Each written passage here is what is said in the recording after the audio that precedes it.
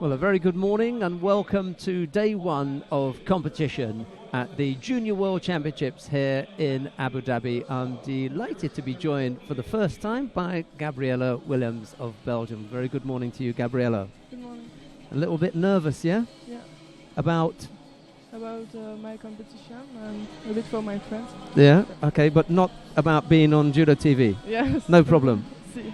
Right, okay, we will be featuring a couple of the Belgian fighters, so we've got Gabriella up here, but what we're going to do to start with is to take a look at the 4 weight categories that we've got to bring you today. 2 men, 2 women, and we take a look at the top 4 seeds in each weight category. Let's start with the under 55 kilo category. And the number 1 seed is the current European champion Roy Koffieberg of the Netherlands. The number 2 seed is Vagan Hovsepian of Armenia. The number 3 seed is Nicolas Gomez of Argentina. And the number 4 seed is Bayara Amatufshin of Mongolia. In that under 55 kilo category, Gabriella, who have we got from Belgium? We have Jor Verstraten and Lim Vladislam. Well, what do you know about Jore? What can you tell the people at home about Verstraten? Jor is going up after this competition in 60. So this is his last time at 55 kilos. Yes. Yeah. He wasn't that lucky with the draw at the European No. Junior Europeans, was he? No. I think he came up against the Russian Bliev in the second round, and then Bliev went on to the final, where he lost to Koffieberg. So I don't think we've got Bliev this time around, but anyway, we've definitely got Koffieberg. And what about Vladislav Lim? In Oberwer, he lost his in the repechage, and He went a little bit further, yes, yeah? he lost. He won 1 or 2 combats. Okay, and I assume that because they are from the same country, they fight each other fairly often. Is that right? Yes, in the final in Poland, and I don't remember, But they've been up against each other a Yeah. couple of times, yeah? yeah. Right, okay, that's the 55 kilo category. Let's take a look at the under 60 kilo category. The number 1 seed is the current European champion, Walid Kaya of France. He faces Sam Hall of and the number 2 is Sam Hall of Great Britain. Number 3, Adonis Diaz of the United States of America. And the number 4 seed is Davud Mamadov. There are no Belgians in that weight. No. Yeah. How many people in the team? 7, but we are Wallon and Femme. So it's not really a big team, yeah. No. Okay. It's a small country. Okay. Right. Okay. Let's take a look at the under 44 kilo category then. The number 1 seed is Larissa Faris of Brazil. The number 2 seed is Melissa Kakmakli of Turkey. Number 3 seed is Amber Yejas of Netherlands. Sorry about that. And the number 4 seed is Satora Boymatova of Russia. I'll say sorry because I even asked Jan Schneiders about the pronunciation of that name, and a little bit tricky. But we will get it. We'll get it for you. I'm going to come back to that one. It's going to haunt me. Right. Under 48 kilo category. Number 1 seed Pup Recker of Hungary. That's a definite favourite there. Tough first fight, though, against Miriam Schneider of Germany. The number 2 seed is Joanna Diogo of Portugal. Number 3 seed is Cristina Budescu of Moldavia. And the number 4 seed is Marusha Stanger of Slovenia. The representative from Belgium, who have we got in Belgium at this weight then? We have Marine Gomez. Yeah. Okay, we're looking forward to seeing her. In fact, she's the opening fight. Our first fight will feature Marine Baumans. Hadja Messerem of Algeria in white, Marine Baumans in blue. Let's go down to mat number 3, sit back and enjoy all the action.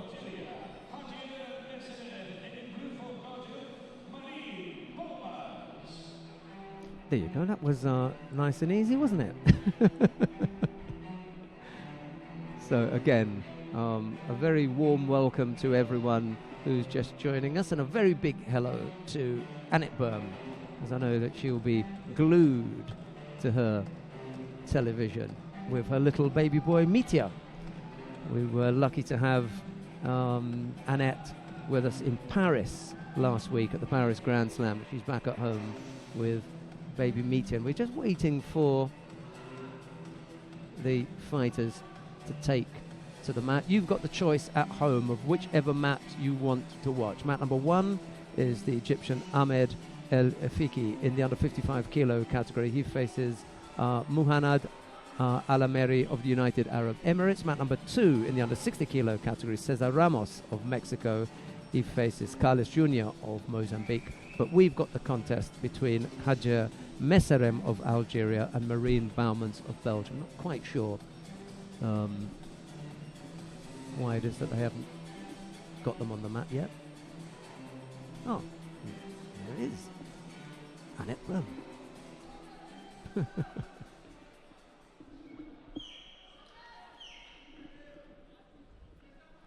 Right, we're about to get underway with the opening contest then. Let's have a look and see how your teammate gets on.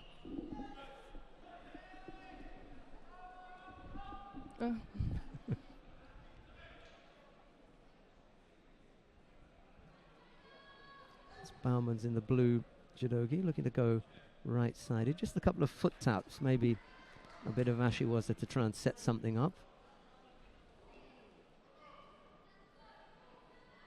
And then Messerem thought about the shimiwaza, but Bauman's was up to defending that.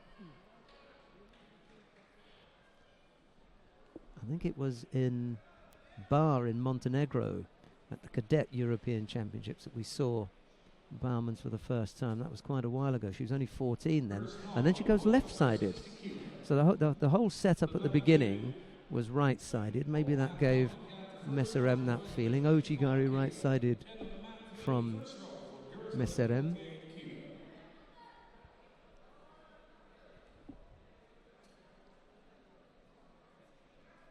Yeah, that was nice from Bauman's. Right-sided setup to begin with, then a left-sided attack that may have caught Messerem by surprise, and then she goes over on the right side. So she's, it's not bad. Good look for a junior, left and right. Reasonably good attacks.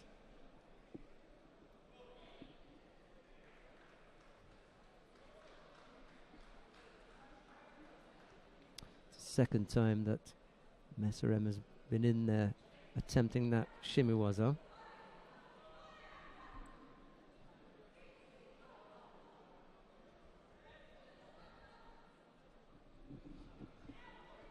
And again, Bauman's able to defend against that. What's your niwaza like, Gabriela? Strong? Normal.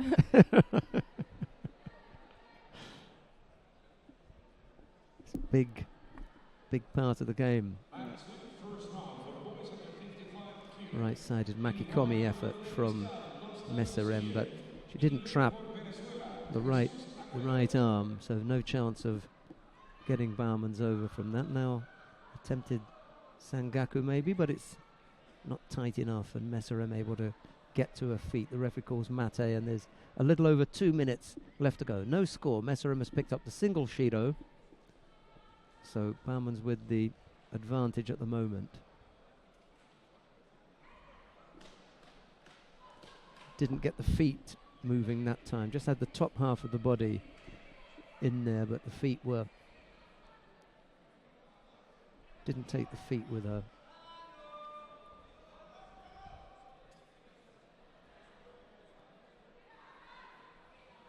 Again, Messerem not able to apply the shimiwaza, but all three occasions they've gone to the ground, Messerem has been on top and attempted the shimiwaza, but I'm beginning to think that maybe the application is not that good.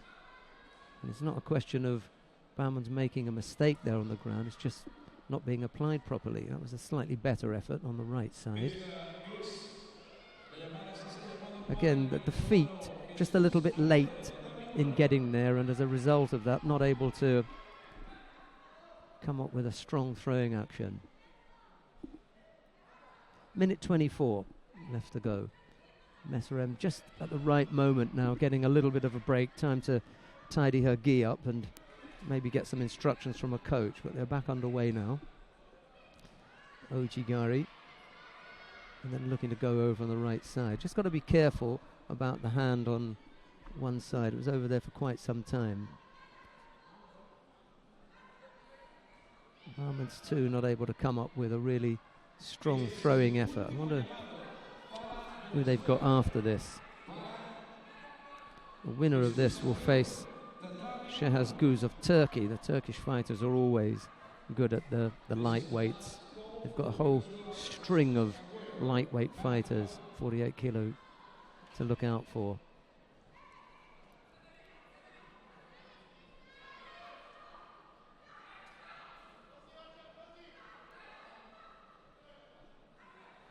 Who's the coach for Marine in the chair for Belgium? Damien Bomboir. And he'll be coaching you as well? Yeah.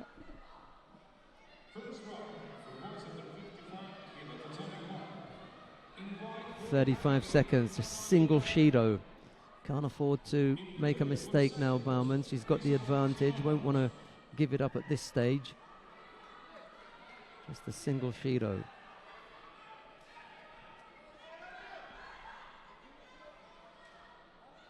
And now that weak attack gives Baumann a chance to work on the ground and to eat up some of the clock. Let that run down. 10 seconds to go now. Very little time left. Not enough for Hajar Messerem to come up with anything. The referee calls Mate with a second left to go. And that is going to be that. Breathing quite heavily now, Bauman's, but she'll have the win under her belt and a win at the Junior World Championships to get things going, not just for her, but her teammates. That's nice, you know. Your team feels as though they've come away with a win. First fight up. It wasn't straightforward, really, the win there. No real big chances for any big throws from either fighter.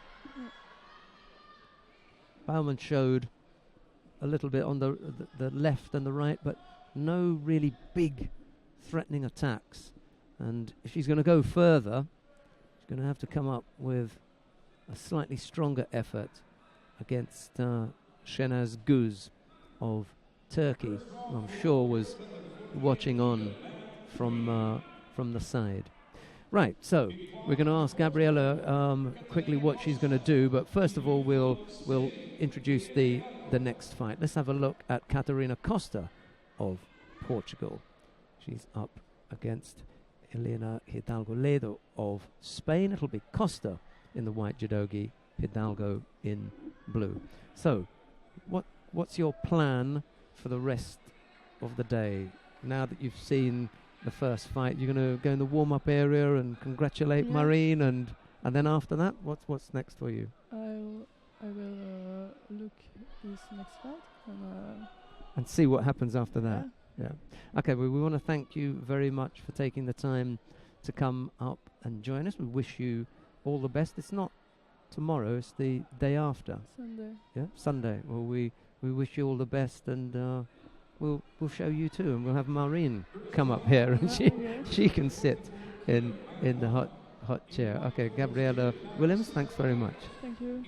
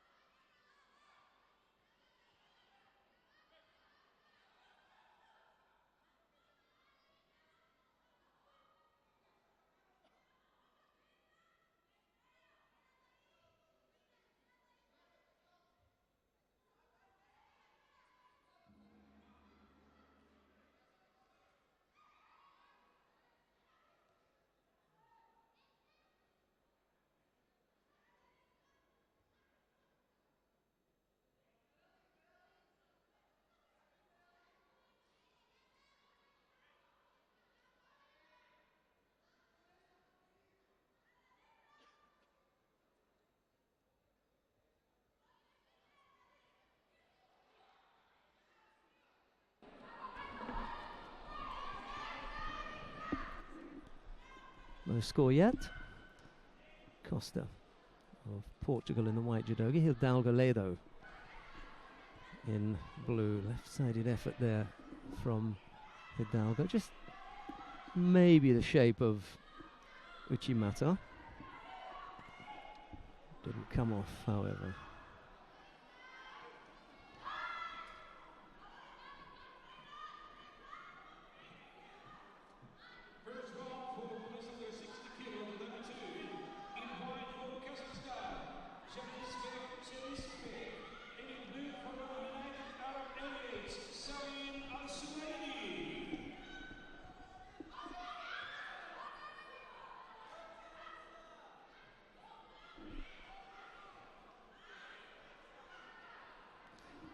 We were chatting about Roy Koffieberg of the Netherlands.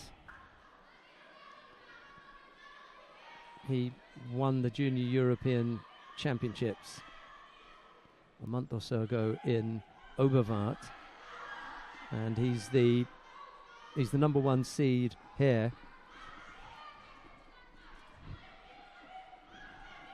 So we'll definitely have a look at him. But a big hello to everyone who's just joined us. In particular, Little Meteor, who's getting his first look at Judo TV.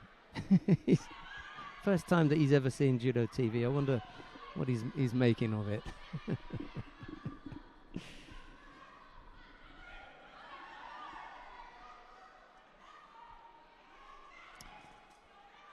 Half a minute left to go. Still no score. Frantic cheers from both camps, the Spanish and the Portuguese, cheering their respective fighters on. Single score would do it at this stage. Over on the right side, but only one hand. Not quite enough control to come up with a score from Costa. He's had the stronger of the attacks.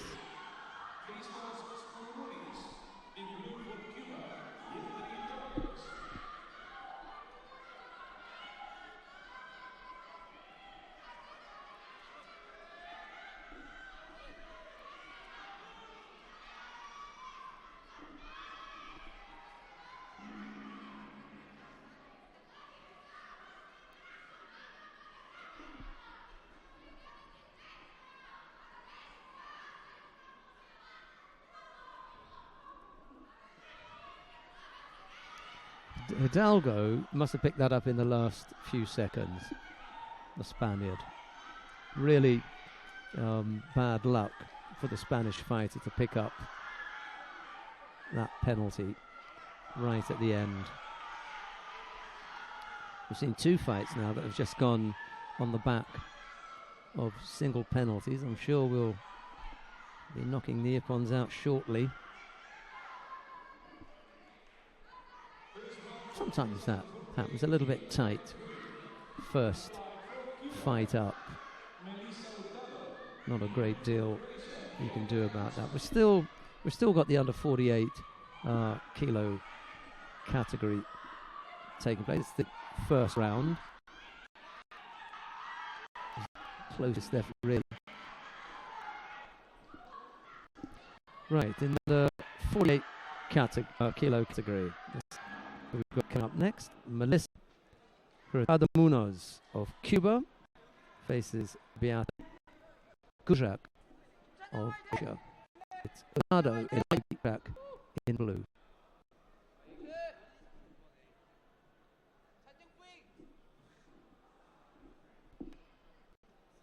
Nice little Satemi was her effort there from Gushak. Didn't quite end up with a squat.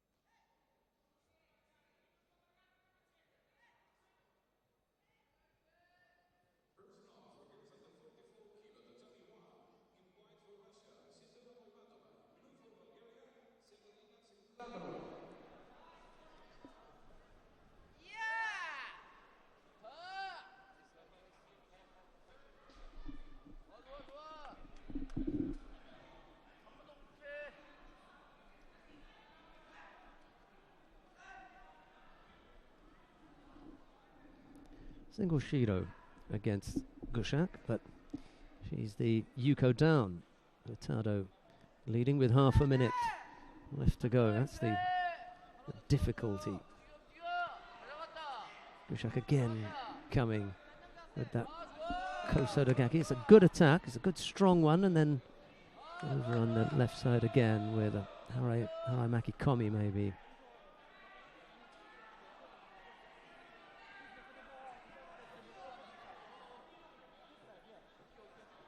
That was the last one. That little stab there with the Kosotogake. It didn't come off. No. That'll be the end of that. It was a spirited effort from Gushak. A good one as well, but in the end, Hurtado proving that single Yuko was enough, and it's the Cuban who goes into round 2.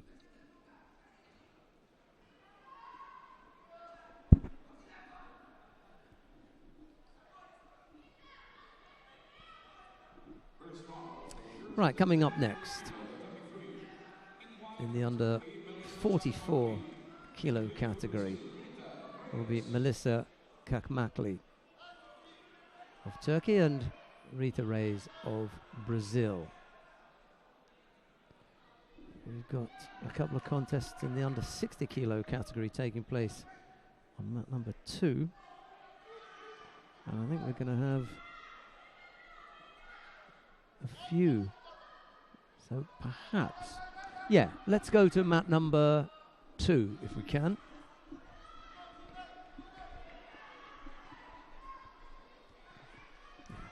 Yeah, we're going to go to mat number 2, and we're going to pick up the contest in the first round between Michael Pinter Filagra of Peru.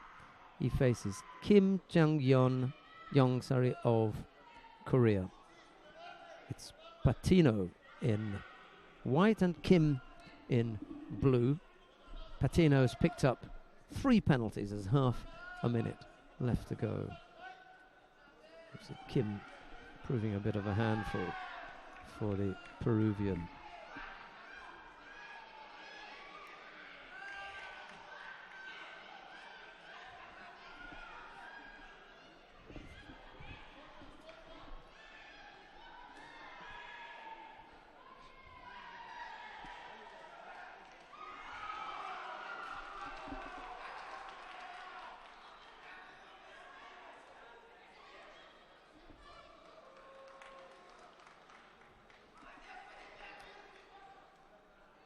Patino picking up another penalty, and that took him to hand Sokumake, unfortunately.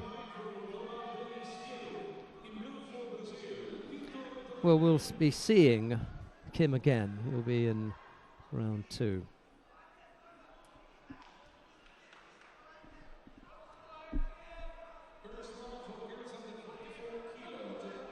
Coming up next, Denis Viru of Moldavia faces Vitor Torrente of Brazil. Veru in white, Torrente in blue.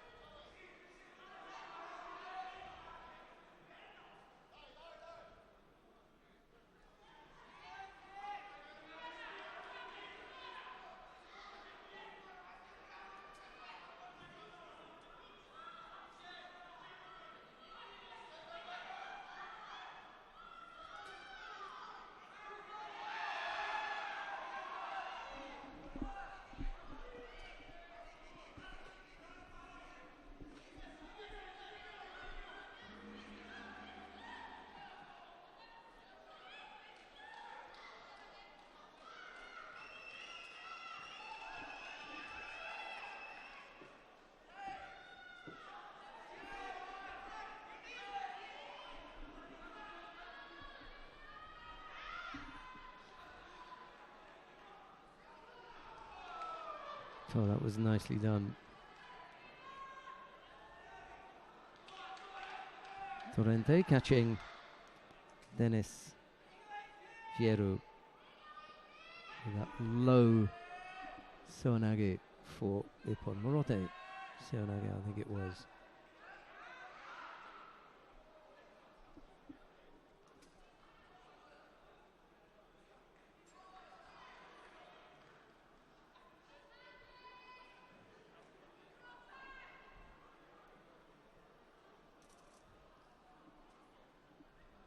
Okay.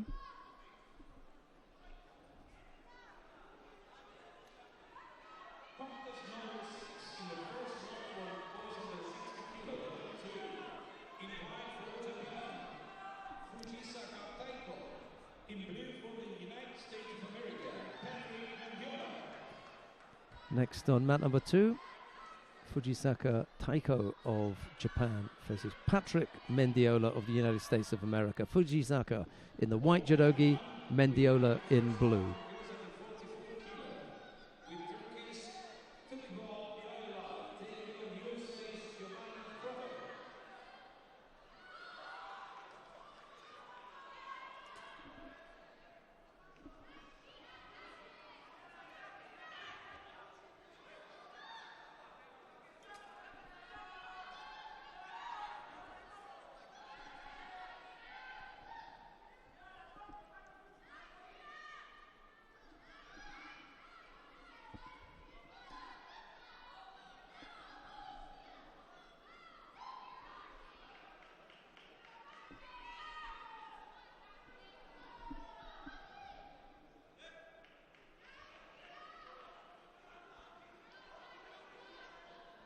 Komi. Maybe not the strongest. And indeed, Mendiola able to turn out of that. Didn't really have the shoulder and head trapped as he should. As a result of that, Mendiola able to escape without any damage. That is to say, no score against him, so still in it here.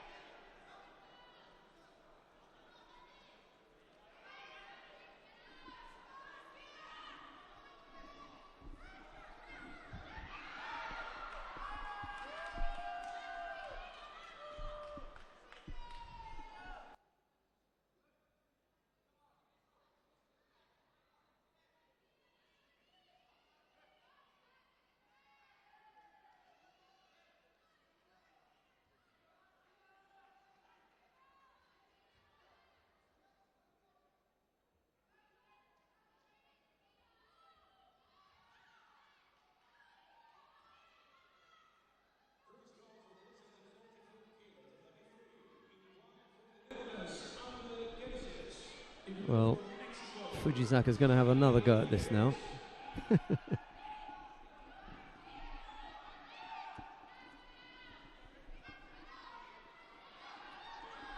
time it's a different position, a different hold. So Tatishio Gatami, it is still not as tight as it should be, but this one looks better. Kazuri Yoko Shiogatami. Just got to get his head pushed down. Oh, I'll tell you what. He had Wazari brought up this time. He's been all over him on the ground, but it's just slightly untidy work. And in all honesty, he should have been able to finish this off with, 3 shots at it. Slightly harsh, I suppose. As they're juniors, there is a learning process, but you would expect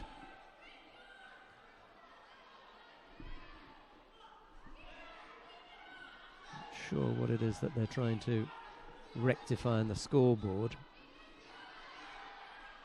It's either Yuko or Wazari for the Osai Komi.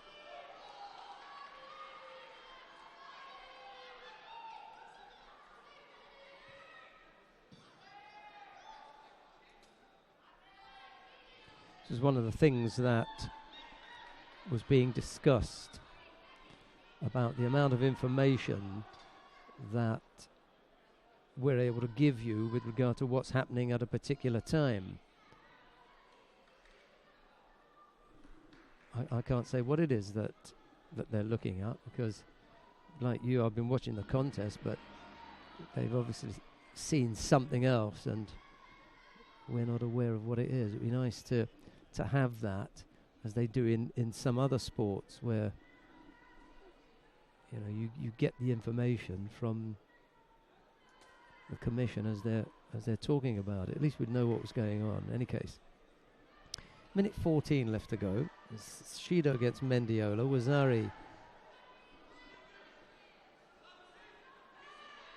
had been put on the board for the Osaikomi, and then for some reason was taken away. Thought that was at least a Yuko. You had him in Osaikomi for some time. Oh well.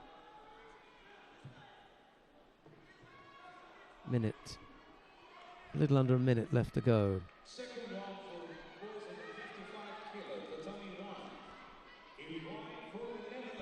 Now we're going to go to mat number 1 because we want to take a look at the current European champion, Roy Kofiberg, in his bid to do the double Junior Europeans and the World Junior World Championships. Let's see how he gets on here. His opening contest is against Mikhail Doncila of Moldavia. It's Kofiberg in the white judogi, Doncila in blue. And just to tell you that Mendiola of the United States of America has picked up 2 penalties in his contest against Fujizaka. And now he's gone Yuko down as well. That's happening on the adjoining mat. There's just 5 seconds left in that contest. So unfortunately for Mendiola, that one is done and dusted. He loses out in the first round to Fujizaka Taiko of Japan. All right, we can settle back and have a look at Doncila, who catches Kofiberg with that Yashibarai for Yuko. I was chatting this morning with Gabriella Willems of Belgium about the Ashiwaza that Kofiberg threw Bliev of Russia with in Oberwart in the Junior Europeans. He's been caught here, and he's down by Yuko at the moment. No panic, because there's plenty of time.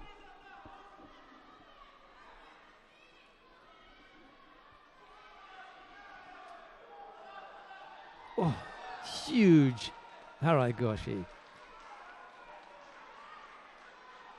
That was massive from Kofiberg.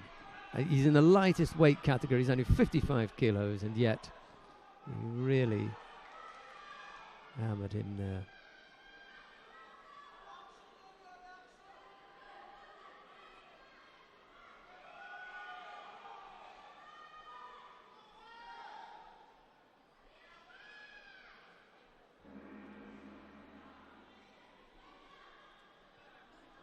Well, he was a Yuko down. He showed that he's got some guts there by just sticking it out and then coming back with an absolutely beautiful, well, maybe Harai Makikomi.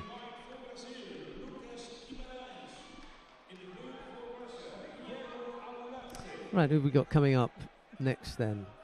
Lucas Guimares of Brazil faces Iago Abuladze of Russia. It's Guimares in the white judogi, Abuladze in blue. It should be nice, interesting. Two super lightweight fighters from two of the best judo nations in the world, Brazil and Russia. Unlikely that they've ever gone up against each other. Guimares came in with a big Osodagari effort there. Abuladze then look to pick him up and take him backwards.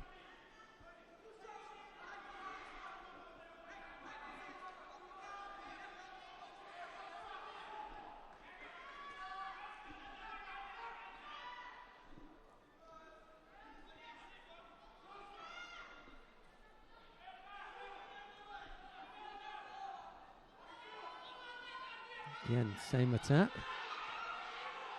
same response. It's Abuladze who's coming in with the big Osodagari efforts, and Guimaraes is trying the pickup counter.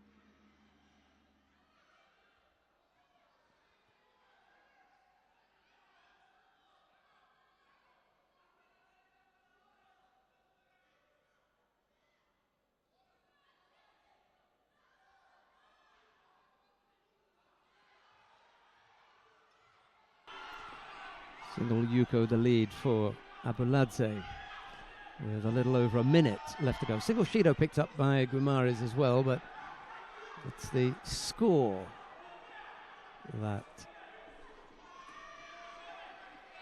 Guimaraes needs now. Bring him back into this.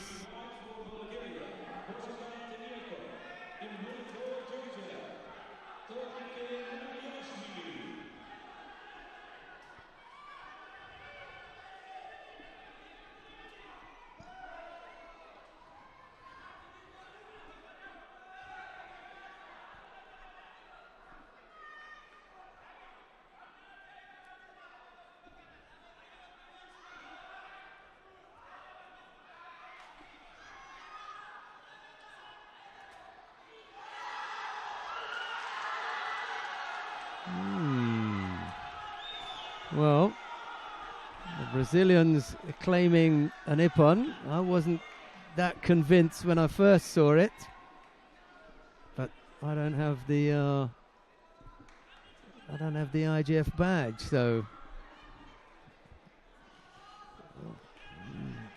didn't look like it for me.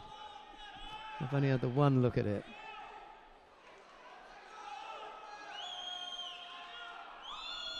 But it didn't look like an ippon for me. Not sure if we'll see the replay, but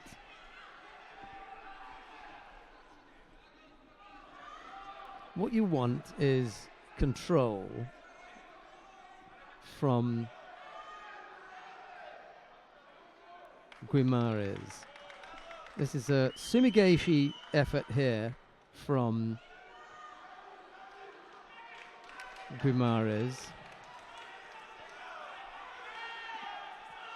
And yeah, they've overturned it. Yeah. Well, it just didn't look like Ippon for me. It didn't look as though it had the control. And now Abuladze comes back and he removes any doubt.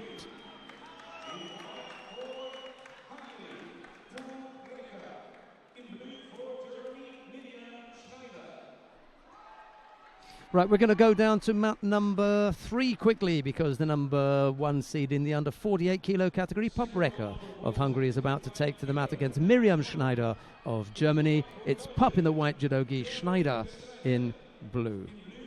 This should be a terrific battle. Two quality fighters, and Pup really beginning to show signs that she's gotten past the baby stage, and it's going to be big time for her here.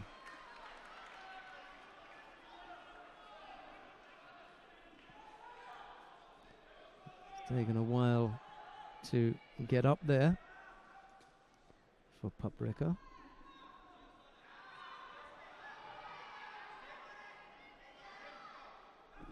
This is a really difficult contest against Miriam Schneider. Schneider's got that kind of doll-like face herself.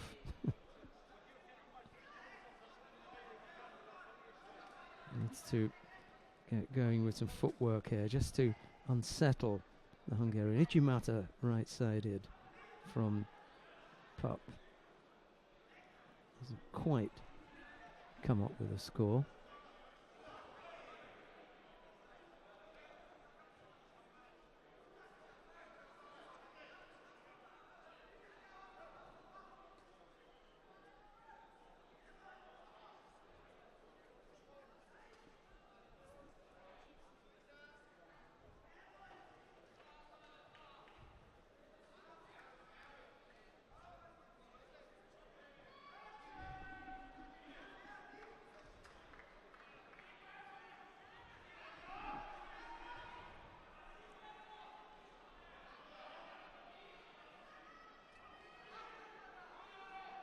Got to be one of the tallest fighters in the under 48 kilo category, Schneider. Nice grip around the waist here. Can threaten here. Oh, just nice little show of Ashiwaza from Schneider. They're just unsettled, the Hungarian fighter.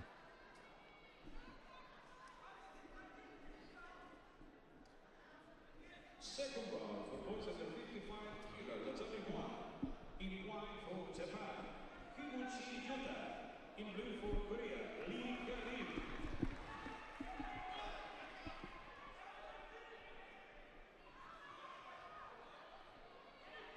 This is the second Judo World Championship held in the Emirates in recent years. In 2013, the edition of the Veterans Judo World Championships will also held in Abu-Dhabi.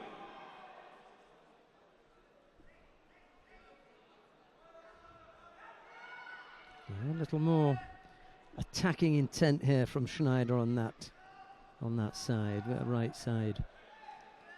The first few exchanges, or the first time they shaped up there, Schneider was reluctant to bring the right leg through and attack, but she's been a little bit more positive here, and one or two more exchanges like that, and Pup will be passive. So again, right arm around the waist, but well thought through there by Pup. Once the arm went round the waist, she knew she was under a threat. She came up with an attack.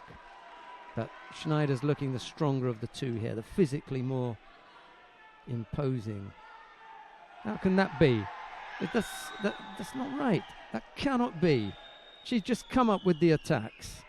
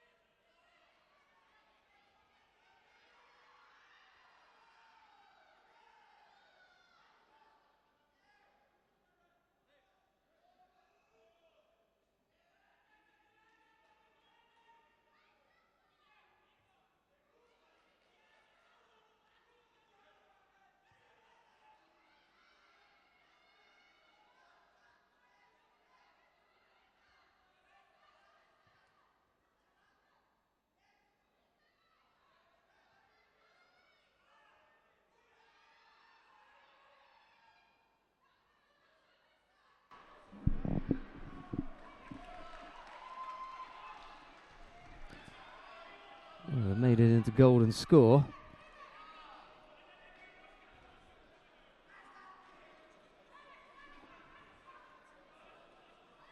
Pup and Schneider. This is the number 1 seed in the under 48 kilo category, and this is a tough pool. Tsunemi of Japan is in here. Jeroni Whiteboy of South Africa, we haven't seen her yet. Guz of Turkey, Baumann, Schneider, Pup, all in Pool A. A very, very tough pool.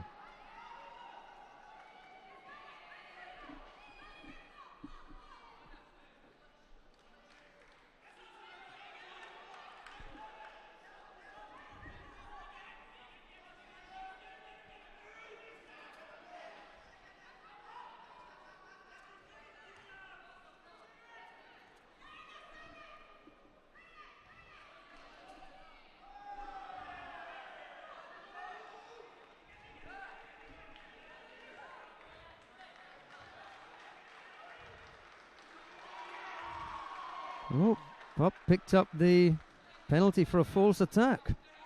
It's over. It's done. It'll be interesting to see that because Brown Akos doesn't think so. That's the number 1 seed out in the first round. Any chance of seeing that? The last action?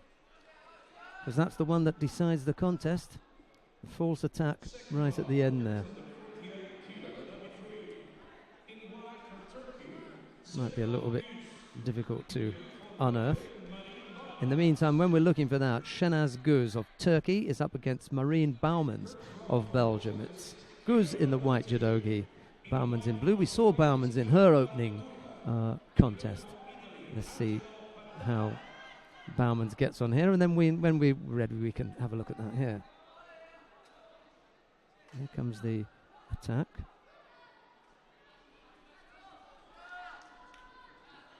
No, that was what decided it. Okay.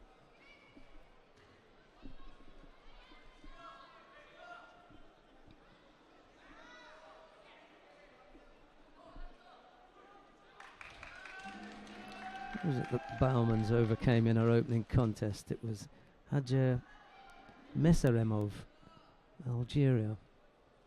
We had the pleasure of the company of Gabriella Willems to open the contest, open the competition this morning when she was having a look at a teammate. I'm sure she's up in the stands now, watching the second round.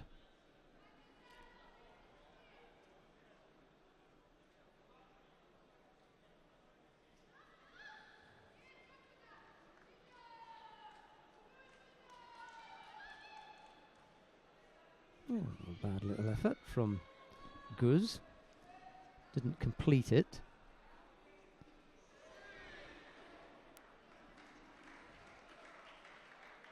Second round for the boys under 55 kilo, the W1. In white for Mongolia is Hayala Amatupsi. In blue for the Cyprus, Yanis Senofovos. Guz looking to go across on the left side there.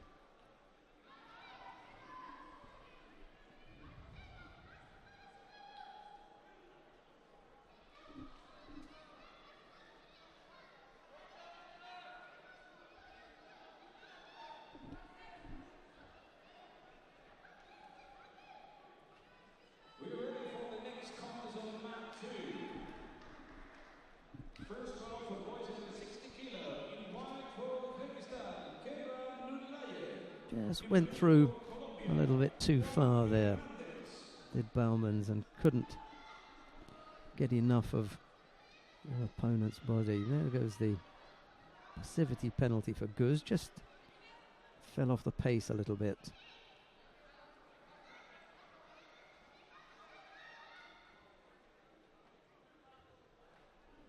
Baumans throws left and right. Well, she attacks left and right. We'll have to see whether she can actually throw anyone left and right. But she does attack on both sides.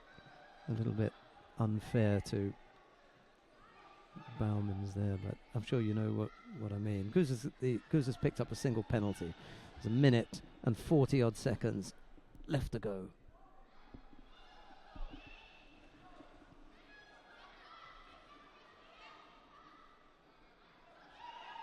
Turkish fighter's got her sleeves trapped. That's what's making things awkward for her at the moment.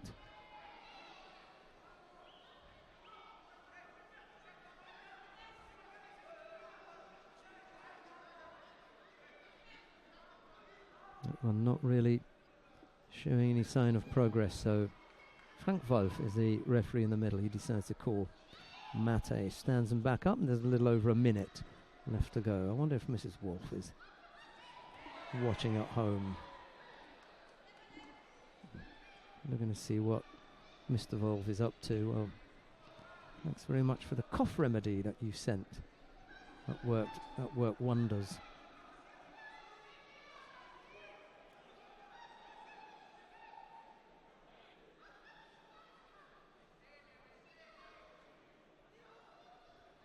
Well, she's finding a way. Bauman's hasn't come up with the score or the big score yet, but the second penalty picked up by Guz.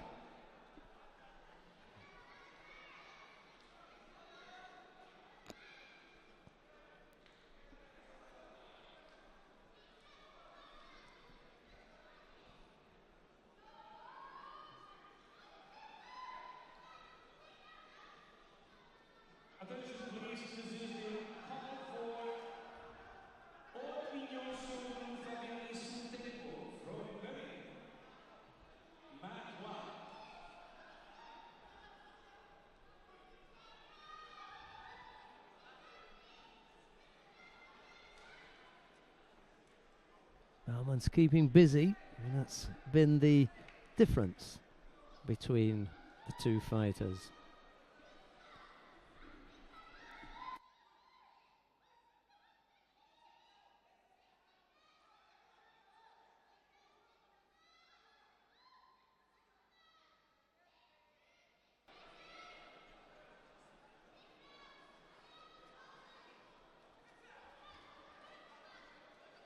This is the call for Menin's Orpinho Solo Fabian Suntepo.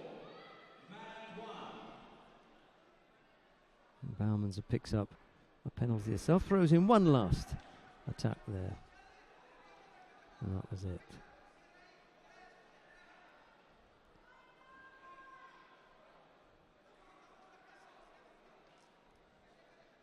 So, Marine Bauman's through to round 3. Going great guns here, the Belgian. Difficulty for Bauman's now is that she's going to face Miriam Schneider of Germany, and that is really going to be a tough one. We've already seen Schneider put out the number 1 seed, Pop Recker.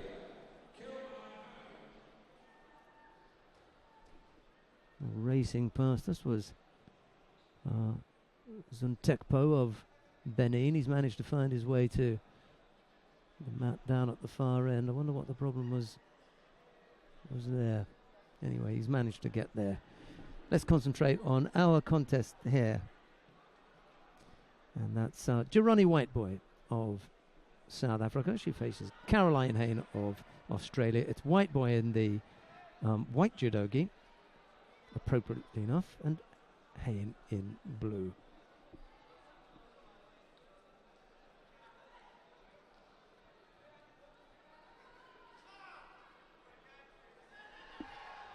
Oh.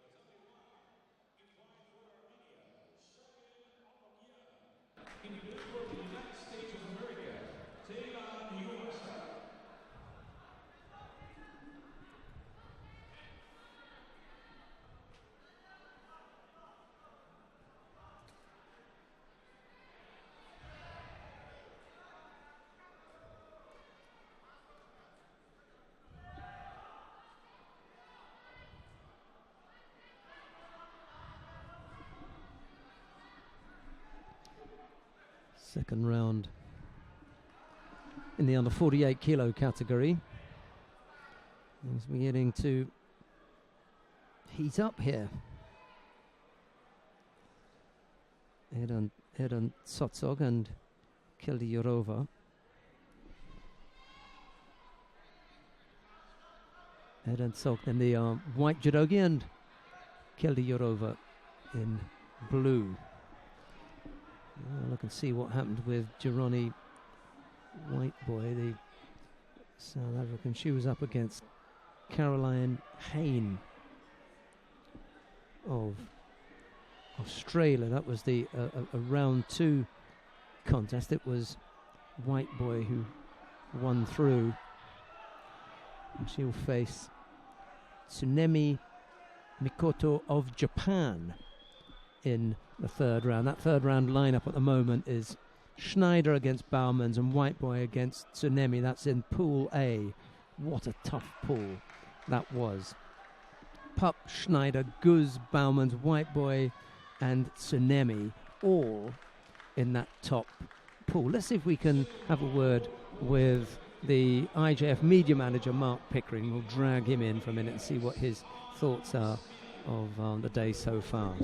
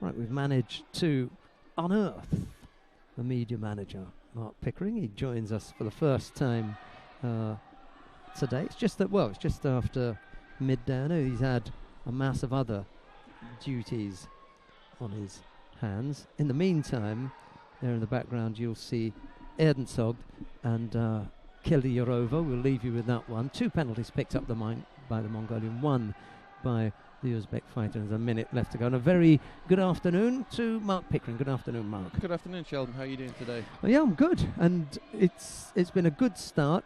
A little bit slow the first couple of contests, but, you know, Junior World Championships, you'd expect nerves to be absolutely, you know, running wild, and that was the case. But it's beginning to flow now. Yeah, settling down now, the athletes.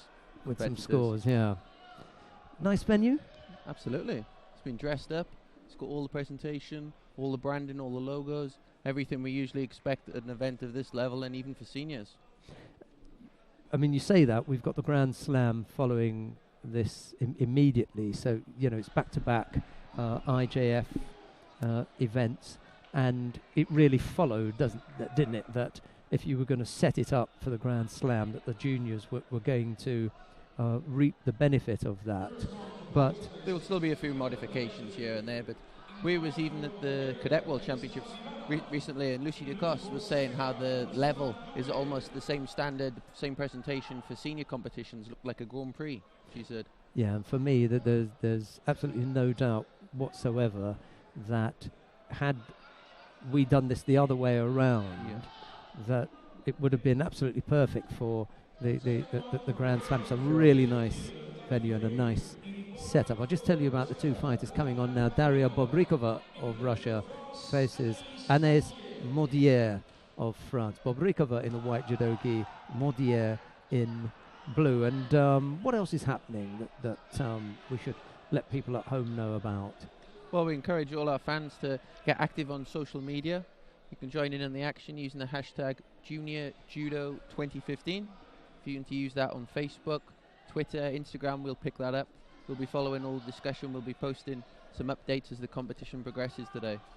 What's that again? Junior Judo? Junior Judo 2015. Okay, so that's the hashtag if you want to get active on social media today. Easy one to remember.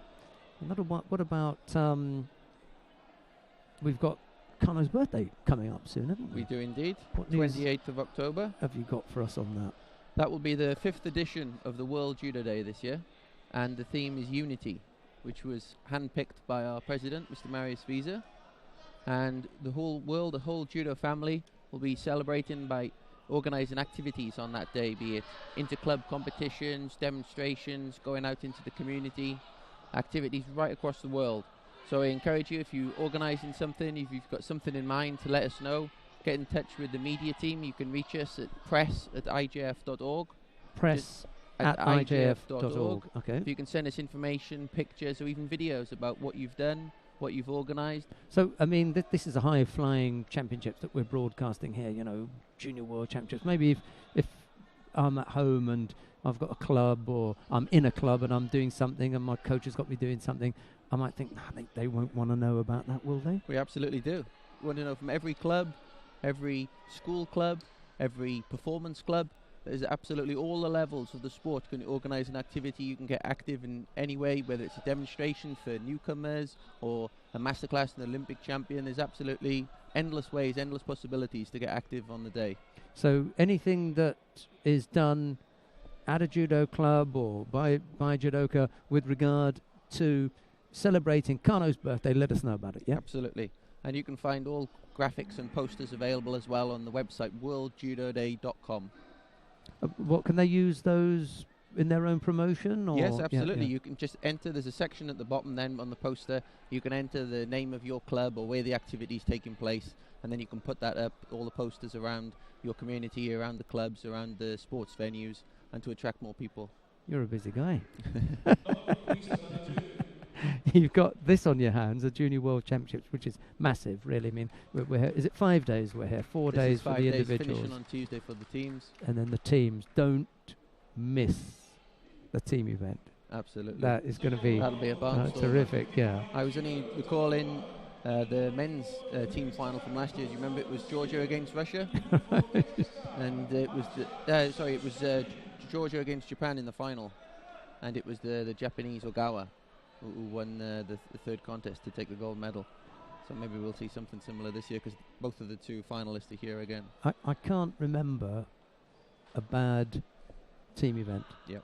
And how many times does it come down to the final contest? It really is terrific. With the heavyweights. So look forward to that, and then, as I said, we're going to follow that up immediately afterwards with the Grand Slam. So it's back to the high end of the Judo World Tour with points toward Olympic and World Champions. yeah. And then a few of the juniors will be staying on as well. Notably, Sendo Che will be staying on among those. Right, the Mongolia, yeah. Becca Jiviniashvili, of course, World Judo Masters winner, and he's competing at both events. One of the biggest potential matchups that I've seen is Gviniashvili and Igolnikov, the Russian, who threw Gviniashvili for Ippon in the European Championships, the team competition, and Becca had already won the individual, so I'm looking forward to that potential head-to-head. Nichols from Spain, 90 kilograms, who's been competing on the senior circuit for the last year. He's competing in both competitions. Okay, Plenty to be excited about over the next couple of weeks here. absolutely. And we're going to hear from you at some stage in the future, yeah? Indeed. Okay. Mark Pickering, IGF Media Manager, thanks very much for joining us. And Thanks, for Sheldon. Have a good day. all your information. Thank you. Okay.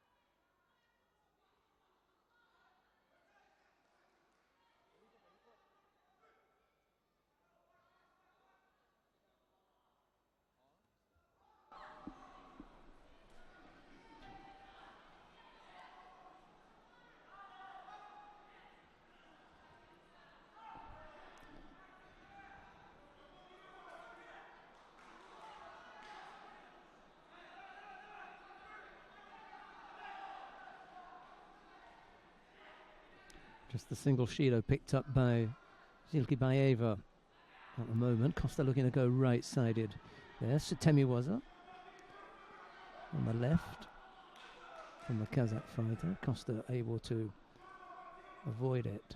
There's plenty of time left, 2:39 left on the clock.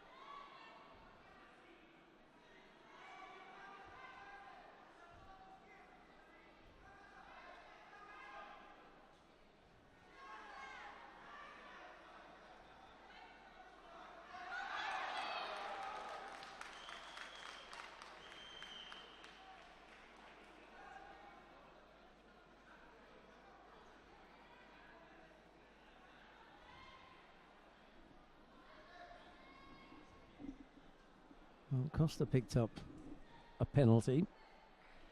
That's evened things up as far as the penalties are concerned.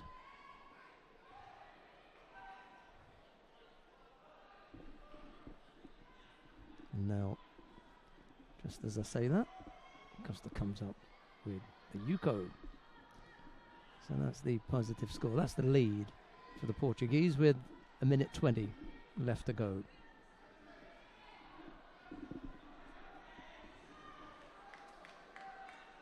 First goal for the boys under 60 kilos, 22. In white for Mexico, Mariana. In blue for Hungary, Shizovsky Ferenc.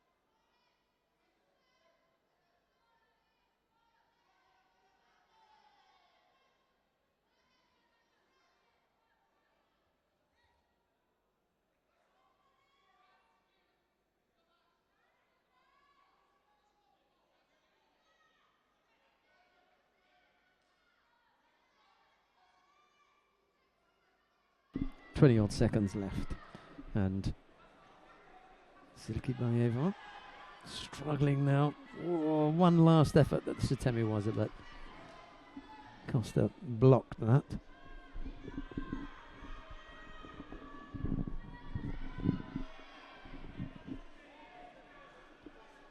And now Costa picks up a second penalty. She's got the positive score, however. Oh, as she was, and just misses out on coming up with the score. That would have won it for her.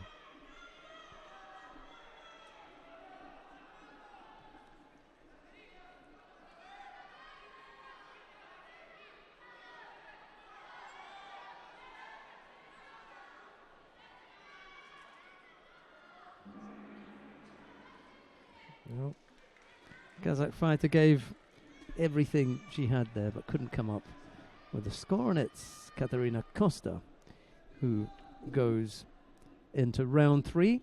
She'll face Anaïs Maudier of France in that third round contest.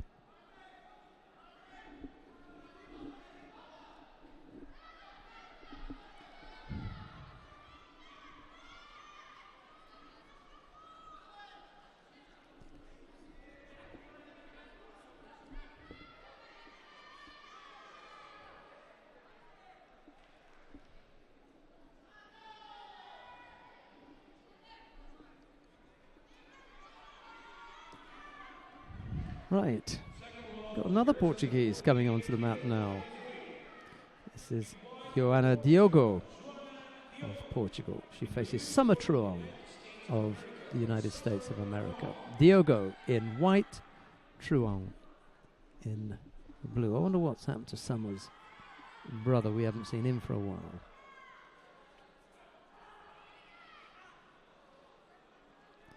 Summer sporting a new hairstyle.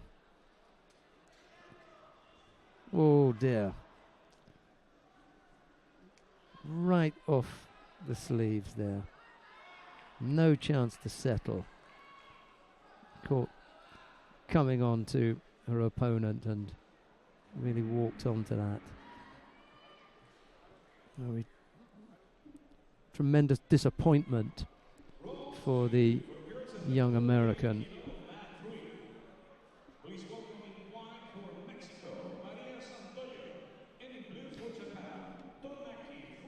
Right, coming up next, Maria Santoyo of Mexico faces Tonaki Funa of Japan. It's Santoyo in white, Tonaki in blue.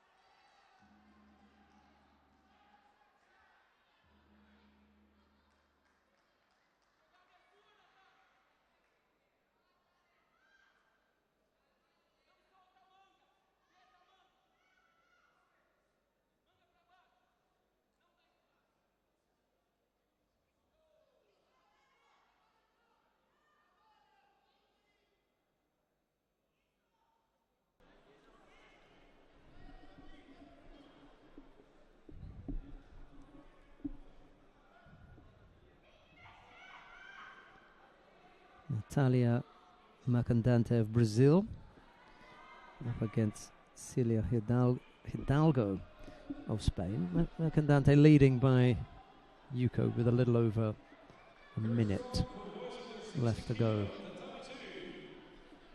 In white for Palestine, Mohammed Abu-Dhabi. In blue for the Islamic Republic of Iran, Ahmad Yassemi.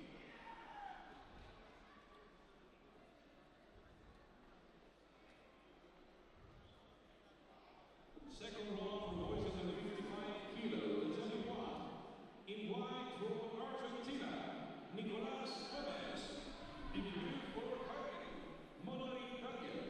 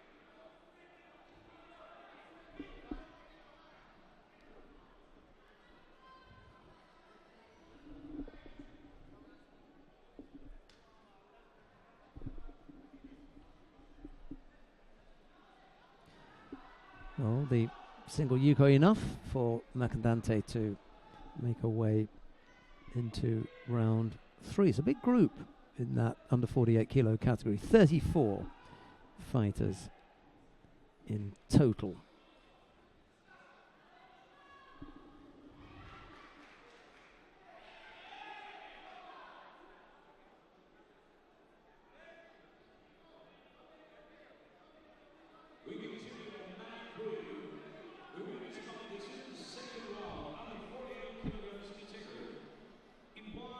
Coming up next then, it's our first look at Kelly Stadden and Aya Kitane of Jordan. Both fighters had a bye into round 2.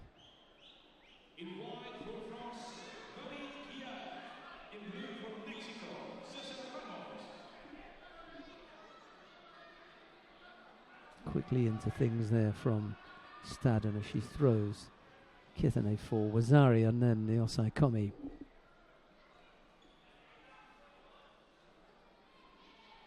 Just the 15 seconds needed.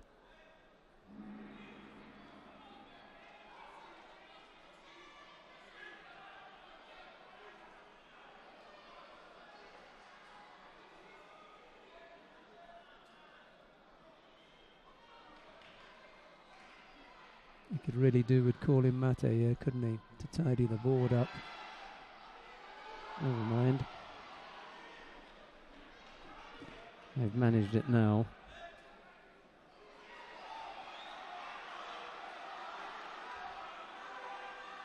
Kelly Stadden leads by 2 scores then. The Wazari from the Nage Wazara, and there's a second throw, Wazari Awazeti upon.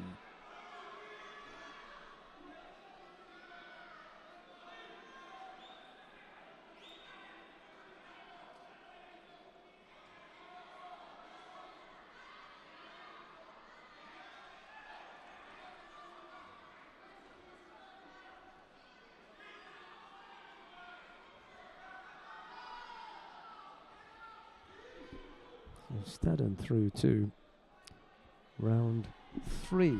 She'll face Natalia Mercadante of Brazil. Coming up next, Christina Budescu of Moldavia will face Melissa Hurtado of Cuba. Hurtado in the blue judokas, Budescu in white.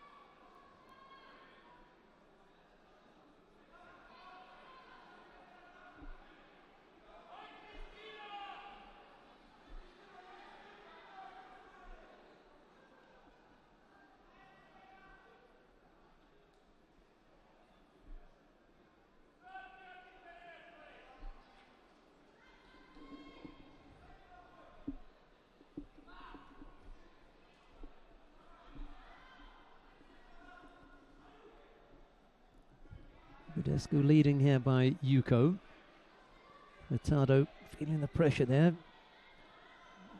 Just stiff arms trying to keep Budescu away from her.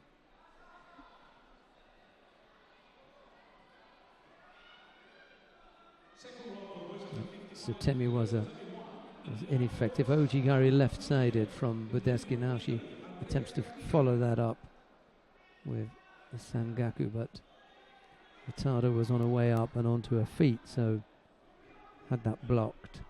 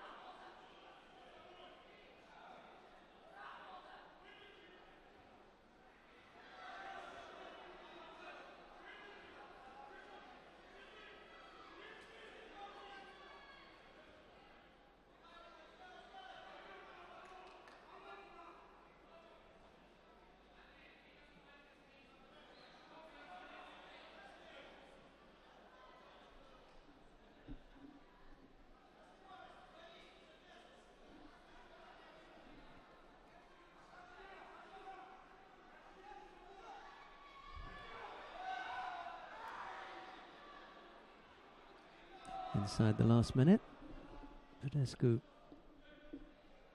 hanging on to her Yuko lead.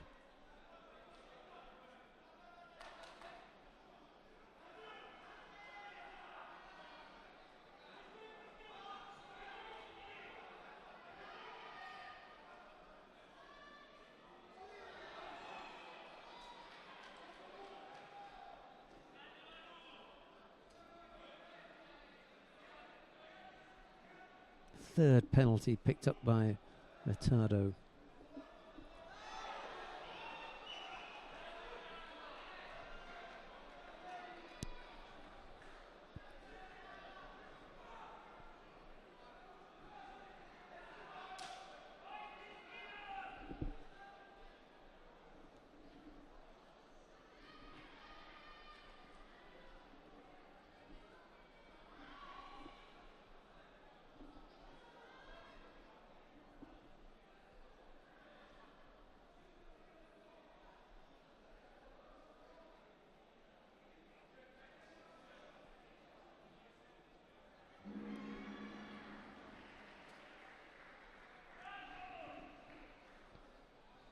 Well, the Yuko was enough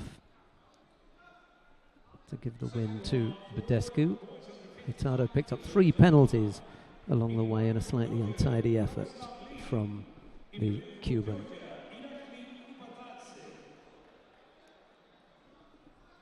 Second round for boys under 60 kilo Abu-Dhabi 2. In white for Venezuela, Héctor Alvarado. In blue for Cuba, Jeremy Torres.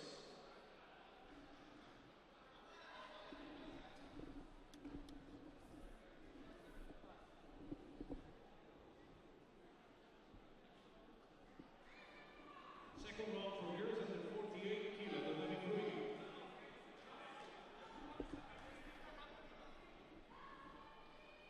In white for France, Sephora Crochet. In blue for Argentina, Casey Girafala.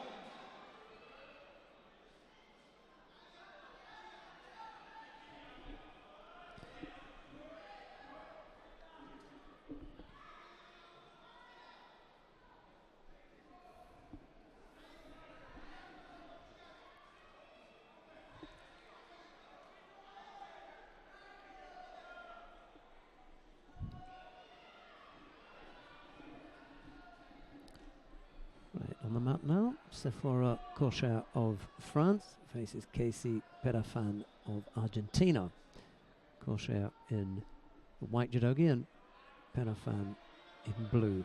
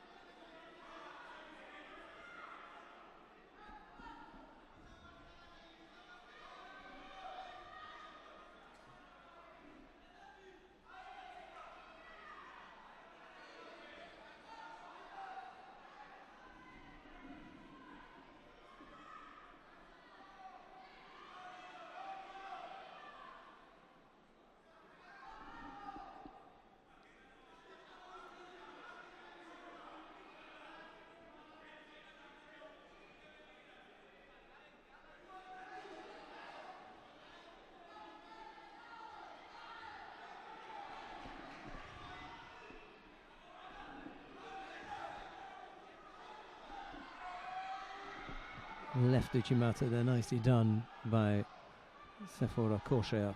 Couldn't come up with it the first time, but kept hobbing it through, pushing it, and eventually managing to come up with that Lazari.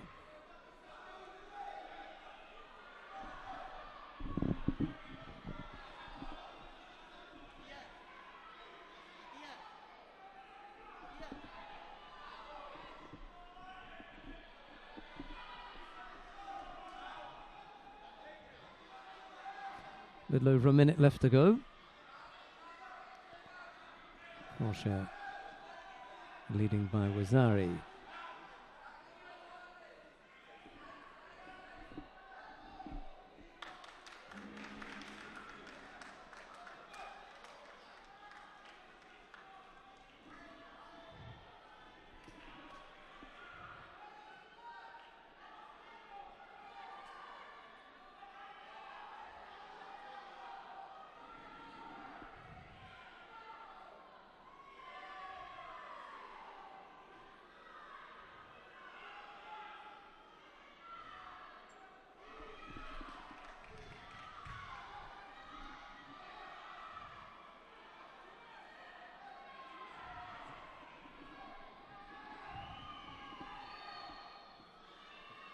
Second round of weights at 55 kilos. There's only one.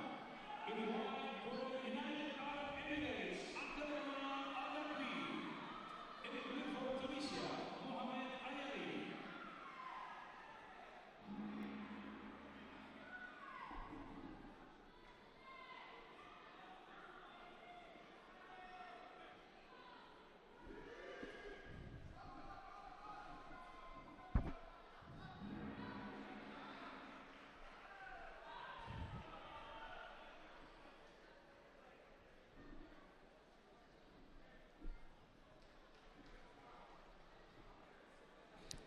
So, Severa Corcher of France wins out over Casey Perafan of Argentina.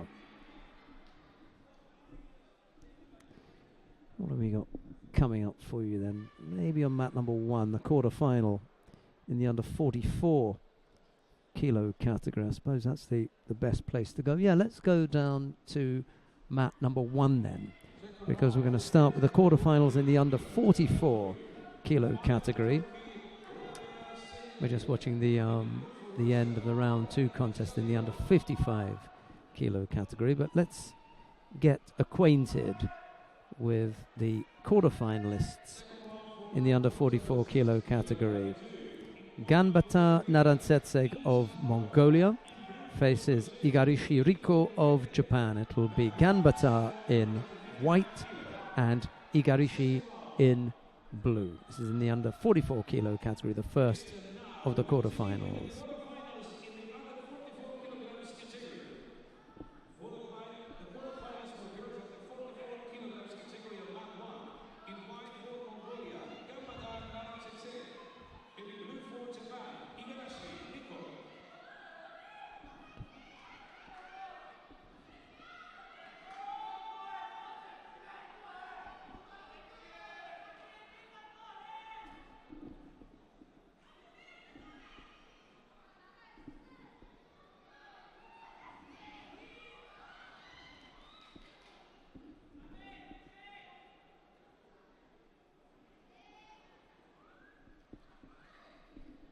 Right, 2 fighters have made their way to the mat. There they are.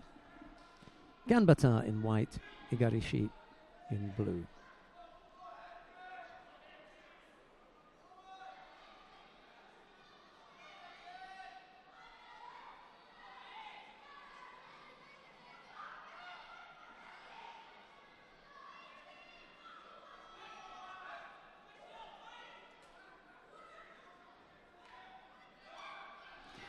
Yeah, Ganbata was a little bit overly defensive there in her posture and just got caught for Bushido. Ooh, that was close to Yuko Ganbata, almost catching Igarishi there.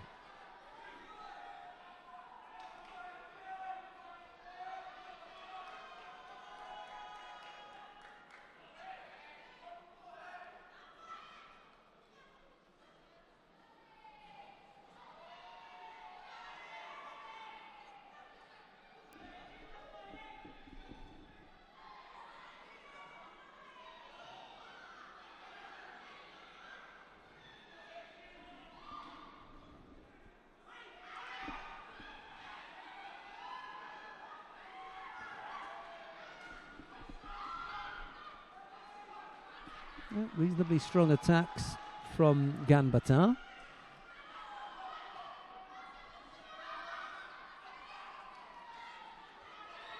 And then a low right-sided Morote Seoinage from Igarashi.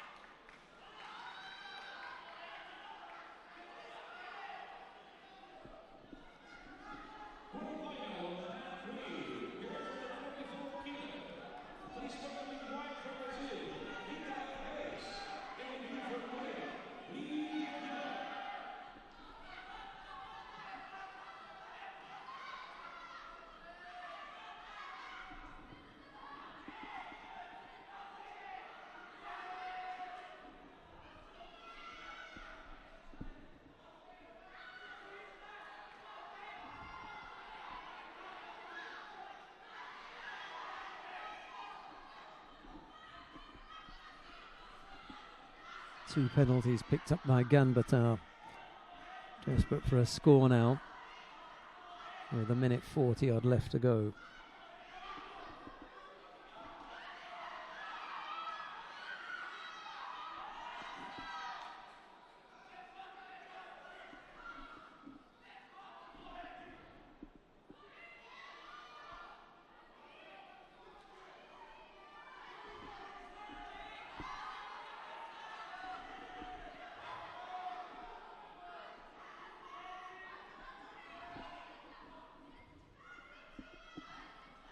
There'll be a moment here whilst Ganbatar tidies something up. Not sure what it is. Just a finger maybe. Cut on the finger. Shouldn't take that long.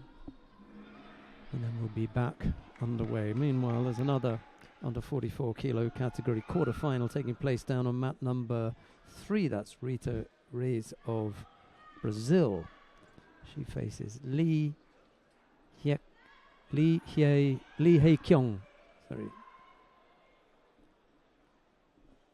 Lee Hae-kyung of Korea down on mat number 3.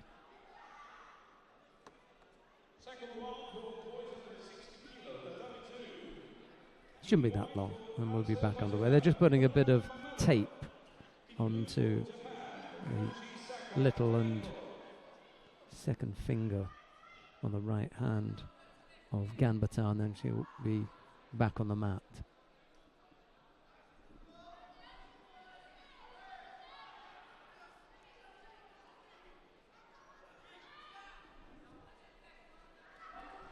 Right, here we go then.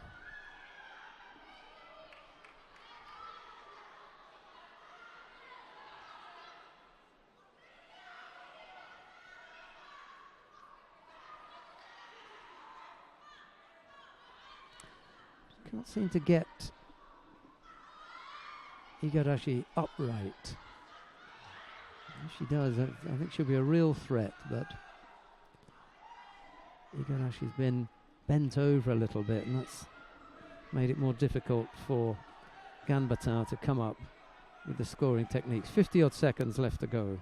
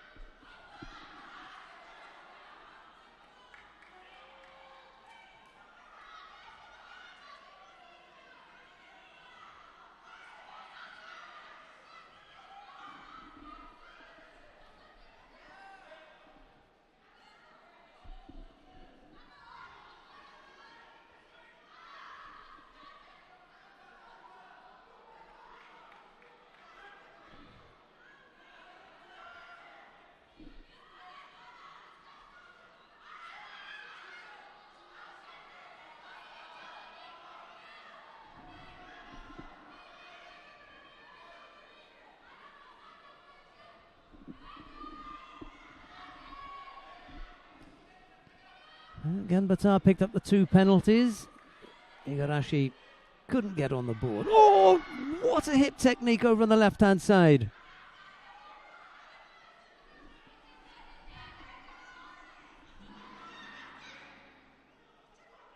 There's another fighter who gave absolutely everything.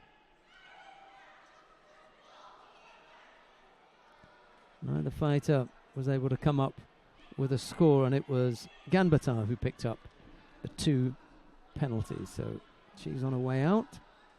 Well, she's on her way down into the repechage anyway. And it's Igarashi in to the semi-final.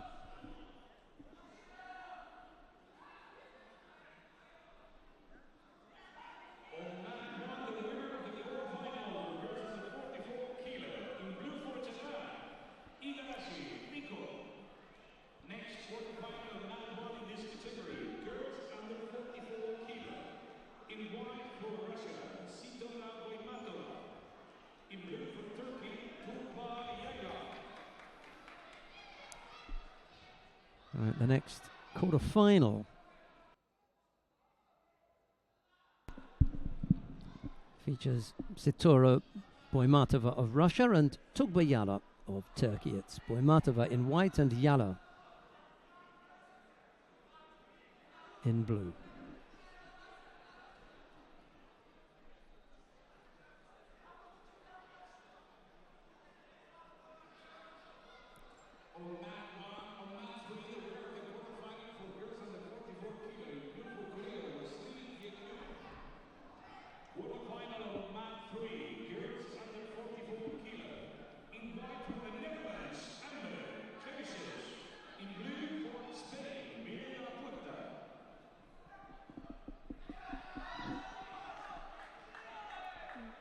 Zari there for Boimatova. Russian coming up with a good score.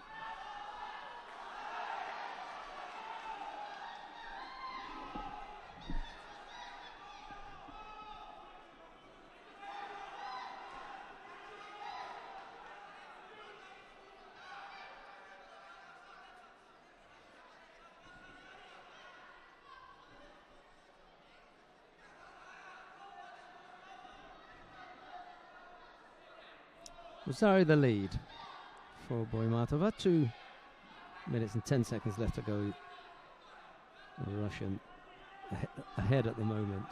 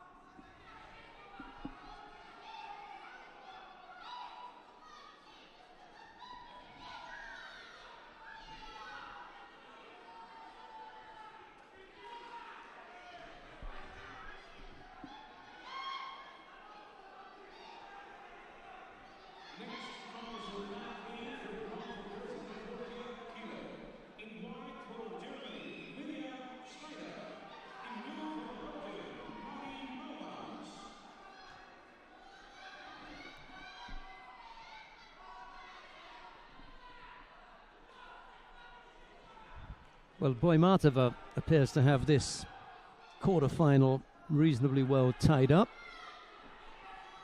Half a minute left to go. She leads by Wazari. We're going to go down to mat number 3 to take a look at the contest between Miriam Schneider of Germany and Marin Baumans. We've seen both of these fighters earlier on.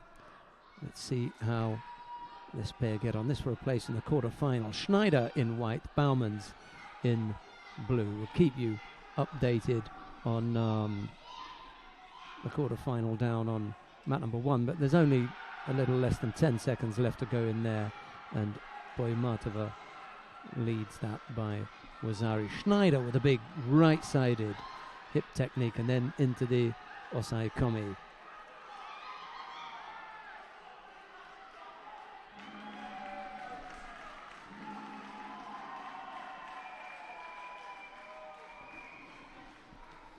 Yeah, that was the difficulty that Baumans faced, the physical presence of Schneider. I know we're only talking about 48 kilo women, so they're not going to be that big, but there is a difference between Schneider and Baumans, and I just felt that Schneider was going to be that little bit too strong for the Belgian, and so it turned out. So Schneider into the quarterfinal, having beaten the number 1 seed Pup Recker. She then defeated Marin Baumann. So who have we got now? Jirani Whiteboy of South Africa faces Tsunemi Mikoto of Japan. This is a round 3 contest, but up on mat number 1 we've got the contest between the number 1 seed Roy Kofiberg and Yago Abuladze of Russia. Let's go up to mat number 1 and take a look at Kofiberg in the white judogi, Abuladze in blue.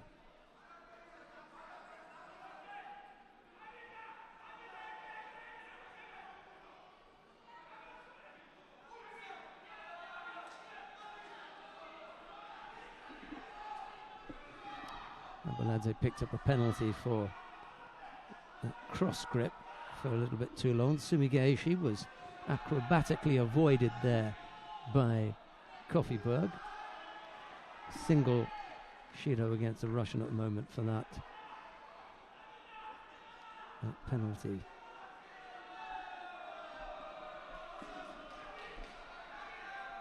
For that grip over on the other side, and now Kofiberg joins him, having failed to put in a big attack. So both fighters have picked up a Shido apiece. Sumigaishi again avoided by Kofiberg.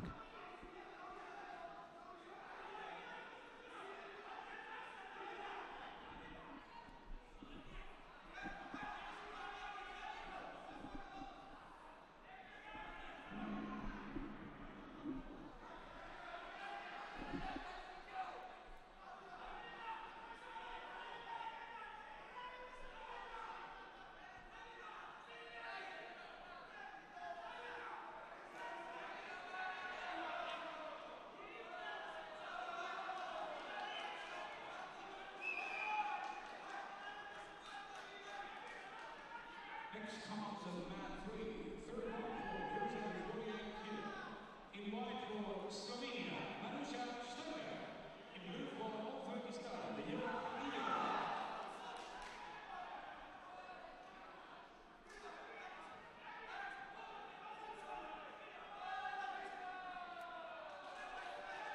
Kofiberg picked up a second penalty this time. Well, it's passivity again. Abuladze is just throwing in the attacks. They're not, super ones, but there is a Sumigaishi attempt.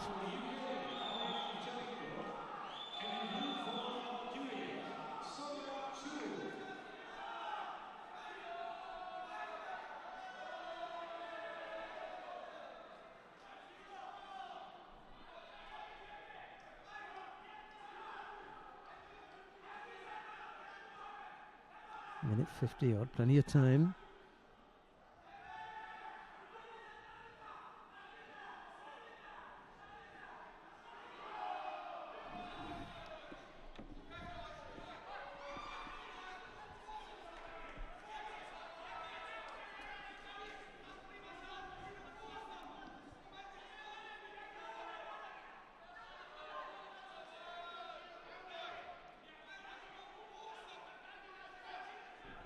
No score yet.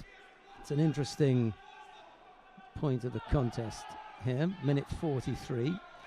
The break coming at a bad time for Kofiberg because there was just some good pressure that he was building up there on Abuladze, who looked, I don't know, just as though he was beginning to tire a little bit, but he's had a break now. Let's see how Kofiberg approaches it from here.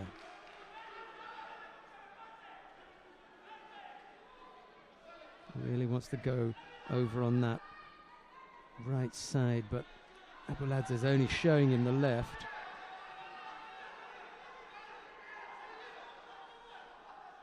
He really wants to be up on his feet here with a little over a minute left to go. There's a difficulty that Kofiberg has got to get over on that right side. And Abuladze has got an extreme left-sided stance, so once that left hand goes on, you just throw in that little attack there. You're just pushing Kofiberg off with that left hand. He does that again, he may pick up a gripping infringement. I think the referee's wise to this now. He just pushes that left hand out and keeps Kofiberg at bay. He comes up with an attack there, almost being able to turn him over. 40 seconds left to go. Got to come up with a score. That's the only thing for it.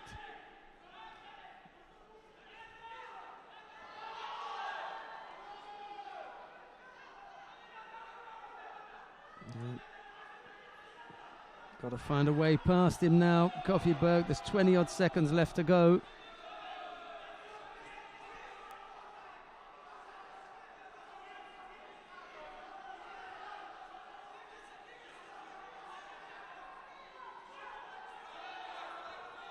Well, this is it here. 11 seconds left to go.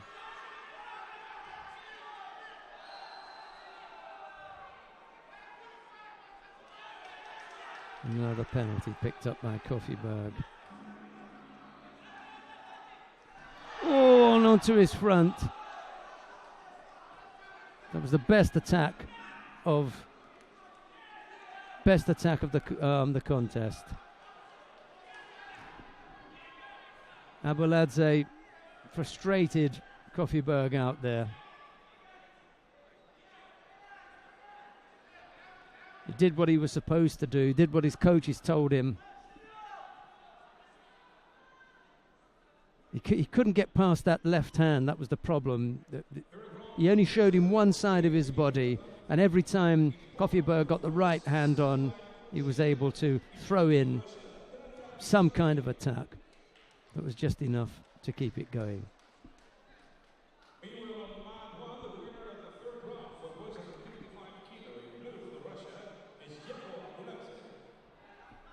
And that one puts Kofiberg out.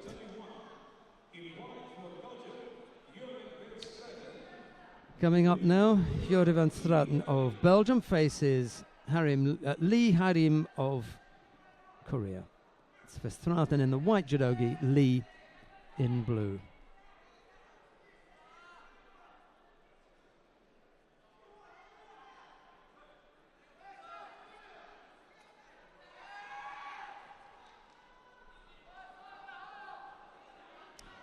We've got round 2 and round 3 contests taking place at the moment. Round 3 in the under 55 kilo category.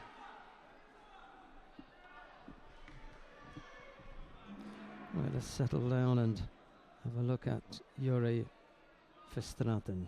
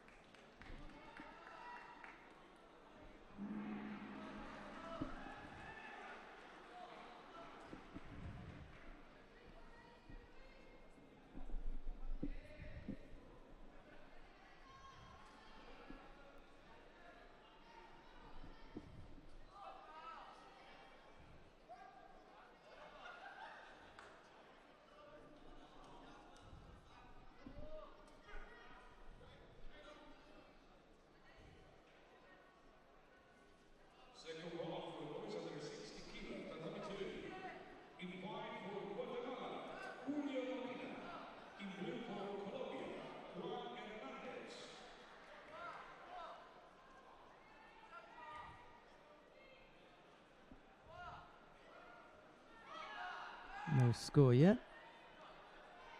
Verstraeten attempting to come up with a counter there.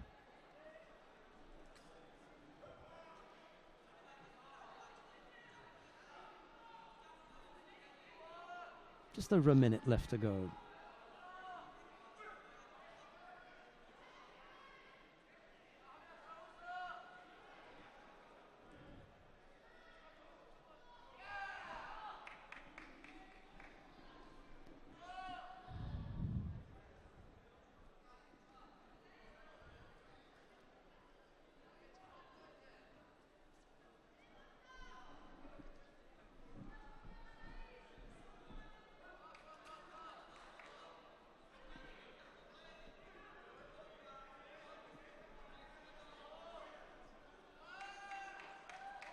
And now Verstraeten picks up a penalty for passivity.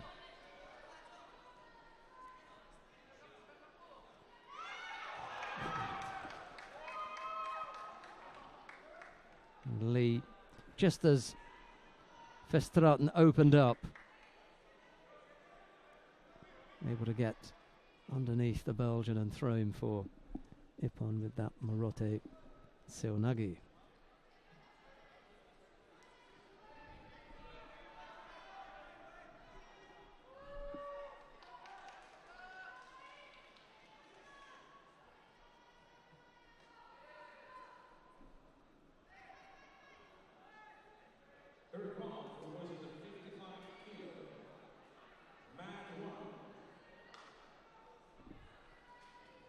No, that wasn't the one. Doesn't matter. Right, who've we got? It's coming, but in exactly the same way that is on its way. Here it comes.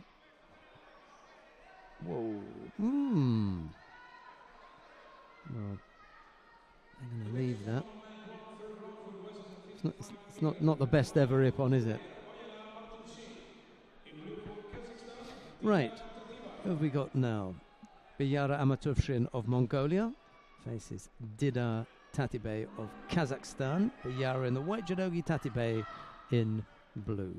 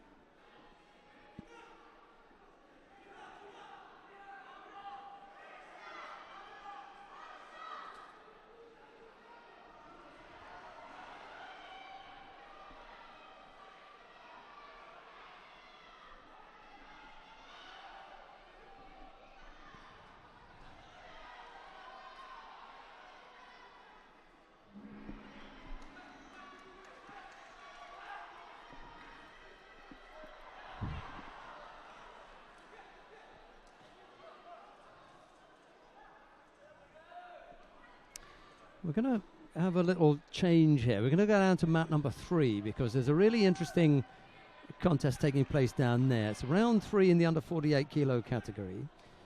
Joana Diogo of Portugal faces Tonaki Funa of Japan. Now, Diogo leads by Wazari. She's just given up Yuko there. She had Tonaki in Osai Komi for 19 seconds. She was 1 second short of taking the contest, and Tonaki escaped. That's kind of led her back in the contest. There's a little over a minute and a half left to go, and now Tonaki it is who's turned the tables on Diogo and is holding the Portuguese. So having been 1 second away from winning her contest in Nevaza, it's Diogo who now loses out to Tonaki.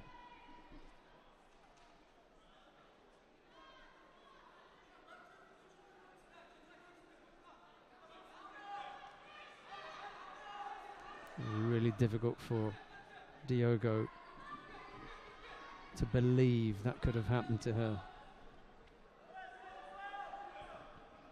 Tonaki into the quarterfinal. Diogo goes out having been 1 second away from that win.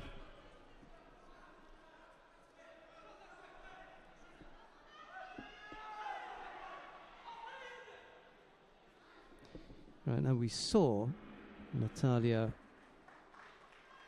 Mercandante of Brazil earlier on, and we saw Kelly Staddon of Great Britain earlier on. Well, they up against each other now. It's Mercandante in the white judogi, Staddon in blue.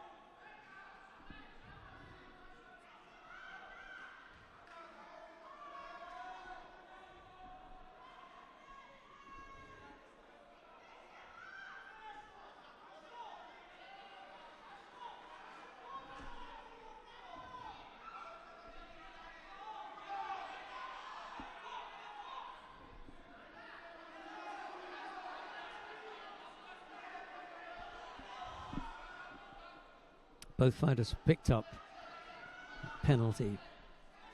One penalty each.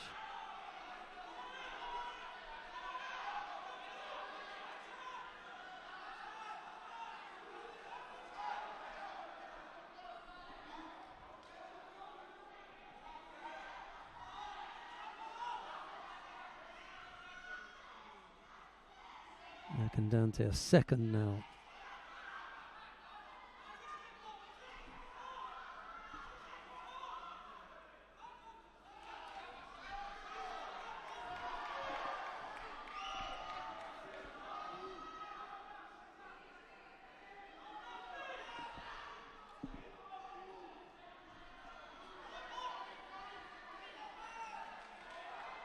Now, Staden picked up a second penalty there for that false attack.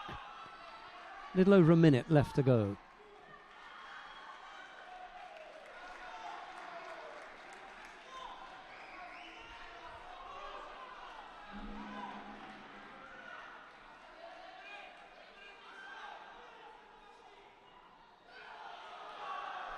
Yes, that's a good score from the Brazilian. Stuck the leg out a long way away from her body. Managed to have a good grip. Just blocked that foot. Pushed Staden over it, and just wasn't enough power left in Staden at this late stage of the contest to stay off that. She ended up giving up Yuko. Little over half a minute left to go.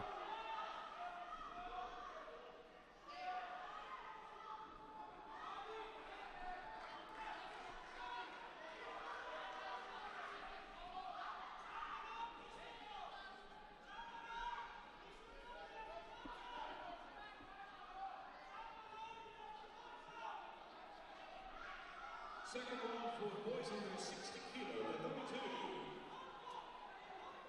Weighing the white judo for Egypt, Ahmed Abdelrahman. Weighing the blue judo for Bulgaria, Yemislav Ivanov.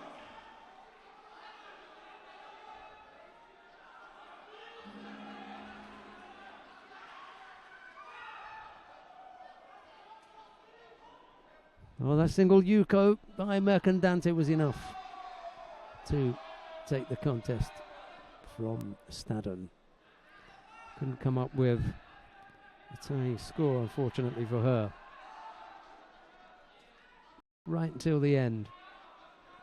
And just the single Yuko enough to send the Brazilian through.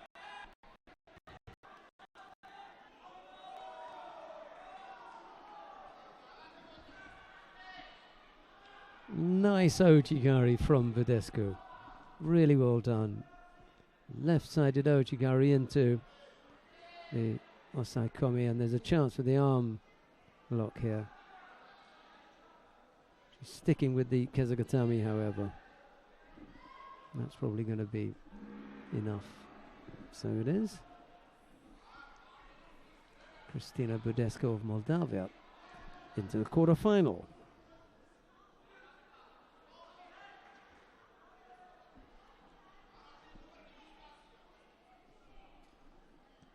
These quarterfinals are shaping up nicely. I'll give you the rundown of those in a second.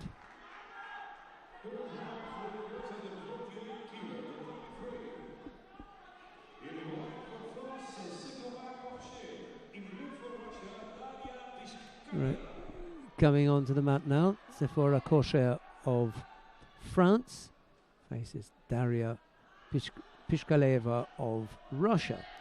Kocher in the white judogi, in the white judogi, Pishkaleva in blue. And I'll give you the rundown of the quarterfinals in the under 48 kilo category. Miriam Schneider of Germany will face Tsunemi Mikoto of Japan. Maruska Stanger of Slovenia will face Anes Maudier of France. And then it'll be Tonaki Funa of Japan to face Natalia Mercandante of Brazil. And then Cristina Budescu of Moldavia will face the winner of this contest in the last of the quarterfinals.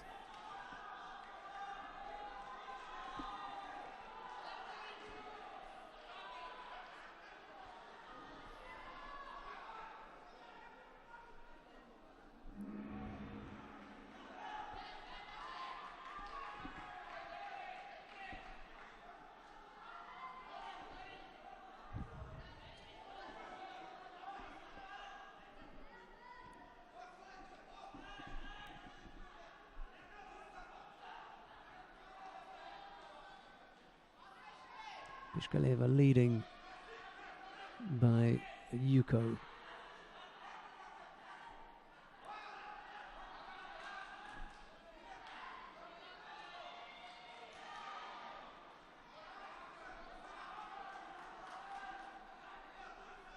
Not any longer. Beautifully thrown with that Ippon Seoinage from Korsha. And it's the French fighter leading by Wazari now.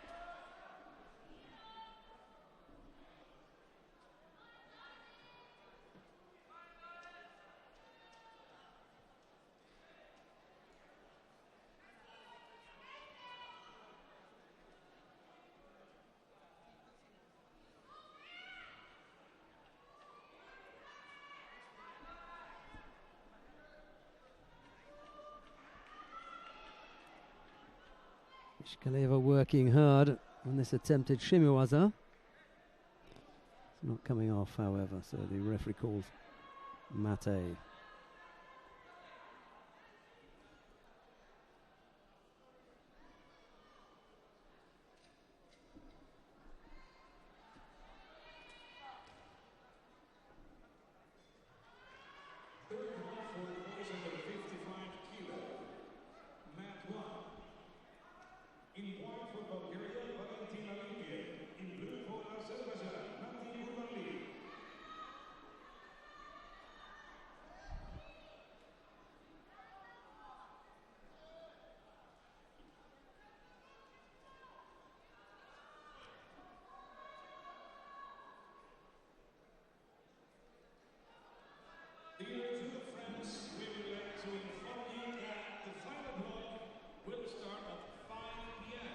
Kosha it is who wins out over Daria Pishkaleva of Russia. That's in round 3 of the under 48 kilo category.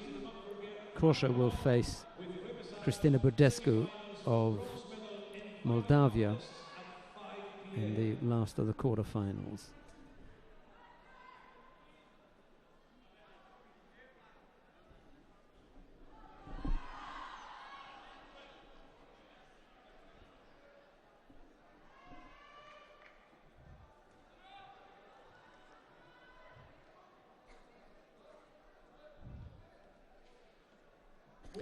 Right, we've got the quarterfinals in the under 48 kilo category now. Right back to the top of the pool, we're going to see Miriam Schneider of Germany. She faces Tsunemi Mikoto of Japan. Schneider in the white judogi, Tsunemi in blue. Here we go.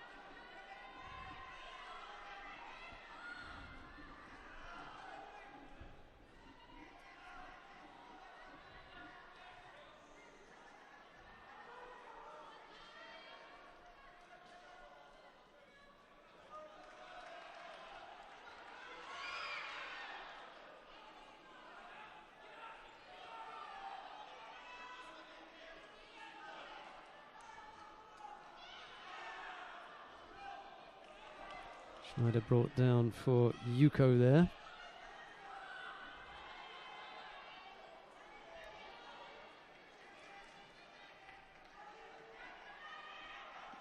Decided no Yuko.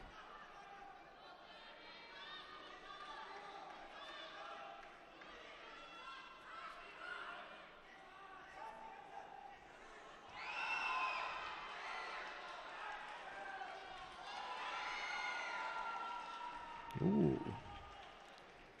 Schneider caught there for Ippon. Over went the German, and Tsunemi Mikoto of Japan winning out there.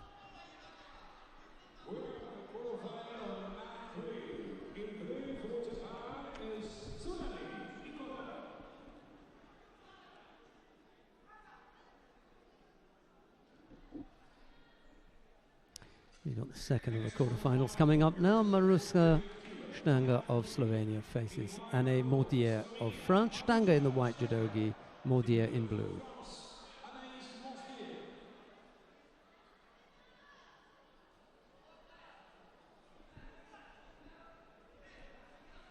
Second wall for boys under 60 kilo, the number 2. In white for Hungary, Sizovsky Ferenc. In blue for Japan, Nagayama Ryuju.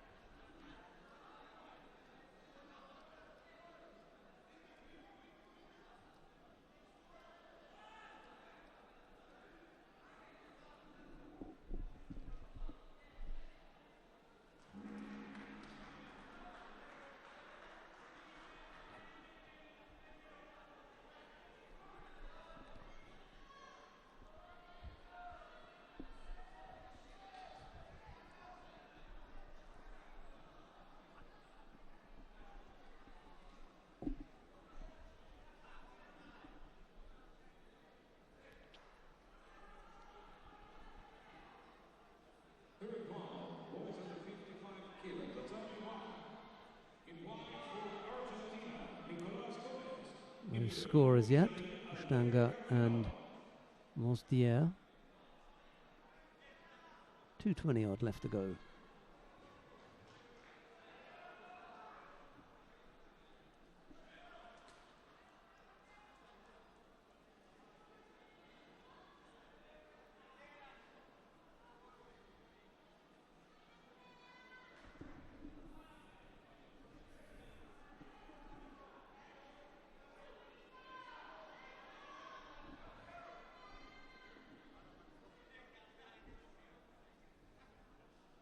Second round for boys under 60 kilo, tatami judo. In white for Great Britain, Neil McDonald. In blue for Azerbaijan, Ilbrus Zamanov.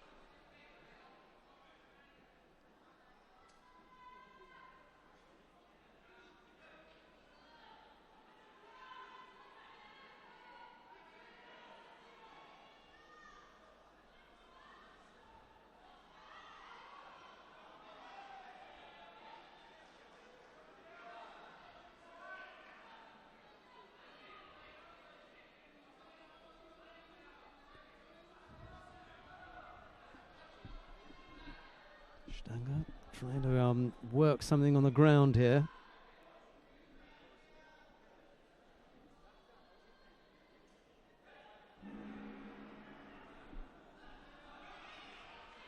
Time running out. Well, normal time anyway, because we're going to need a period of extra time. Golden score to sort this out. Both fighters having picked up one penalty.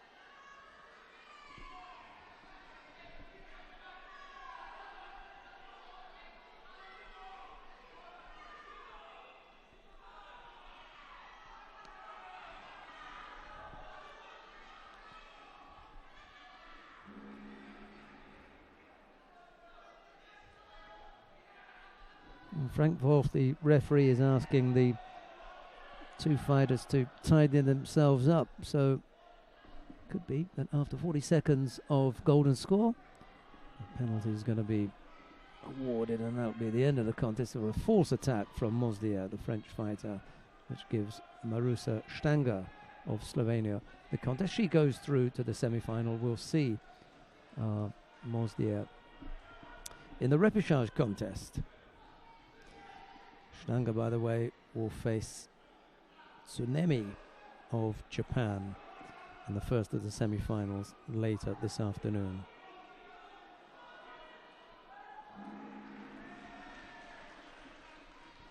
Next up, Tonaki Funa of Japan faces Natalia Mercandante of Brazil.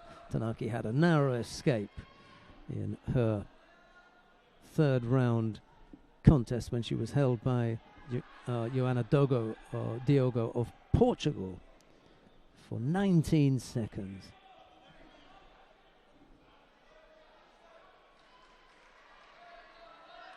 She managed to escape 19 seconds and came back to hold Diogo for Ippon, and here she is in the quarter-final. The third round for boys under 55 kilo. In white for Georgia, Irakli Kumadadze. In blue for Tunisia, Mohamed Ayari. Moving on map 2. We've got third round for boys under 60 kilo. In white for France, Walid Diaz. In blue for Italy, Manuel Lombardo.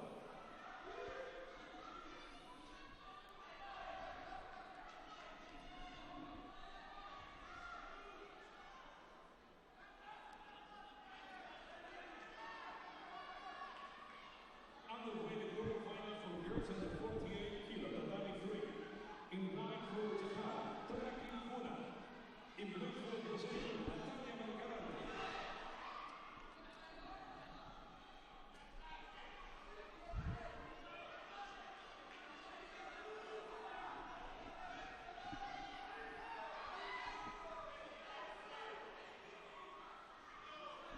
Both fighters attacking strongly here. Attempted shimiwaza on one side from Tanaki, and then trying to roll her opponent onto her back for the Osai Komi, which is on now. 6 seconds already. Munigatami from Tanaki Funa.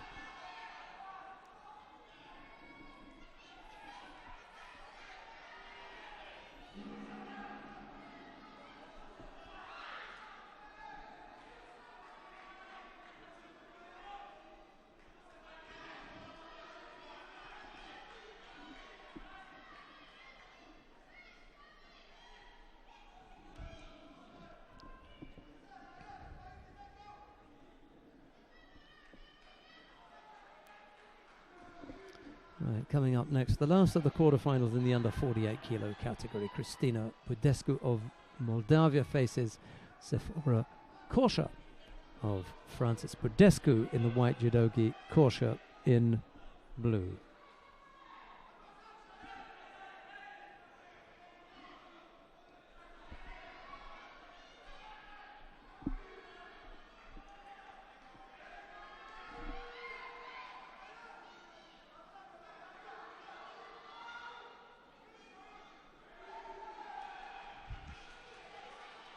Whoa. Korsha catching Budescu flat-footed there. A rather limp and unattractive entry from Budescu left her off balance. Korsha took advantage of that and threw Budescu. Well, that was disaster for Budescu there. Weak attack, left her exposed. Korsha took advantage of it, threw opponent for Wazari and then held her. And it was all over within 30 seconds.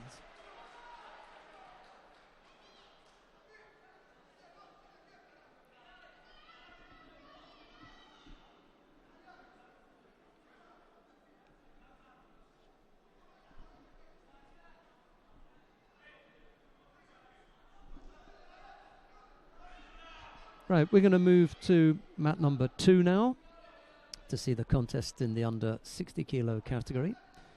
We're just waiting for Walid Kaya of France and Manuel Lombardo of Italy to bow off. Kaya having thrown the Italian for Ippon. We just missed out on seeing the number 1 seed there, but we'll see him again, that's for sure.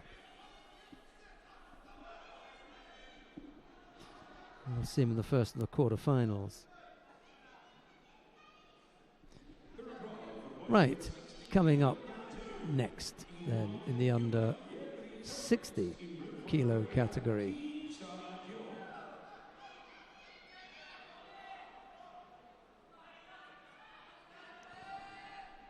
Andre Torres of Spain faces Kim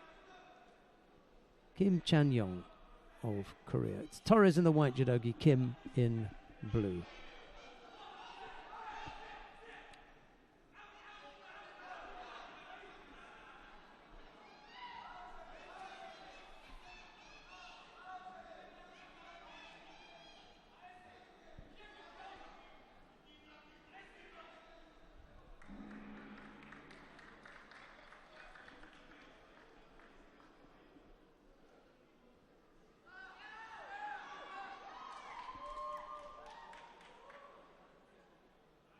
Kim throws Torres for Zari there.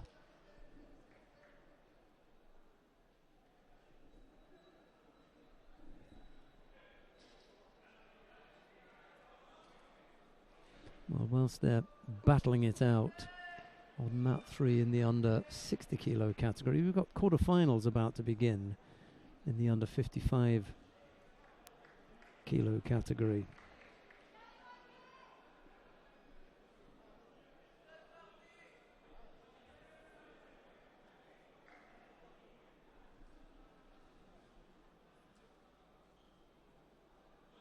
When those get underway, we'll head up there.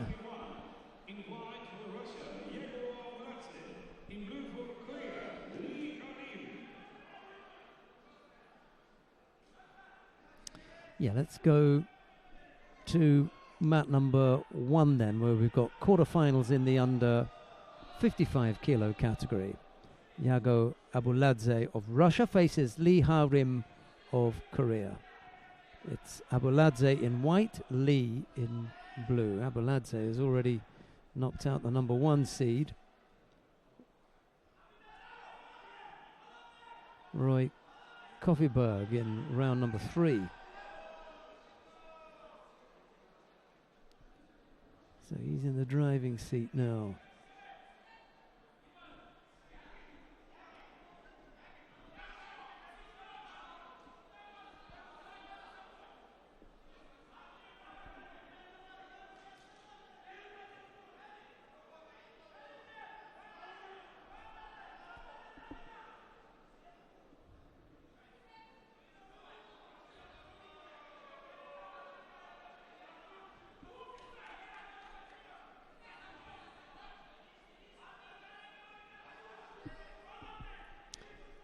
Lee picks up the penalty. The Russian attempting to take Lee over the right side there with that attempted Satemi was, and that didn't come off.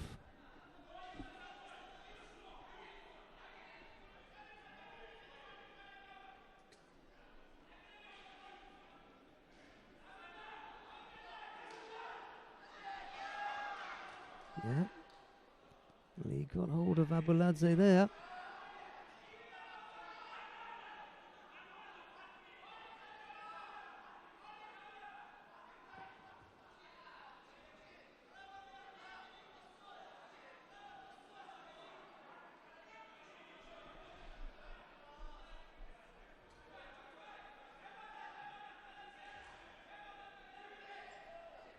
Nice entry. Couldn't bring Abuladze down for the score though. A good first move from Lee.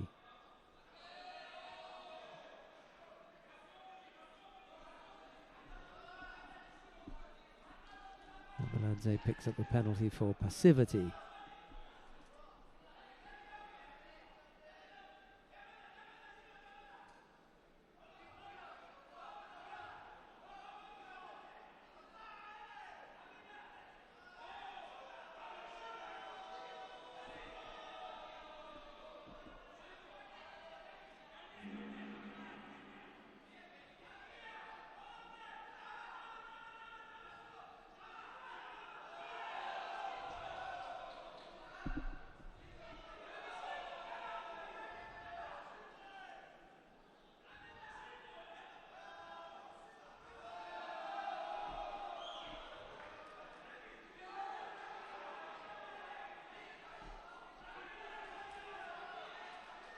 Sivri penalty picked up by Lee. It's his second penalty with 1:20 odd left to go.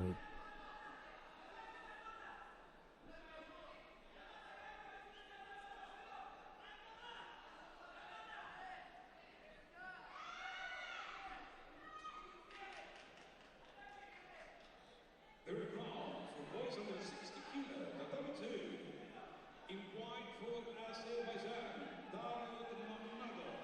In blue for the Netherlands, Tournike Sjekolia.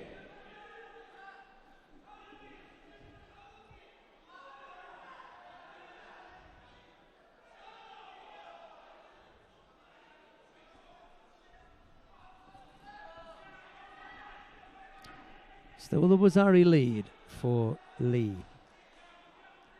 Just under a minute left to go.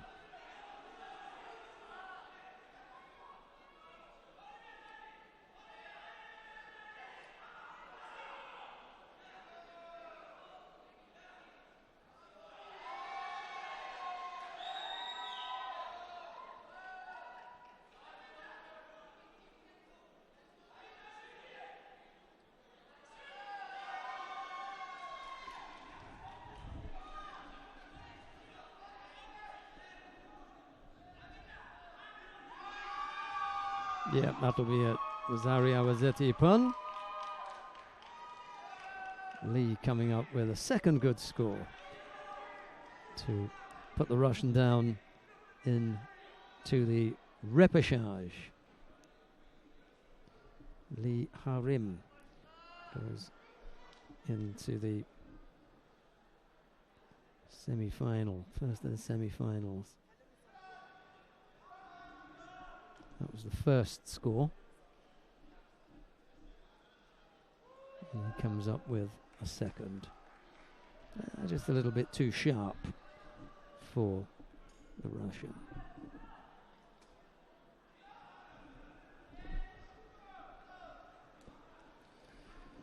Right. Next of, or the second of the quarterfinals in the under 55 kilo category. Well, that features Beyara Amatufshin of Mongolia. He's up against Mohammed Rashonejad of Iran. Beyara in the white judogi, Rashnonezad in blue.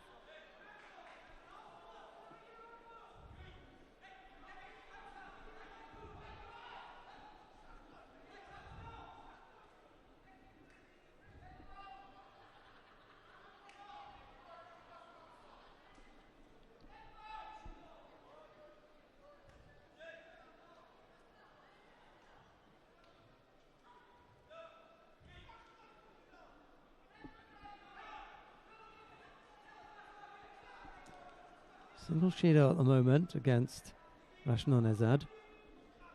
A little under 2 minutes left to go. It's the Mongolian Bayara attacking there.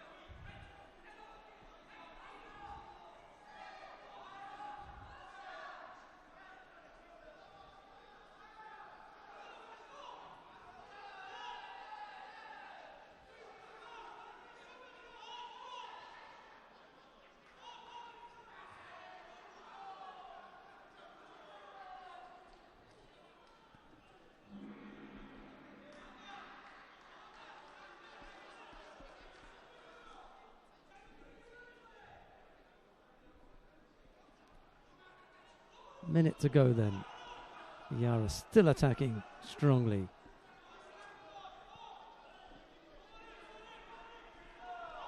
Looking the more threatening of the two at the moment.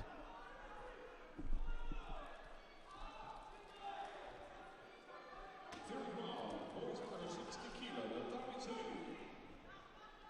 In white for Mongolia, Judo. In blue for Ukraine, Untitled.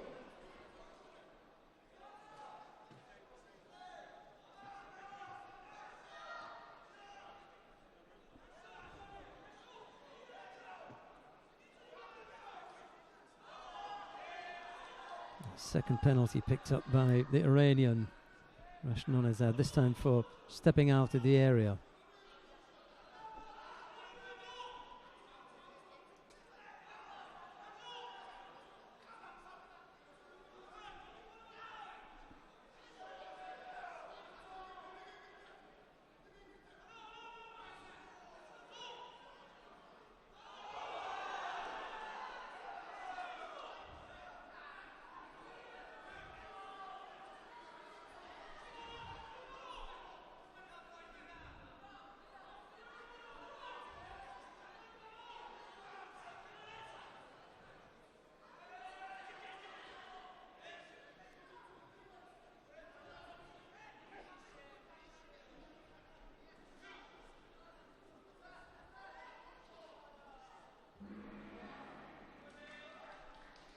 So 2 penalties picked up by Rashnonezad. Mohammad Rashnonezad of Iran leaves the advantage with Bayara Amaturfshin of Mongolia. It's the Mongolian who goes through to the semi-final. We've got another quarter-final in the under 55 kilo category coming up, so we're gonna stay here. And this time, let's have a look and see who it is that we've got. Right, Magzan Shamshadin of Kazakhstan faces Natik Gobanli of Azerbaijan. It's Shamshadin in white, Gobanli in blue.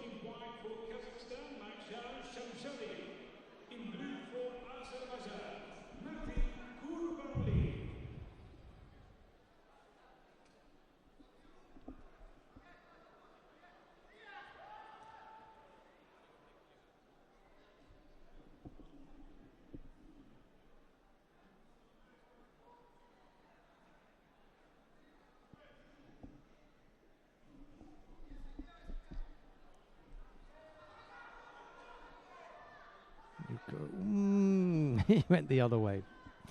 The referee decided to go the other way. But it was a Yuko. Second when he looked as though he was going to give Yuko, and then he gave Wazari, but it was Yuko. Oh well. That's the way it goes sometimes. Gobanli it is on the board against Shamshadin of Kazakhstan.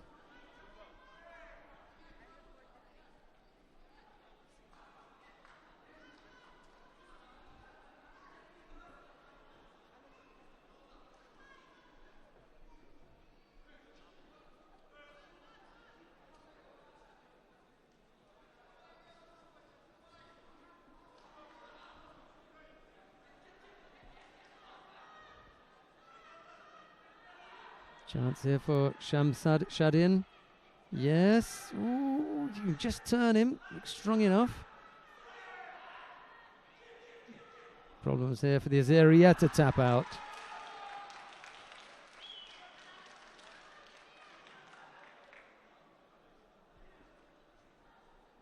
He's complaining about it being across the chin, but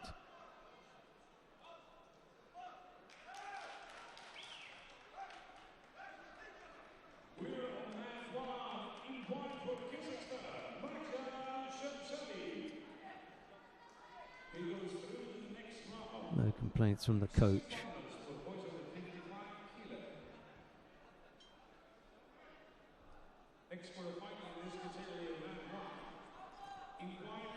That looked good to me. There are times when you'll get a piece of the chin, but that was really on the. It was on the right spot. Right, on the mat now, Andrea Carlino of Italy faces Irakli Kubatadze of Georgia. Carlino in the white judogi, Kubatadze in blue. This is the last of the quarterfinals in the under 55 kilo category.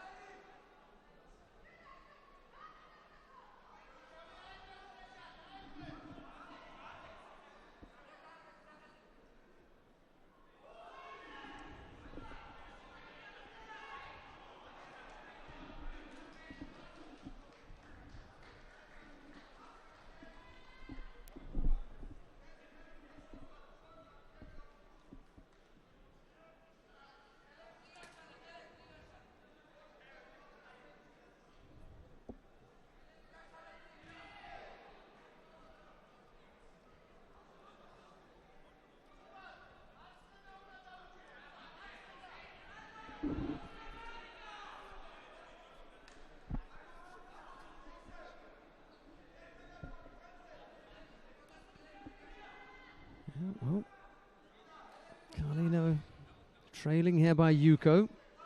Plenty of time left, however. He can still come back from that.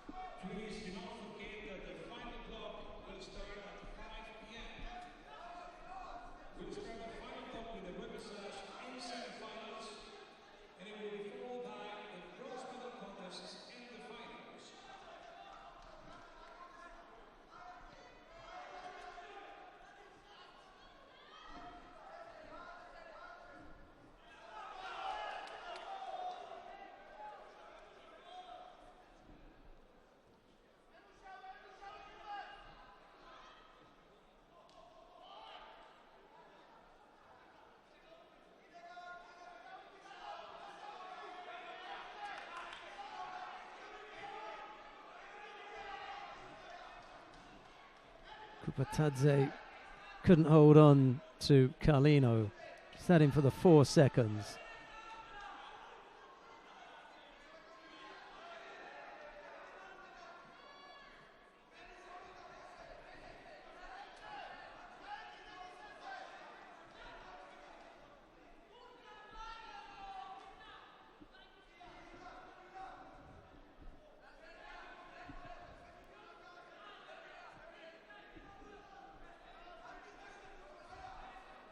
Single Yuko's the lead for Kupatadze. 48 seconds left to go. last of the quarterfinals in the under 55 kilo category. The winner of this will face Magzan Shamsharin of Kazakhstan in the second semi-final.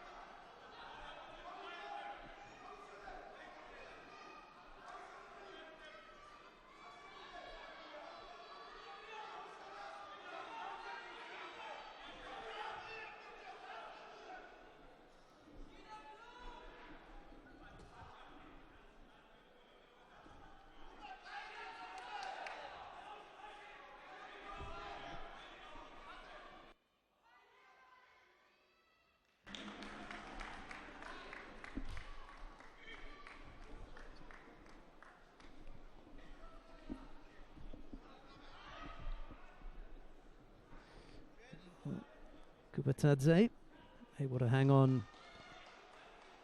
to that Yuko. That was enough to give the Georgian the win over the Italian in the last quarterfinals in the under 55 kilo category. Means we can move smoothly now to mat number 2. We join the contest between Sam Hall of Great Britain. He faces Juan Hernandez of Colombia. There's a Yuko on the board for the British fighter. He leads by Yuko with 1:20 odd left to go.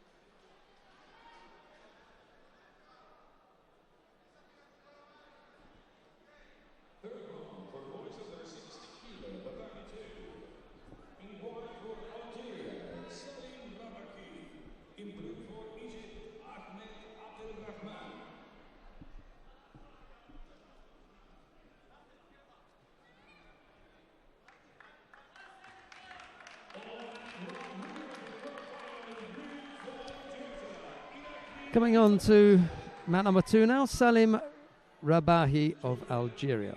He faces Ahmed Abel Rahman of Egypt.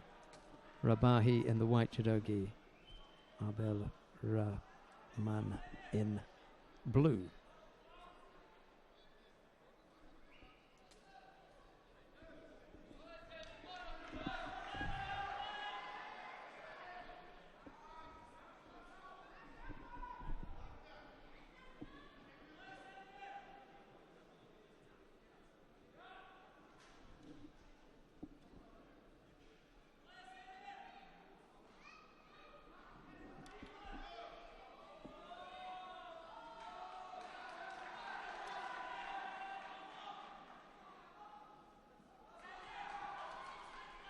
Rabahi picked up the penalty for a false attack there.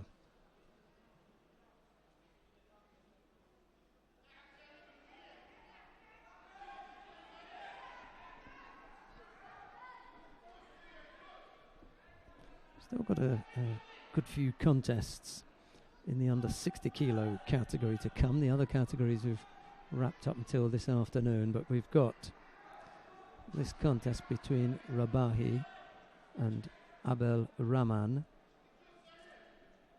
This is a third round contest. We've got two more. Diaz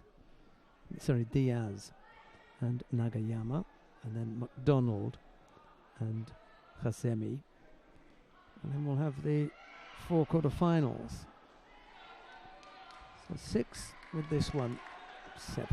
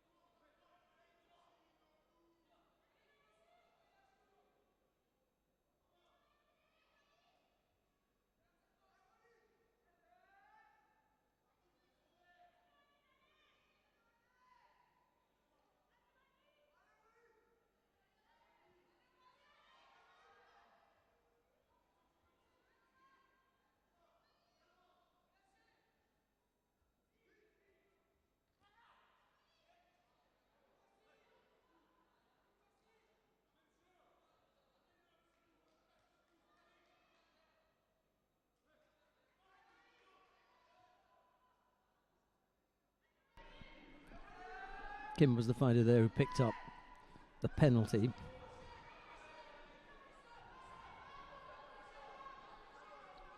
Just decided that he was a bit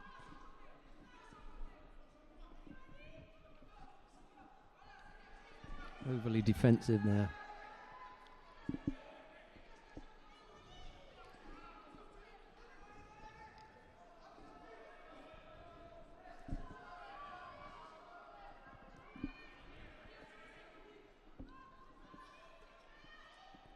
Attempted shimiwaza. Looks as though Kim's got that well defended.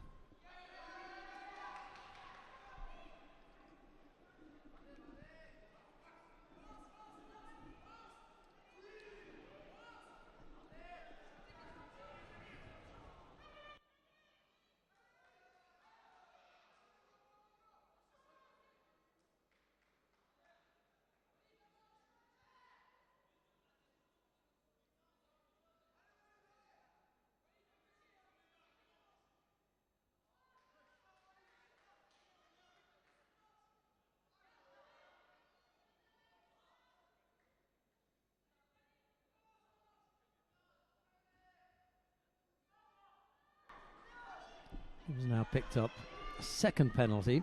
50-odd seconds left to go. He hasn't really made any inroads against Kim's defence, but Kim has picked up those two penalties, which gives the advantage to the Frenchman.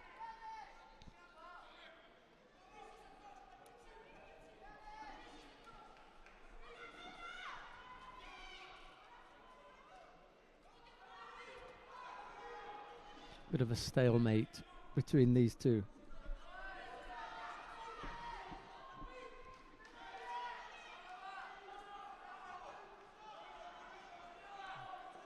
Walid Kaya quite clearly has decided that if he's not going to get thrown, he's just going to keep the two penalties as the gap between him and the Korean. And so it's proved.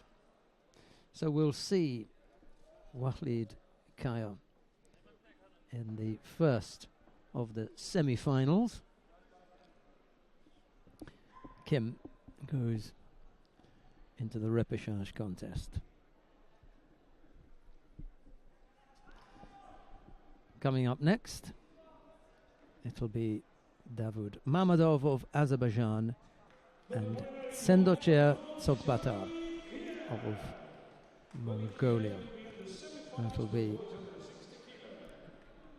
the second of the quarterfinals. Mamadov in the white judogi, Sendocher in blue.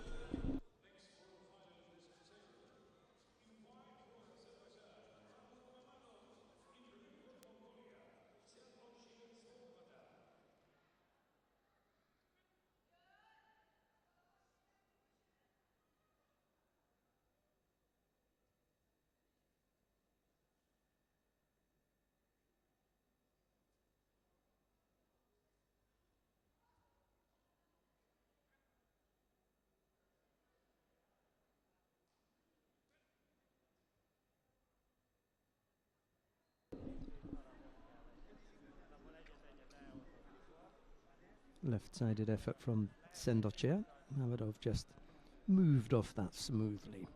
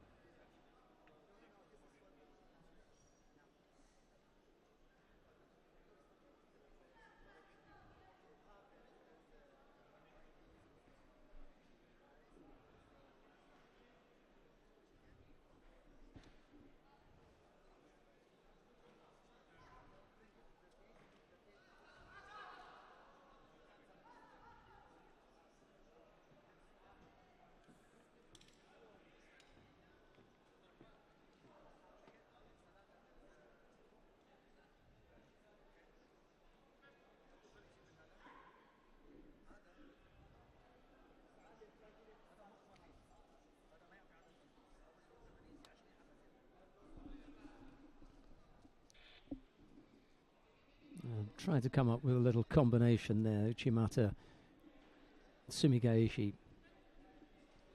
It's good thinking, couldn't quite execute it. And now Sendocha comes up with two efforts at Senagi, third now. He's just piling up some attacks here. He's not really threatening Mammadov with those, but they're enough to unsettle the Azeri and to make Mammadov look busy, drag the referee into giving the Azeri a Shido, which he does. And now Mammadov starts to attack again.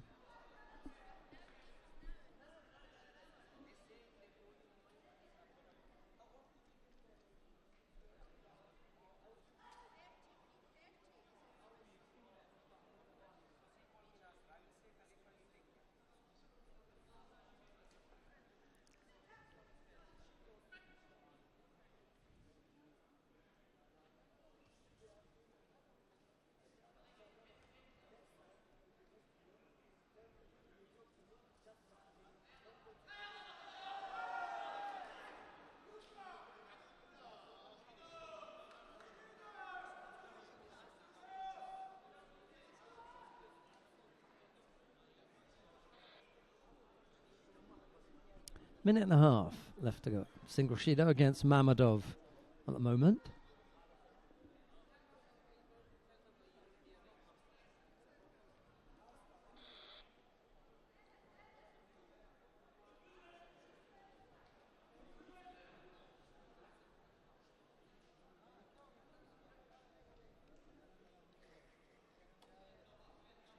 Sendocha is entered into the Grand Slam as well. Gonna be a busy boy.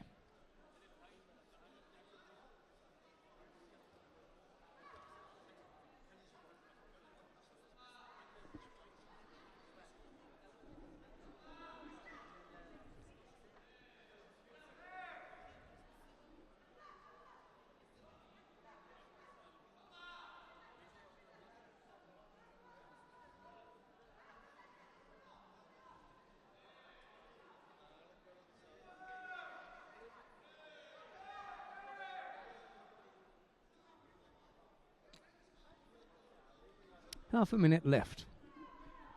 Still that single Shido that Mammadov gave up.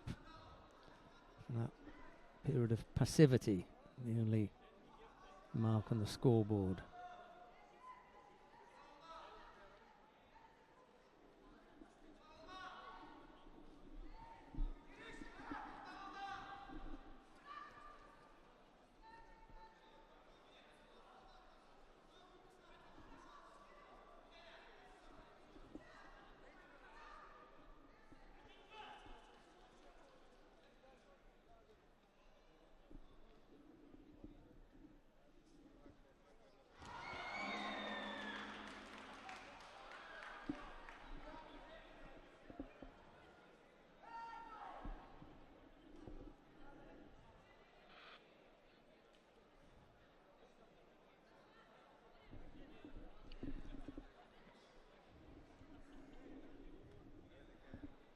That came after time anyway, so it's not going to matter. The end result is that Sendocha is going to go into the semi-final. It won't really matter how now. Time is over. That will just be a matter for the record whether he was thrown or not.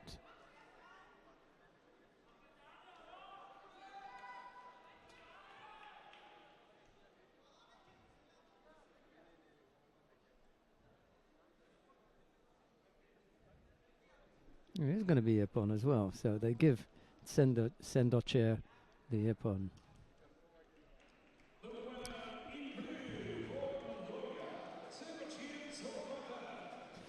Sendocha Sogbata into the semi-final.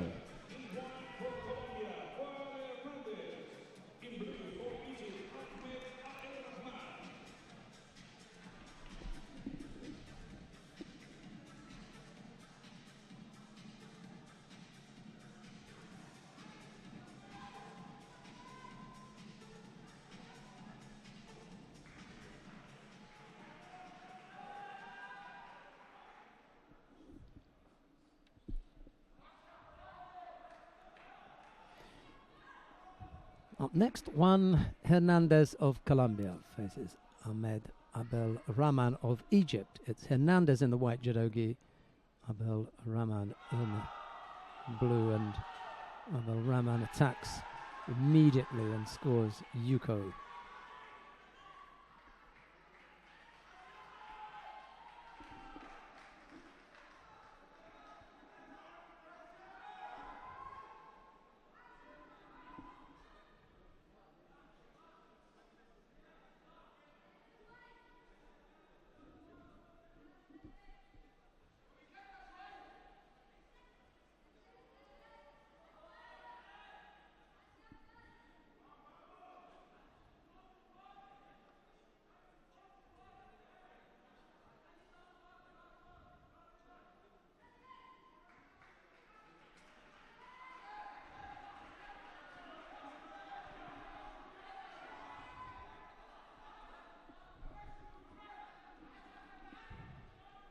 So Yuko lead for Abdel Rahman, the Egyptian in blue. He's got 3 minutes left to go.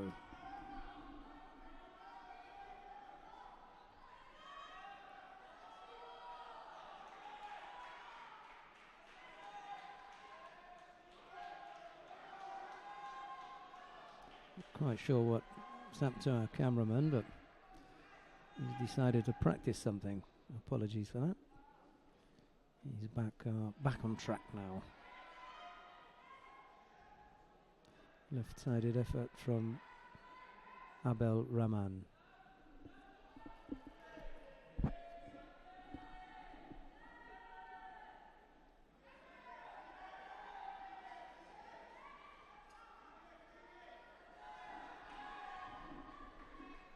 That may be Hernandez's best bet.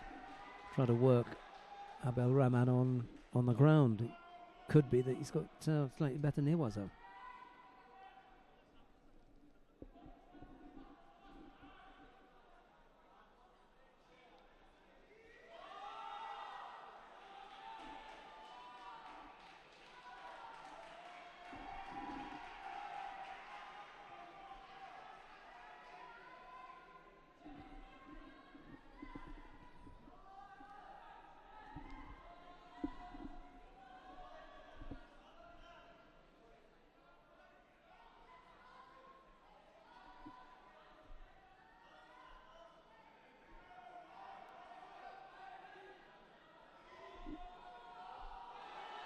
Yeah, that's nice as well. Creases Abel Rahman's lead. That's good work from the Egyptian lightweight. 2 good scores.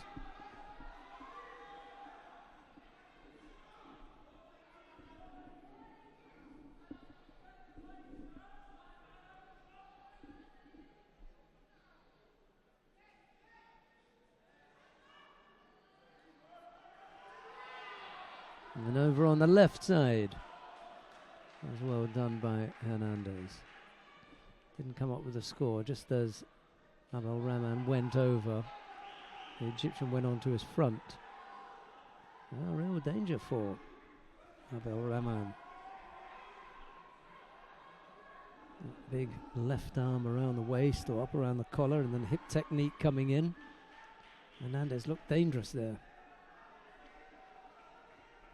Hernandez it was who defeated the number 2 seed, Sam Hall.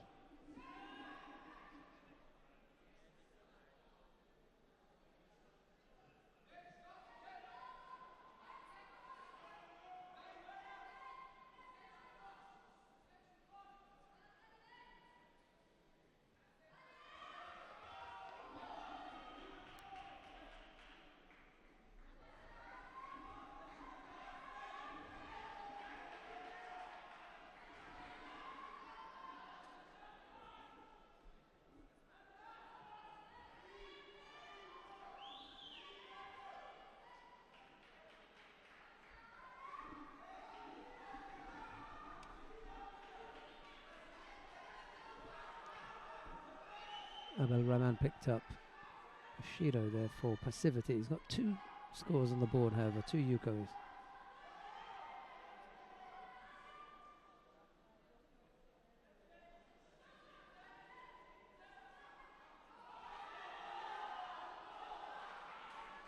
brought down for third.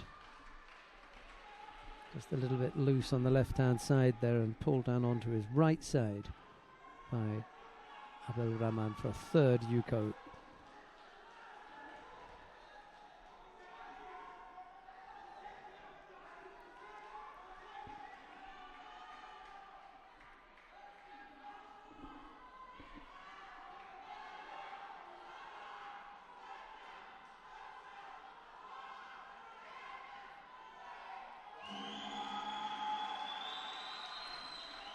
Juan Hernandez couldn't come up with the Wazari he needed to get past Ahmed Abel Rahman of Egypt, and it's the Egyptian who goes in to the second of the semi-finals.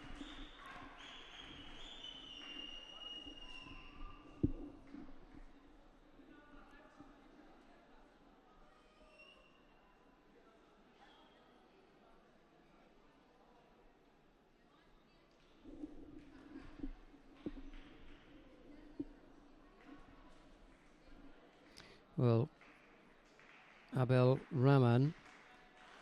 Ahmed Abel Rahman will face the winner of the upcoming contest, and that's between Nagayama Ryuju of Japan and Neil MacDonald of Great Britain. It will be Nagayama in white, MacDonald in blue.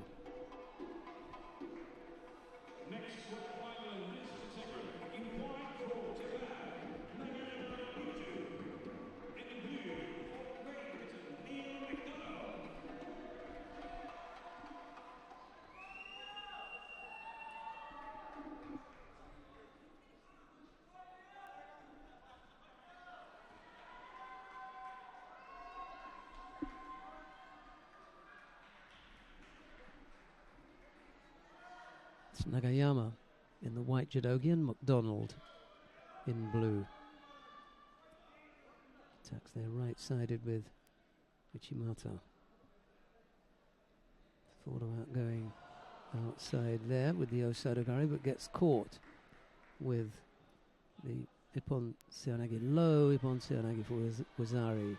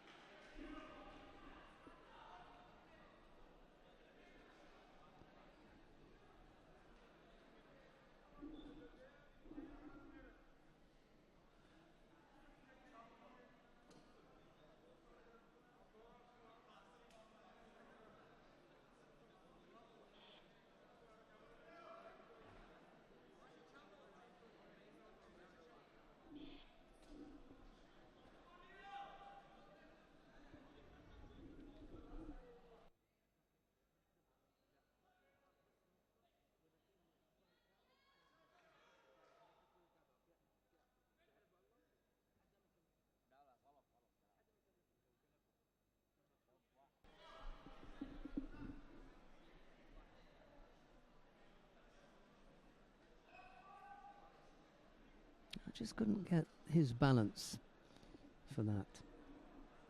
Shape nice, but there's a little bit too much movement going on for MacDonald's liking, and he couldn't get settled.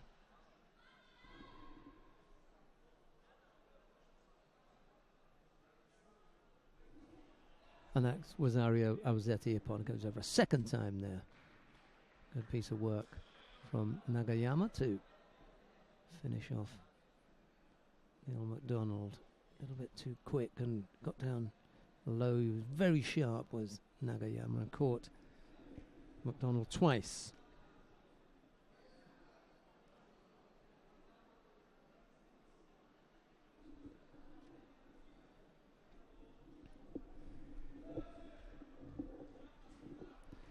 Now, before we go off air, it's 3 o'clock here now. Before we go off air, I'll just give you a rundown of the semi-final lineup. In the under 44 kilo category, Igarashi faces Boimatova. Igarashi of Japan, Boimatova of Russia.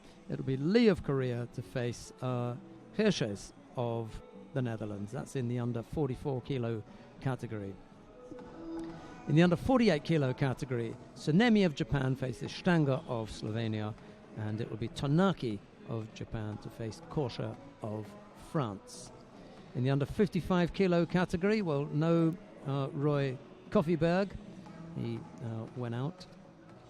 It'll be Lee of Korea to face Bayara of Mongolia. And in the second semi-final, Shamshadin of Kazakhstan will face Kupatadze of Georgia. In the under 60 kilo category, Kaya of France will face Sendoche of Mongolia, and Abel Rahman of Egypt will face Nagayama of Japan. That's the lineup for the semi-finals. We'll be back at 5 o'clock. Until then, it's bye-bye for now.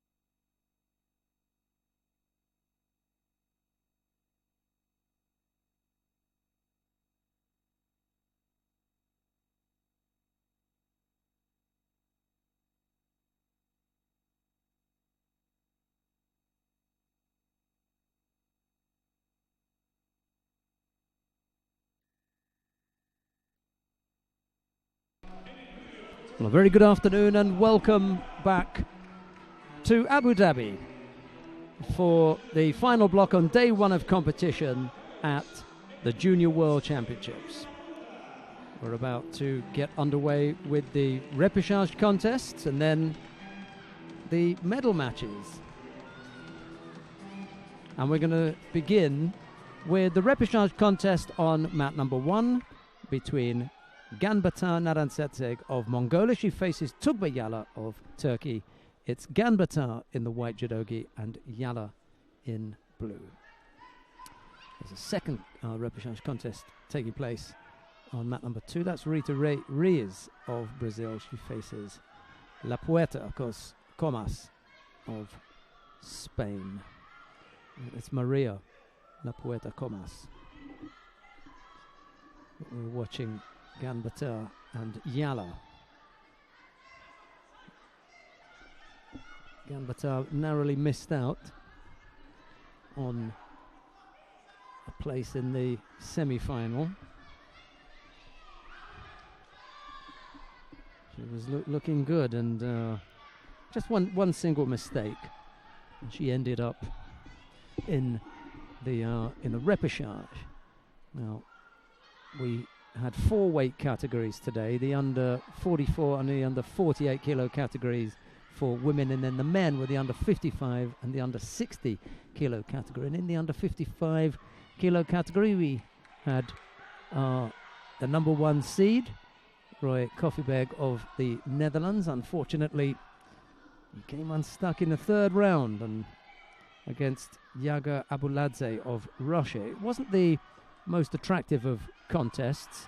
Abuladze found a way to get past and frustrate Koffieberg in a way, and the Dutch youngster, well, there were a couple of things that he couldn't work out. He got stronger and stronger as the contest went on, but a little bit of frustration crept in at the end, and the Russian took the contest. He then went out in the next round, the Russian, actually, and didn't look half as good. I think probably Koffieberg took the steam out of him in the previous contest, and he didn't have a great deal left. But we've got Roy with us now, so I want to say good afternoon to Roy. Hello. Yeah, well, what to say about the match? Yeah, I'm a very disappointed day for me. Not that I expected to fight very well here, and I felt good. I had a really good preparation, and everything went okay. And the first round against the Moldova, and yeah, it went well. You threw him for Ippon, didn't you? Yeah, was it big Harai Makikomi or Harai Goshi? Just absolutely spanked him. I mean, for one of the smallest fighters in the event, you came up with one of the biggest throws. It was lovely. It really was. He went. Yeah. Well, yeah, I knew this this fight. I already fought against this guy, the Moldavian Doncilla, and I lost in Hungary. So my focus was really good, and my motivation was good to win this time, and I did. And yes, the 3rd round. It's the worst round to lose in. Yeah, before the quarterfinals, it's not a good place now. But well, it can't be half as bad as Reyes and La Puerta down on mat number 3. So you know, the Spanish fighter was leading by Wazari and Yuko, or scored Wazari, so at that point was leading, and then with a minute 44 lost out Ippon for Reyes. So yeah, that's too bad. That's a bit heartbreaking. Yours was actually more about the learning process. I know it's difficult to come to a championships of this magnitude and say that it's a learning process. They're just showing on the big screen in the venue the replay from the Spanish-Brazilian match. We'll concentrate on Ganbatar and Yala anyway, and we finish off chatting with Roy. It's difficult to say that this is a learning process, but it could be that in 4, 5, 6, 7, 10 years' time, this will be such a distant memory and just a step on the way to where it is that you want to go, because it's 55 kilos. we expect that you'll move up to 60 after that. Is that right? Yeah, after this was my last competition in So 55. that's it. That's it. Now I'm It's KFC tonight then. well, we have a McDonald's near our hotel. You're gonna kill it. Well, I'm gonna enjoy my food the upcoming days, but my focus on the strength. Yeah. The strength and. No, the season starts in January again, but you for now won't a bit rest. you won't believe what's going to happen to you physically now. I know it's going to sound funny, but you're going to be looking in the mirror every day. You're saying, "I don't believe it." You big will. muscles. You're going to get bigger. You know Yeah. that's going to happen, and because you're not that tall, and it's unlikely that you're going to get that much taller. You know the physique. I mean, you've seen them. You've seen the weight up. It's a completely different thing. Mm-hmm. And then of course you're going to have that little bit of time to get used to, the physically stronger fighters. But you've got terrific throwing skills. You've got good mat awareness. Maybe with that few kilos, on you, you're going to be that much more difficult to move as well. And like you say, the strength. You focus on your power. Last week in Paris, we saw. What's his name now? I'll remember him. He won the Junior World Championships at under 55 kilos for Russia in 2009. So somebody who's really good at that is going to go back and look.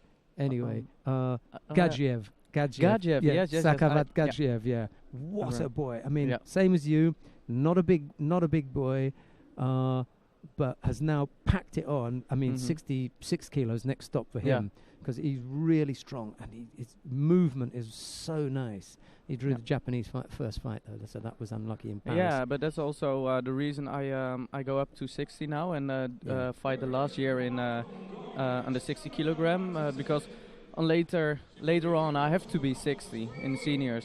So I try to get used to it. Let's go to mat number 2 for the semi-final because Lee Hae-kyung of South Korea. Well, you can introduce your teammate. Is up against Amber Gershis. Amber Gershis. Yes. See, I told you I'd get that name because this morning we were struggling it with one of the girls from Belgium. She was up here at the beginning. Yes. But Amber's had a really, really good run of it today. It wasn't unexpected. She's there or thereabouts. So she's just where she needs to be. Really, semi-final. It would be terrific for the Dutch if they could do something. And I know there's a good big group of them around. Yeah. They're just missing one person, and that's Roy, because we commandeered Roy to come with us. But he's got the best seat in the house. Yes, I have a good view here. No, Amber became European champion, and she's really focused to take a medal out here. And for her, it's the only good medal is gold. And well, I did warm up a few minutes ago with her, and she's really motivated, and she has a good plan. So I'm really excited and curious. Okay, so let's go to mat number 2 then. Those of you that want to stay and watch Igarashi, they can stay on mat number 2.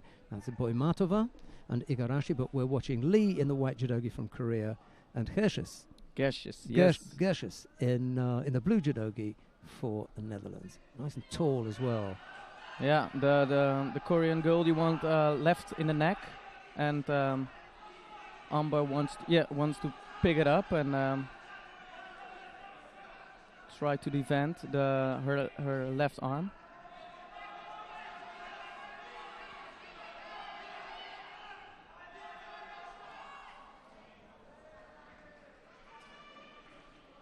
Yeah, nervous times for all the teams when you've got this kind of goal, just within your grasp now. Yes, it's really like the tatami is also bigger than usually. It feels it. Maybe it feels indeed. Well, you've competed at exactly the same kind of level and presentation that a Grand Slam, because it's at the end of the week is Grand Slam. Is Frank staying for any of the Dutch players staying for the Grand Slam? Yes, Frank de Witt, the 81, and Sanne van Dijken, the 70 girl. Yeah, she's terrific fighter. What a prospect as well, 70 kilos, coming right behind Kim Polling. You lost Linda Boulder to Israel, and Esther Stam to Georgia, Georgia. but it didn't matter. You got two absolutely super fighters. Yeah, there. the 70 girl are really good in Holland, and also the Yeah. 78. We have a Yeah. lot of 78 girls. One of my favorites is in there, Husha. Yeah, Gusha, yes. Gusha. Yeah, she's terrific. Great girl. Saw her in Samakov at the Junior Europeans for the first time. Yeah, she's really she's active. Yeah, and she's getting up there. You know, it's a toss up between her and the former world champion Martinda Verkerk, but you know, it's Gusha for me who's closing in on it. Yeah. She's got 7 months, and you know, we're not going to see anything new from Martinda. I'm not saying that she's not going to do it, but you know, you know what you get. Yeah. Whereas with Gusha, Gusha's new. She's new. And she's still developing. She's still growing a little bit, like in the under 70 kilo category for the Germans. They've got, you know, three there. Didrik just injured her knee, so she's going to be missing. But in the next 7 months, she was, you know, onward and upward. They're difficult to stop when they've got that upward climb. 70 kilos for Austria. Bernadette Graf, again, someone who's on the way up. And there's no sign of them stopping their levels of improvement. That's what I mean. They keep improving every week, every month. They get better and better and better. Yeah, well, we have also Karen Stevenson, under 78, and she's also growing up, and she took her first European Open medal in Lisbon. So, it's up there as well. Yeah. Almost turned there by Morota.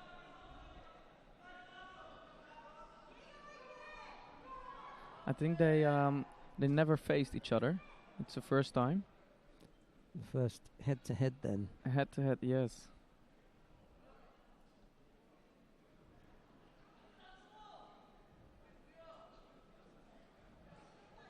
Come on, Amber. Just wants to get her head up. Once the Korean was pulling her down there. That was going to make it difficult. Just to pick up the left arm, and then try to do her own. Well, easy to talk. I didn't do it too. Yeah, you faced a slightly different problem. You know, he was extreme left. At least Amber can get both hands on here. You get both hands on your opponent for any length of time, you're going to throw them. You know, and you would have thrown him.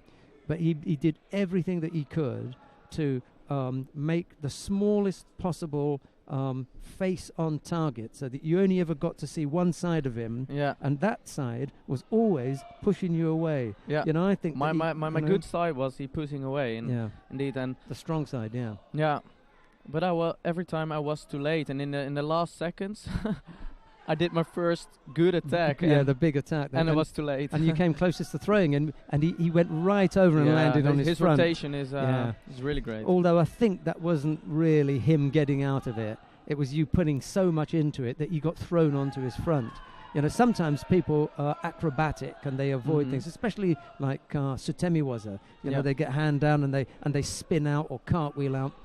He just got overthrown. You know, just on the side, you'd have scored. That was unfortunate. It was very, very close, and just a single Shido here. I mean, disappointment for. Yeah, that's a big disappointment for. Well, there's still a chance of a medal here at a Junior World Championships. I think is she only 18? Yeah, she's 97. Okay, so she's young. You know, there are chances for her. Yeah. So we'll see her again. And what about for you? How old are you now? I'm 19. I have last year junior next year. Okay, so.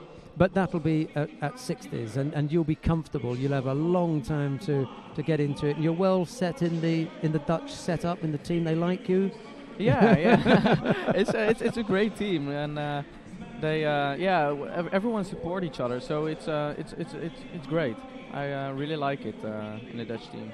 Well, we're going to go to, at the risk of upsetting you further, we're going to go to mat number 1 because Abuladze is about to get involved in his repechage contest, so we can have a good look at him. And we'll have another, opportunity for you to analyze his style and his tactics from the sideline. Now, I don't think that he's as good as Bliev, the boy that you beat. In Obervat. I think the other boy's better.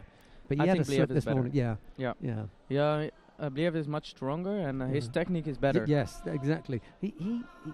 There's just something about him that is not. The cross grip is Yeah. pretty. Not, It's not untidy, but I think I'll explain it better if I say it's not polished. polish. know? Yeah. You know, The details. Yeah, it's like it's like a diamond, but it's not polished. There's something there. Obviously, you wouldn't be here if you know, you can't get this far. But if you see his techniques, they're not clean. I mean, look at that attempt there. Just, you know, if he'd scored from that. Yeah.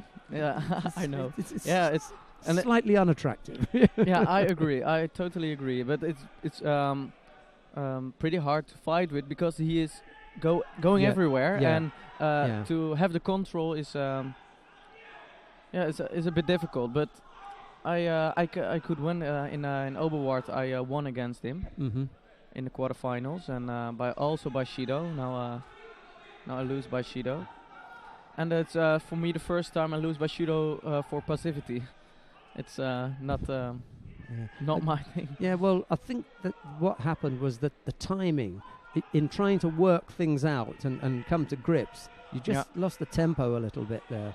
Yeah, I was And then really just picked up, focused on the right lapel, Yeah. and every time when I had the right lapel, he put his hip to mine, and then it was over, and he go into Newaza, I go to the ground, and then I was too late and was already Mate again, and yeah, I was too late. I had to step forwards and move my leg. But, Rashnonis had picked up a penalty there, so Shido against the Iranian. 2.5 minutes left to go. It goes really quickly, doesn't it? The time. well, I really it was a fault of me. I in the fight against Abulatse. Ooh, Wazari, Juko. I think that's I'd go with Wazari. He ended up on his back, didn't he? That was a good effort. The Satemi was nice. Yeah, and I in my match the time flew away. Yeah. Like I look at the board and I saw 11 seconds and I was like, oh my god. Maybe that's the contest on the other mat. Yeah, exactly.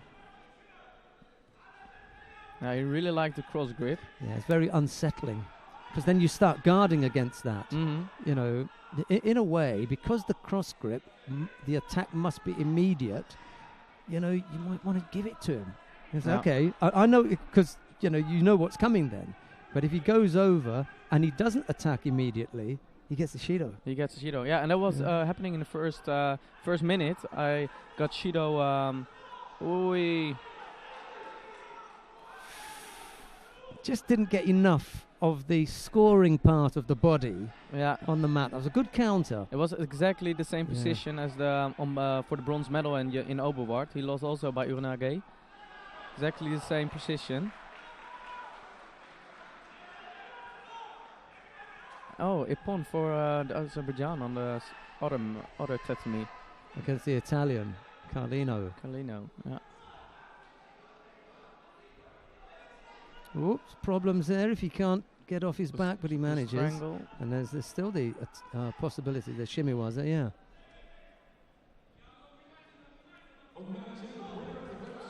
See, things will be a lot different when you put another minute on the clock. When they go seniors, 2 minutes. He's gonna. He goes down and the other goes up. Absolutely, I felt that in your contest. Oi! Oh, that's all. Oh, they're going to say the Rashnonis took it over. Is there a slow motion? Yeah. Well, there'll be a replay. A replay. Let's have a look at this then. It could end up as no score, but it was Uranage from Abulatse, but it was on a weird side. Yeah. Let's have a look and see what happens here. The referee's from Belarus. That doesn't come into it. That's the landing. Let's have a look and see. We'll see just a little bit more of it. Okay. Abulatse. Here's the lift. Oh yeah, well it's going to be because it's not about the landing. It's about the bridge. The bridge. It's the bridge. Yeah. It's not. If you look here, Rashnonized attempts to bridge. That's the bridge there. Clear. Ippon. End of story. Yeah. Doesn't matter about whether he landed on his back or wherever. Any bridge is Ippon. Look at Blue's legs here. You Yeah. can see there. You know, he's pushing Ippon. himself onto his back and onto his It doesn't matter. head. So it doesn't matter. He's gone. And that means that other people had to come and have a look at it and have 3 or 4 replays. Guy in the middle saw it once at speed and signaled Ippon, and he signaled to White. Yeah. He knew exactly what was going on. He called it with having one look, done, finished. That's what happened. You know? No, it's obvious for the Russian. Yeah. And now we've seen it 6 times and we're okay. Yeah. Right, we've got the semi-finals then in the under 55 kilo category, and given that we've got the number 1 seed up here, we're going to let Roy Koffeberg decide which of the 2 contests he wants to watch. Lee Harim of Korea in white faces Bayara Amatufshin of Mongolia in blue on mat number 1, and then we've got Magzan Shamshadin of Kazakhstan facing Irakli Kupatadze of Georgia. Where do you want to go? I like to see the Georgian against the Kazakhstan. Right, let's go to mat number 2 then. I fought this year against Kazakhstan, and I think it was in Russia. I took the lead by Wazari and Juko, and I lost in the last 20 seconds. So he's a bit of a boy then. Yeah. To come back from that far down, yeah. Well, the Georgian is a tall 55 and really strong. This is his last year at 55 as well. Yeah, I think so. Yeah, the Georgian coach mentioned to me that before he starts having to cut weight, with the age and size that he is, they're going to put him up to 60 because they think he's going to finish at 66. So 60 is also going to be a bit of a transition for him. Yeah, I think a lot of fighters on the 55 go up to 60 next season. Yeah. We'll go new cadets, new juniors. Shamshadin picked up a penalty there, so Shido against the Kazakh fighter gives Kupatadze the advantage. That was nice, wasn't it? Wow, that was really nice. A low. And now the Osaikomi. Hold it. Oh, well go. Oh, well turned out. Yeah. Tight Nice for throw. a while. Beautiful throw. Yeah. Low Ochi.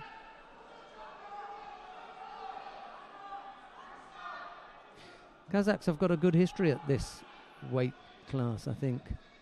Was it Sergei Smetov? Lim and Yeldos Smetov? Yeah. Yeah. Both of them went through the 55s. Yeldos Smetov probably with a little bit more success, and then now he's right up there at 60. At 60, and not a big guy either.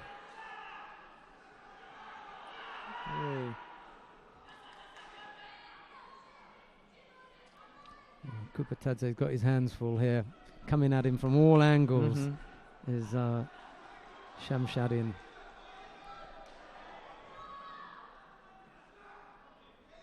Yuko turns into Wazari.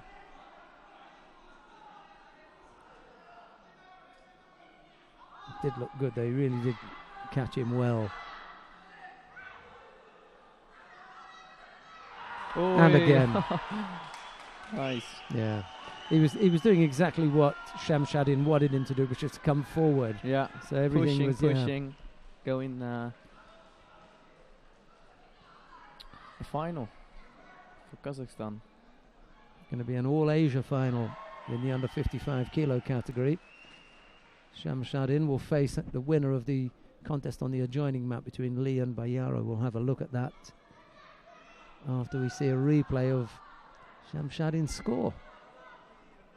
Or scores. Scores, there were a couple of them. Kupatadze's still got a chance of a medal.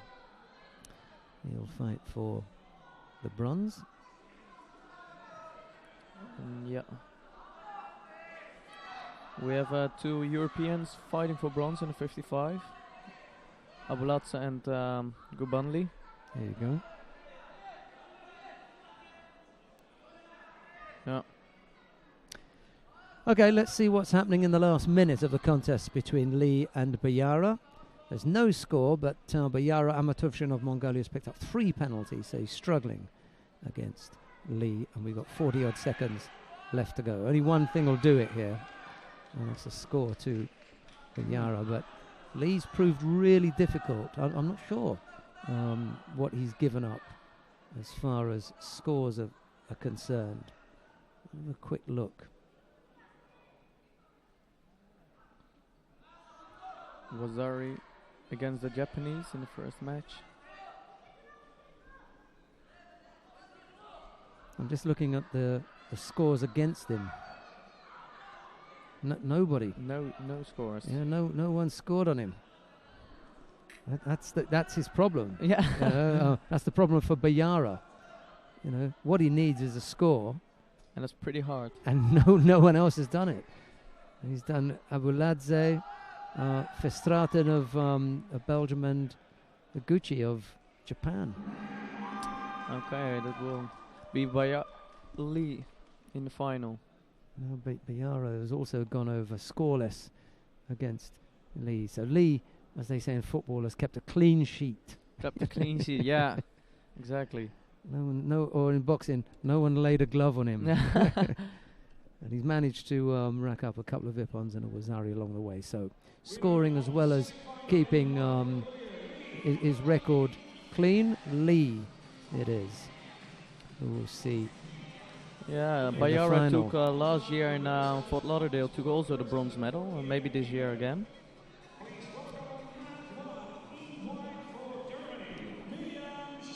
Right, we come to the under 48 kilo category.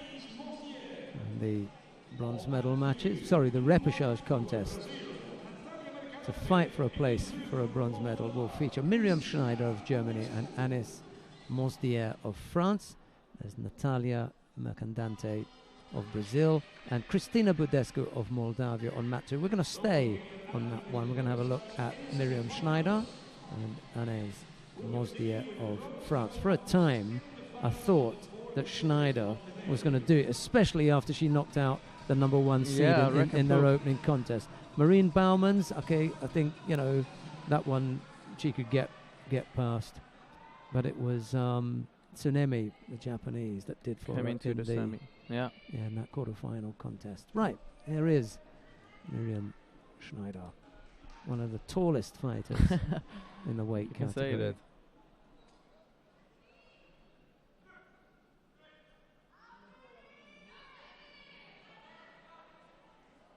I thought the French girls still get it.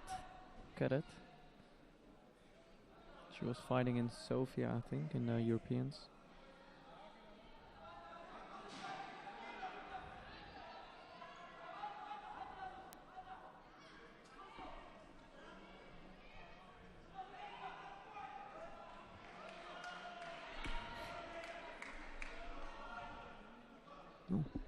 Was holding on to one side for too long without an attack from Mosdier. There's nothing wrong with taking that grip, but then you've got to do something immediately. You can't settle on that and hold it negatively to block your opponent out, which the French girl was doing there. She's got a chance to work on the ground now. I'm not sure what Schneider's defense is like, but we're going to find out.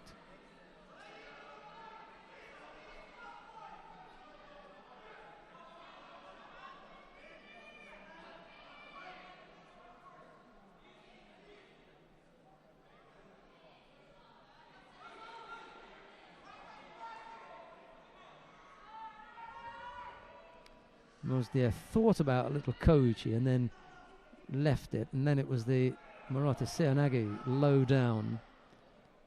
And that too failed. Schneider looks as though she's got reasonable defense. Yeah. The Germans are looking for someone at 48 kilos. This could be the future. The future for them. They haven't had a good 48 kilo. Well, maybe she will go up to 52. because of her. Height could be. May be able to hold it. I think. Who's the tallest of the 48 kilo category fighters at senior level? Is there any? Oh, Tatiana Lima from Guinea-Bissau. Yeah. She used to fight for Brazil. She's at 48. She's quite tall. And then there's a Ukrainian, a girl from the Ukraine as well, who's quite tall. Those are really the 48 kilo category girls that I can think about. They're quite tall. Everyone else is medium. What was Irish score on the other tatami? That's Badescu of Moldavia leading there.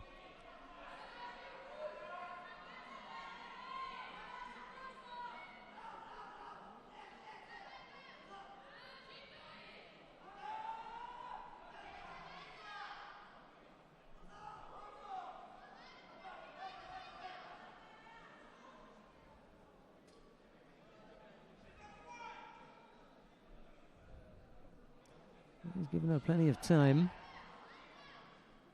Not able to affect the turnover.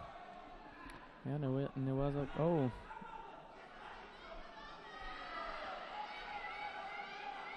It works. No. Mate.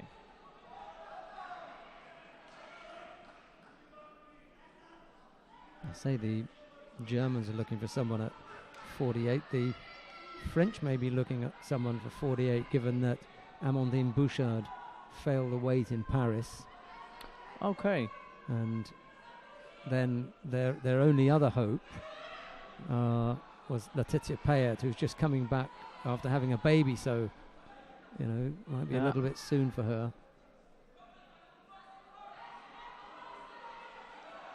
45 seconds left to go. Still the single Judo against Mosdier.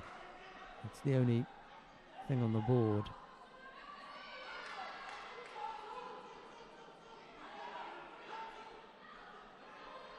Good grip from the German. Just got to use it now. Yeah.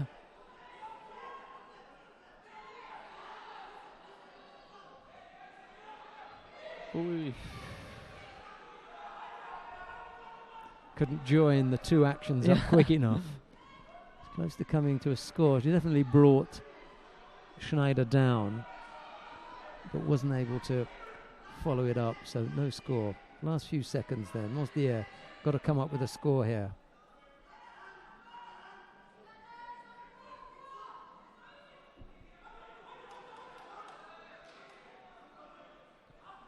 Will be Schneider who go for the bronze medal.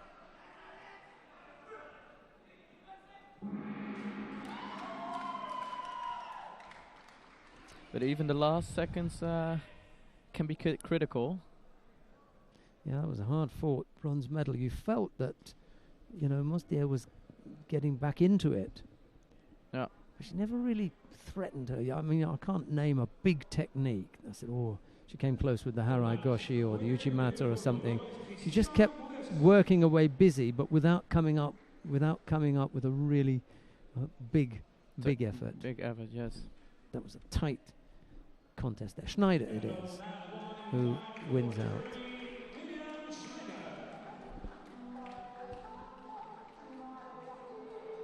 Well, we've got the choice of two Japanese here. Tanaki escaped in an earlier contest. She got held for 19 seconds. 19? She escaped at 19 seconds. And then she came back to beat her opponent. Who was it? I think it was Joana Diogo of Portugal.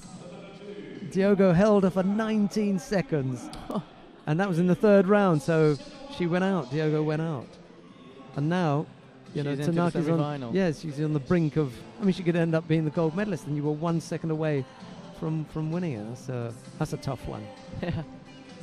So we've got the choice here: Tsunemi Makoto or Tonaki Funa.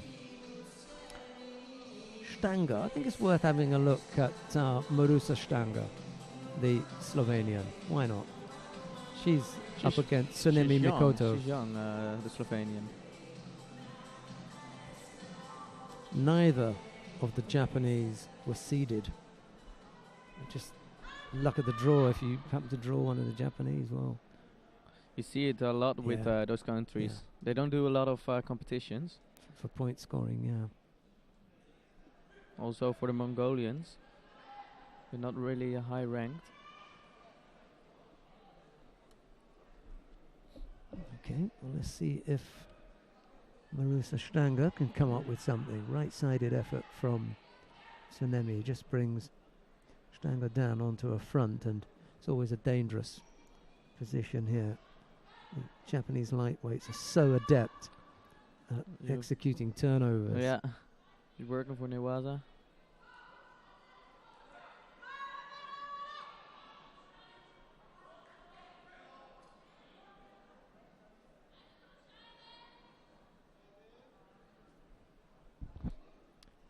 Well, it wasn't that long after Kondo Ami's win in the Junior World Championships that she went on to win the Senior World Championship, so Yeah, why not? two new Japanese in the 48.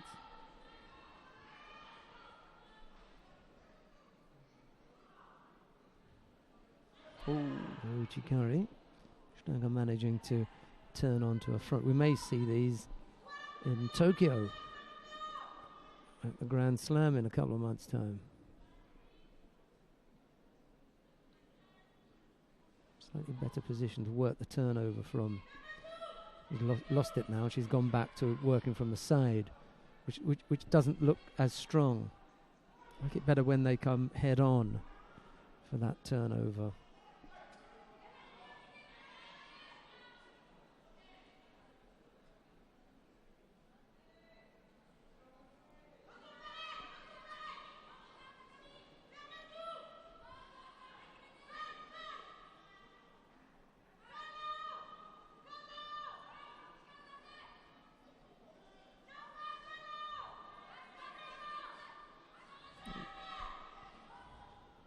Nice Poncionage. The Didn't work out. the feet came second. Yeah. Didn't they? You got the top half, And then the feet came. and then the feet came. But by Bit that too late. time, well, she'd felt it. You know, she could start blocking it. You get the feet going at the same time, and maybe you see. Ooh. Oh yes, that's it. Well, Stanger throws Tsunemi for Ippon. She took the Uchi over. Yeah, well, she threatened her with the OG a couple of times, Tsunemi, or just shown it, you know, just a little stab there. But Stanger, Marusa Stanger. And it's keeping hold of for the Newaza. yeah. Look at this. She just pulls the arm in, and that turns the body. So when she lands flat on her back. She wants to put that hand down. Yeah. You can see the Japanese looking to put her right hand down, but it's pulled. It's pulled. She's pulling that in. So She can't skip away. She can't get away. And that puts her on her back. Oh, here all the Japanese win. Yeah. Of course, I couldn't pull off the win on the other side. But Marusa Stanger, what a thing for Slovenia. She's going to have to beat a second Japanese in a row. And she's going to win the Junior World Championships. That's one thing, isn't it? You know, you beat the Japanese. But to have to beat two of them. Well, that will be great. And maybe a real world champion. Yeah. No questions Because, there. This is the turnover and then the Osai Komi.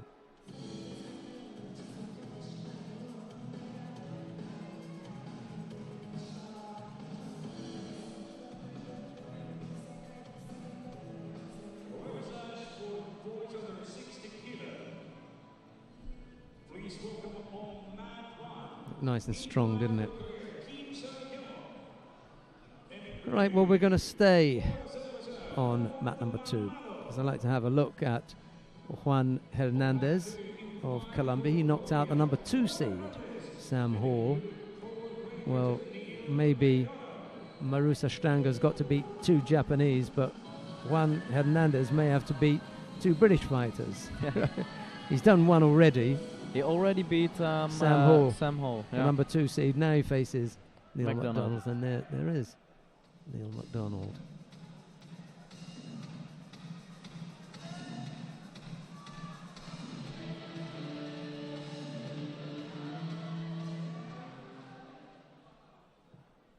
Hernandez in the white judogi, McDonald in blue, and on the adjoining mat, Kim Chang-yeon of Korea faces Davud Mamadov.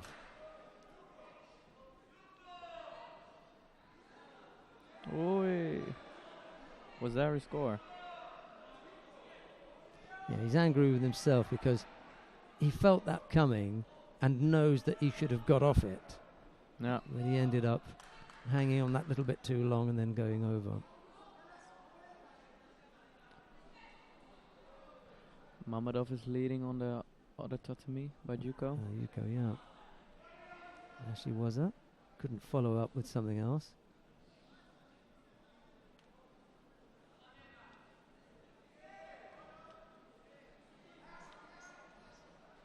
He's a busy little fighter, Hernandez. He's always on the move, and get the feeling that McDonald would like a second or two just to settle himself. He's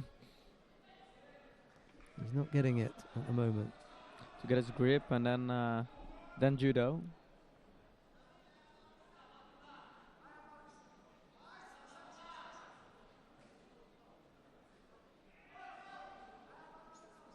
Couldn't come up with the Ashiwaza once that had finished. That's the next stage up. You know, Mongolians are absolutely fantastic at that. Coming out of the one Sernagi effort and then coming up with the Ashiwaza to follow.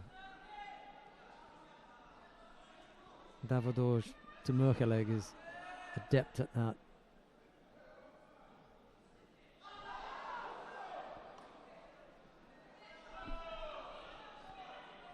Well, it was the gripping infringement from Juan Hernandez that they stopped that for. That was what he got caught with before.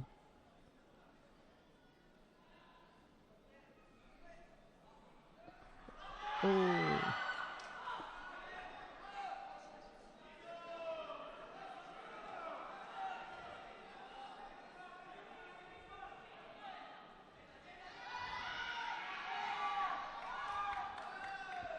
Oh, Juko for the Korean on the other on the tatami. There was a tide there. Lifting, lift. Oh, whoop. Score, Took Juko. him back, yeah.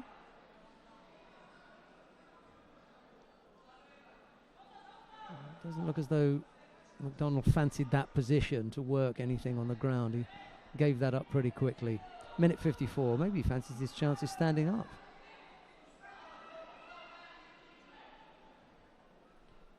They're gonna look back for it.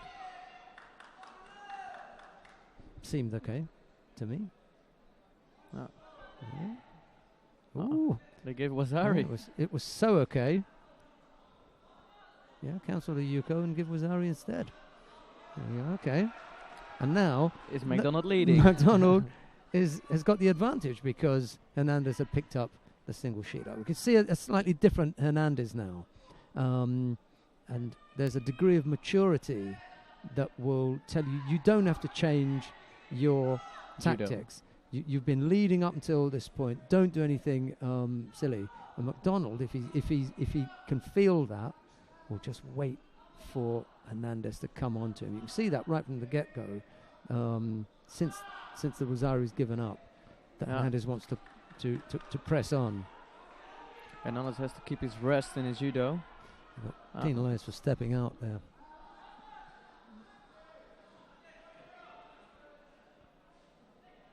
Shido now.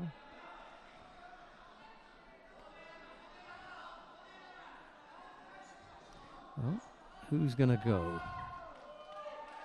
They've both been thrown once, and now McDonald comes back with that little Makikomi effort, but there wasn't enough of the arm. Yeah. I think McDonald's gonna take the lead now, the last minute. I think. if you can get in 2 more attacks without Hernandez attacking, then I think The penalty goes to the Hernandez. Yeah, likely to call him. But he's got to be quick. Oh! That was close. Close. Just missing out. I didn't think there was enough there. They give Juco. And the the Shido. penalty. This is double trouble there. And now you're going to see some desperate measures from. And this is where McDonald's got to be clever. If you can't stand up to the pressure, make sure that you don't give up the grip then, because you can't afford to collapse here. 20 odd seconds left to go.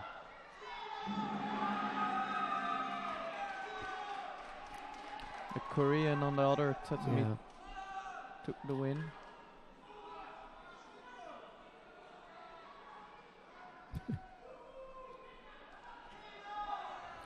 Shooter for McDonald's. Oh yes. Beautiful. Well, we won't have to worry about Shidos or anything.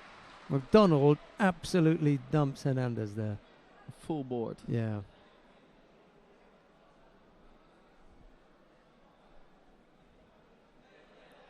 Well, 1 British fighter maybe, but not 2. Not 2.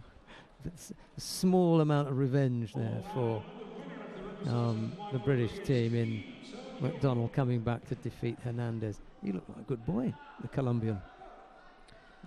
Very, very difficult opponent.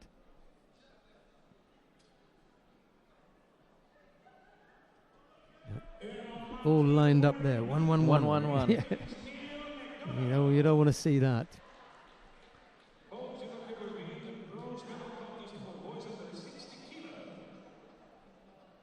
Good timing. Yeah. See, he'd been there with that effort before Hernandez. So McDonald was almost kind of waiting for him. Yeah. Yeah. It's a nice upon Yeah, nice.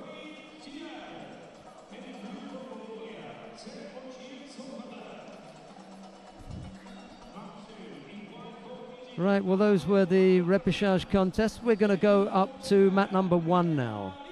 Let's have a look at Walid Kaya of France. He faces Sendocher Sogbata of Mongolia. Let's go to mat number 1. The number 1 seed, Walid Kaya of France, in white, faces Sendocher in blue. And Sendocher is going to be hanging around for the Grand Slam. So that gives you some indication that Kaya might have his hands full here. It's going to be a hard match, this. I always really look forward to see Kaya fighting. It's a nice throws, good kumikata. Yeah, he's a busy fighter. Isn't he? Yeah, always something to watch. Kosotogaki. Who's going to go here?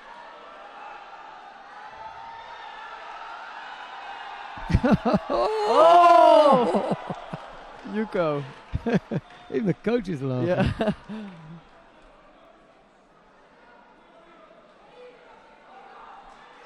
Yeah, that's going to hurt your back, isn't it? Frenchman's ready for him now, look. Even our cameraman isn't ready for him.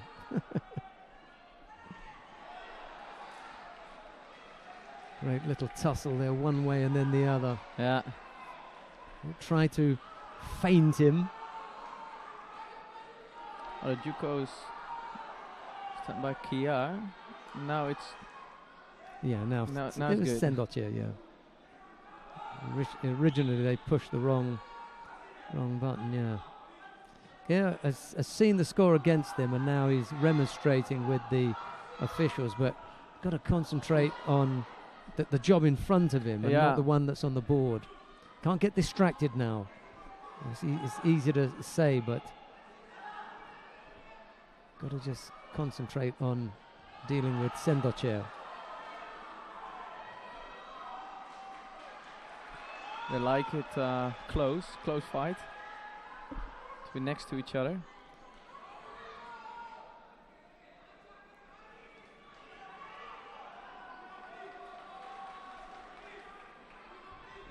On the other tatami was Are against the Yuko. Nagayama leading. Sendoche picked up the penalty for a false attack. Still leads by Yuko, however. Everything is possible. There's the danger again that the Frenchman is going to start pushing that little bit too much, and too more pressure to Sendoche.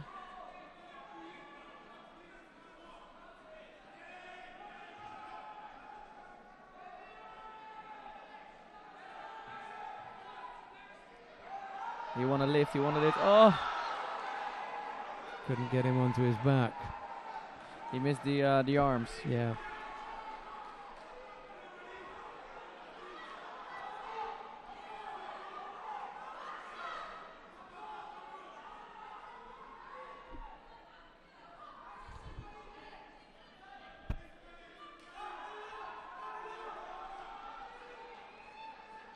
Oof. Score. Yeah. Just switched off.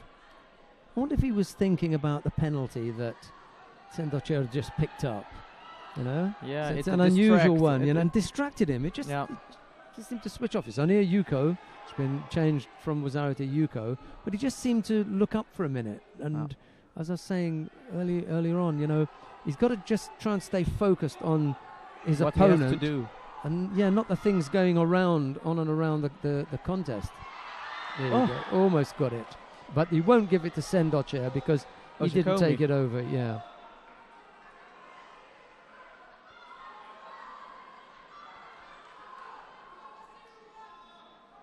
Too much busy with the surroundings. Yeah. It can happen. You just get, you know, that little bit distracted. Just got to look at the man in front of him. There's still a minute 10 to go. And he scores Wazari, it's all over. No.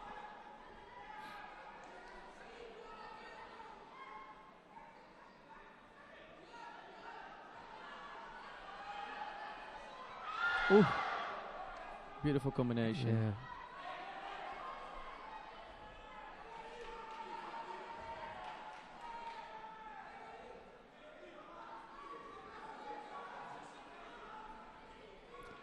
Bubbling the contest now with a minute to go. Here comes the Frenchman again. And he came in here as the number 1 seed, so he's going to want to make it all the way to the final.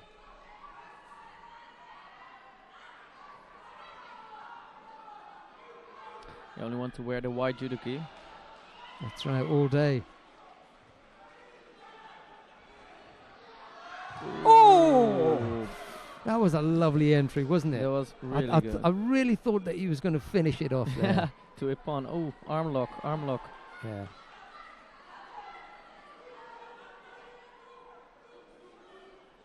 Three Yukos on the board. He's got it too low now.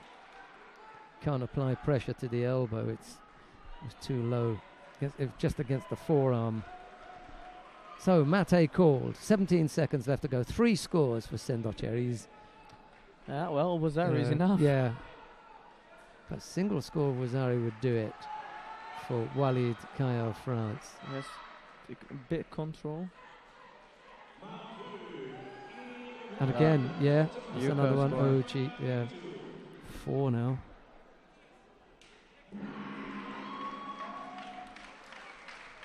He gave everything. Walid Kaya. But Sendoche came up with 4 scores. 4 Jukos. And that's the result.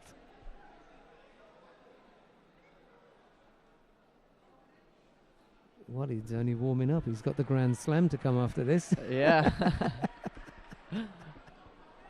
He's still got a fight next week. Oh dear. Yeah, I think a lot of people who stay, juniors stay for the Grand Slam from different countries. Just a few of each. Can't argue with that one. 4 scores. It's not as though he lost on a Shido or 1 Yuko or something. No. 4 scores. It was a bit obvious. Although a nice match with a Yeah, it was a good one.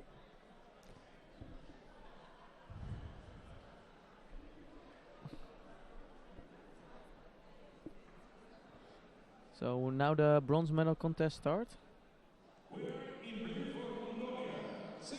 44 kilo.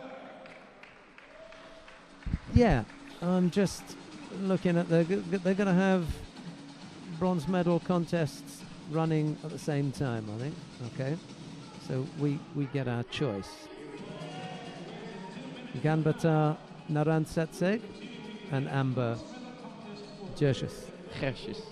Gershes, yes. Right, I think we're going to watch that one. Yeah. Finger crossed.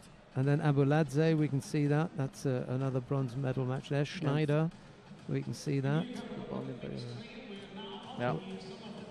Yeah, we're going to be quite busy on mat number 1, aren't we? Just staying there. Yeah. Seems we stay in the upcoming 3 matches on Tatami 1. Yeah. Galbata, Abuladze, Schneider, and Kim. We'll watch all 4 of those. 4 weight categories today. What's the team look like for the rest of the week then? The Dutch team. How? Well, today I cannot say the heavyweights, but the 78 and the plus weights and the men, they arrive tonight. Oh, okay. And then is our team complete. Now we all sitting a bit in a corner. Off on mat number 1, just to the left of our screen. Yeah.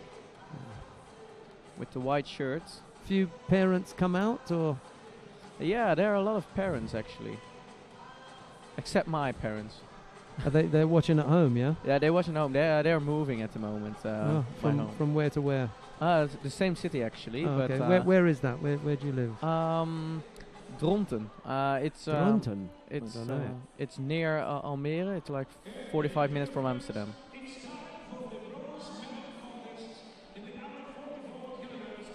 But I live in something like a boarding school for judo, and that's in the north.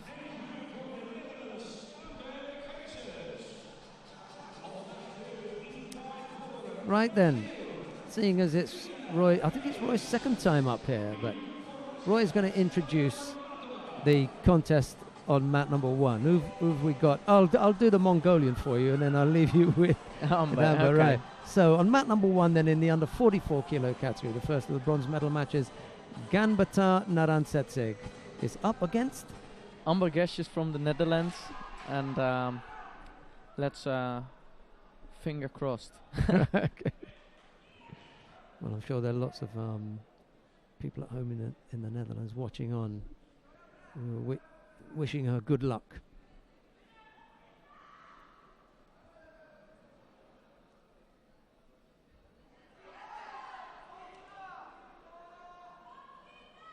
Good grip.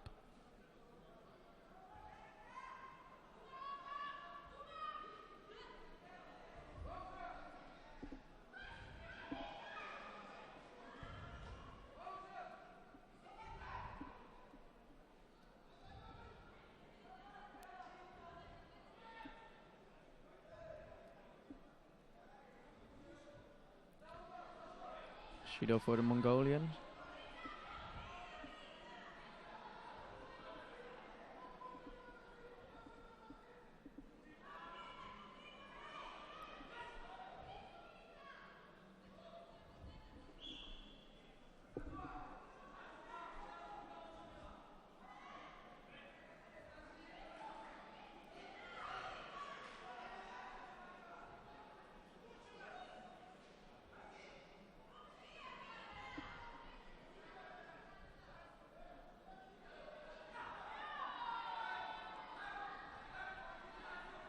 Precious is leading with a Shido.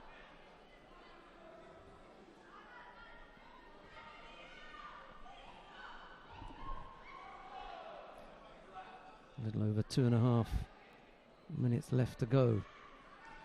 Mongolian's got nice tactical awareness. He's fought well all day. I'm not sure. I thought they fight against each other last year Worlds. I'm not sure. We can have a look.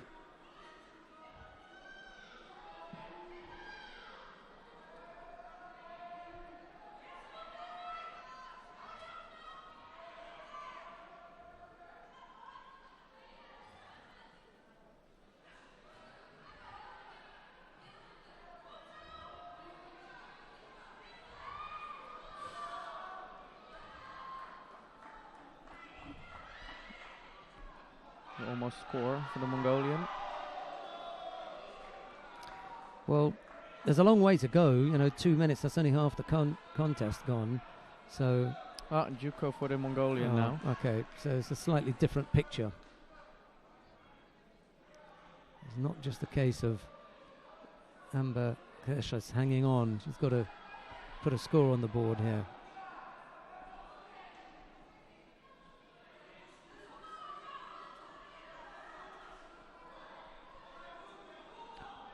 Second Judo.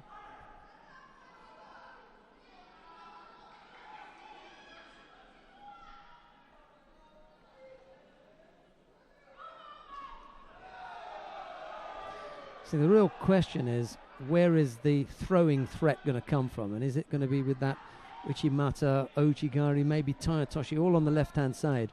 And if there are enough of those attacks that look strong, you can say, okay, there's a chance, because maybe Ganbatar will get worn down or make some mistake that will present Amber with a chance of coming up with a score, but it's not looking that way at the moment. The Mongolian seems strong, have a good grip,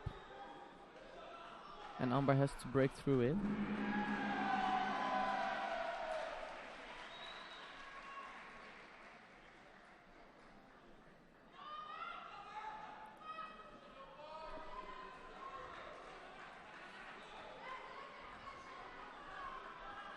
Yoko Tomoenagi, but instead of taking Kershas off to the side, she really pushed her back. No.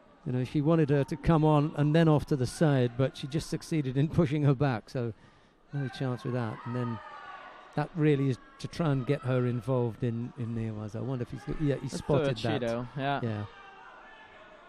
Single. Uchimata now. Here's the pressure because now it's coming. Now it's coming. Ganbatar doesn't want to commit an error.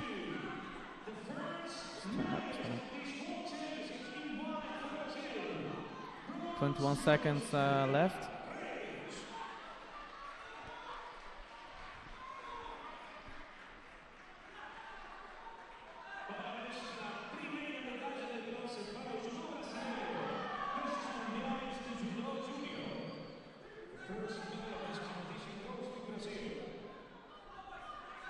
Ganbatar's got to be really careful here that she doesn't drop under the attack or step out. That was the last effort there. That Yoko Tomoenagi from Amber Kershas, not there. Too late now. Yeah, well, as I mentioned, tactically, when you win an ugly contest, you get the tactics right, and she just did enough. No. 3 penalties against her. I didn't really see the fourth. She got penalised when she should have been penalised, and she just about did enough to stay in net. The other thing is, she came up with the score.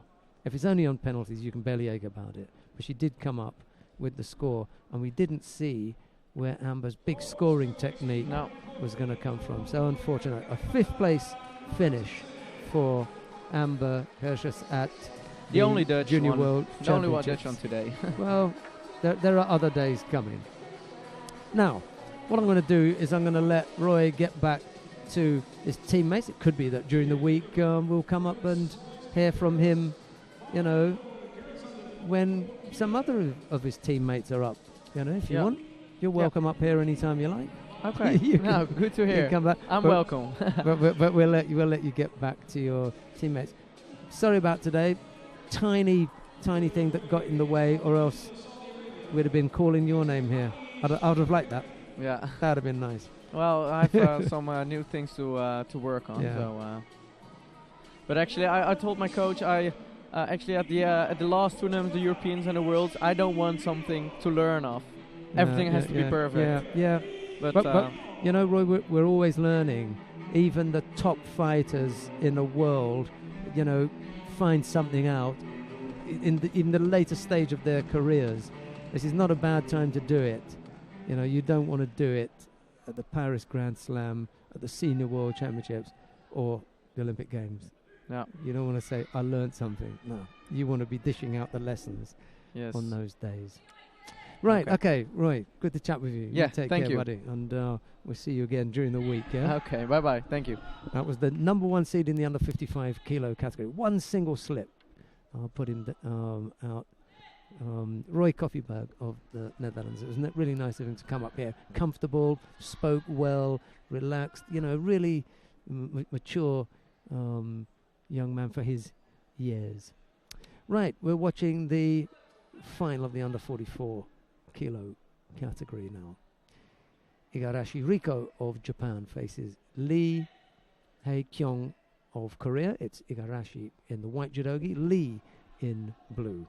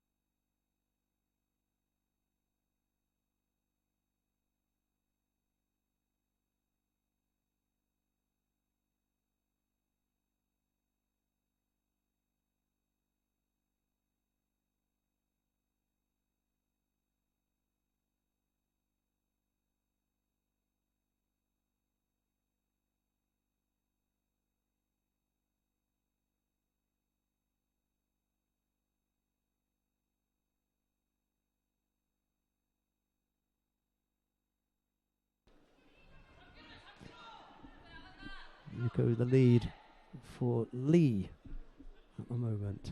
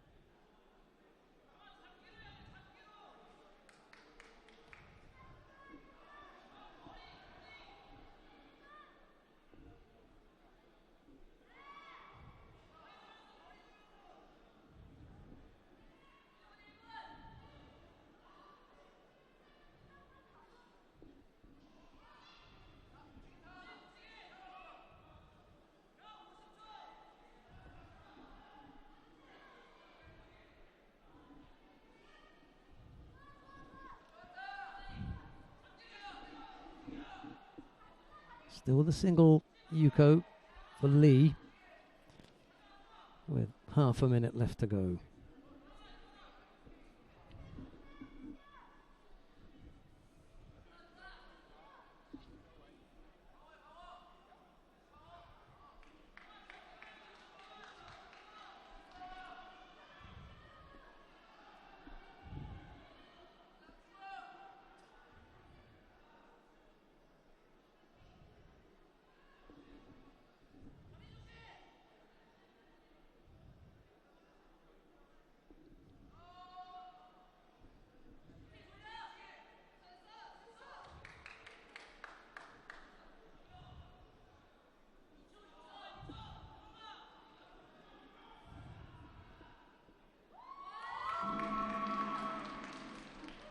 Well, that was enough to take the gold medal. That one score, Lee Hae-kyung of Korea defeating Igarashi Riko of Japan.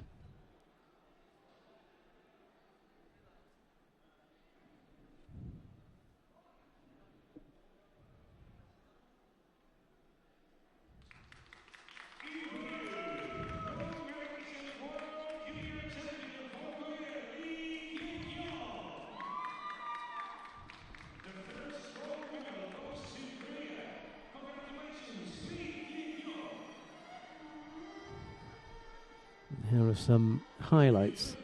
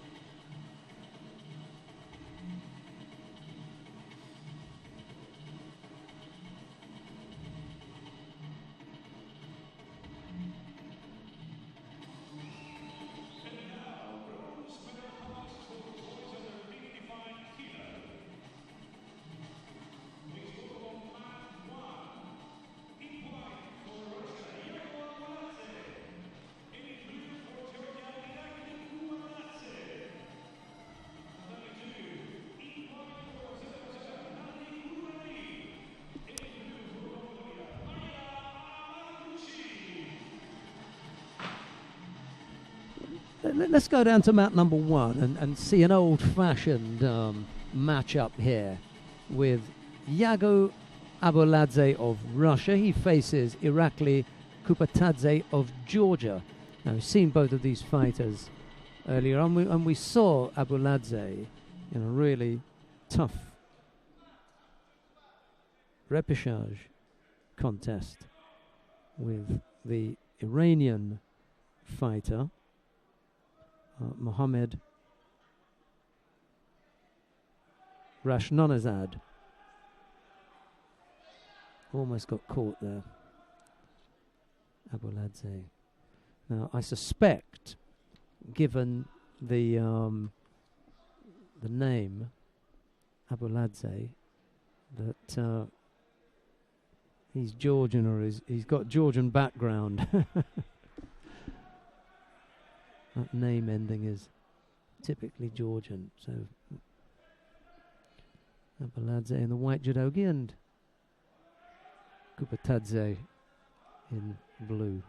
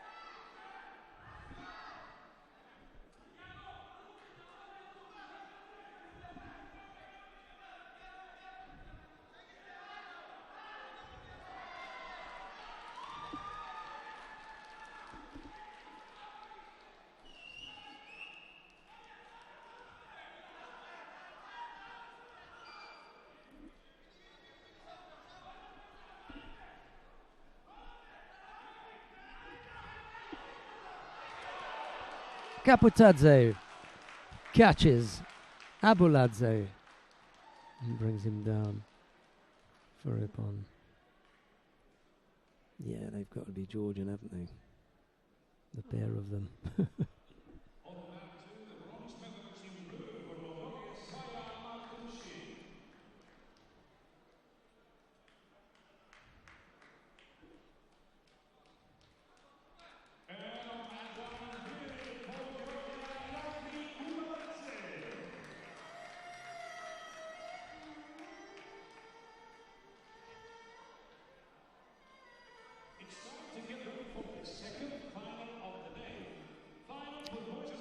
So, bronze medal going to Irakli Kapatudze and to Bayara Amatufshin on the adjoining mat for Mongolia.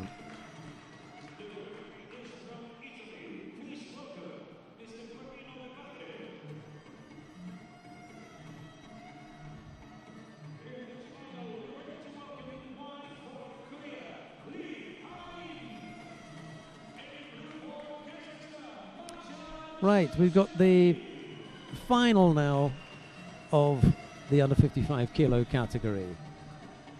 Lee Harim of Korea faces Magzan Shamshadian of Kazakhstan. It'll be Lee in the white judogi, Shamshadian in blue.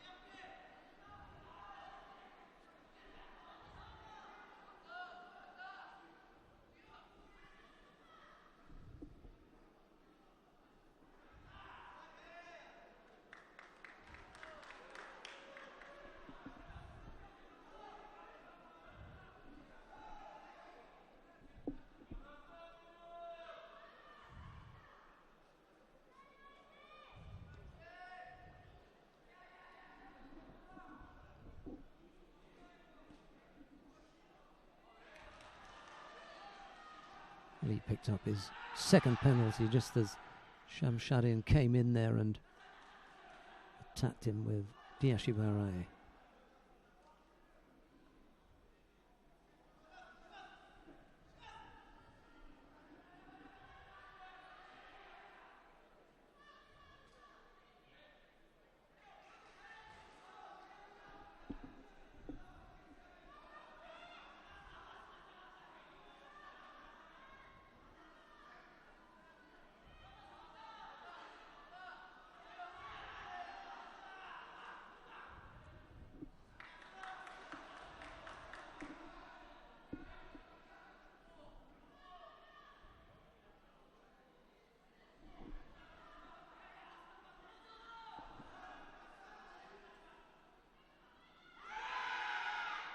Nice effort on the right side from Lee. Just needs a single score to do this. A minute to go. Was it Lee that we were talking about? That it was, yeah. Who hadn't been scored against all day.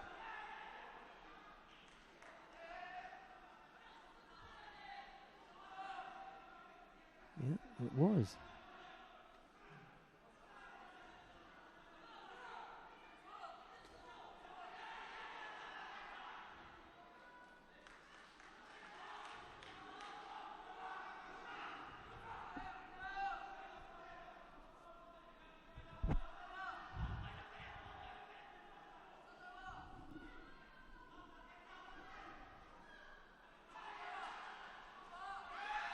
Almost over there on the right side. And now he's going to go again, this time with Morote Seoinage.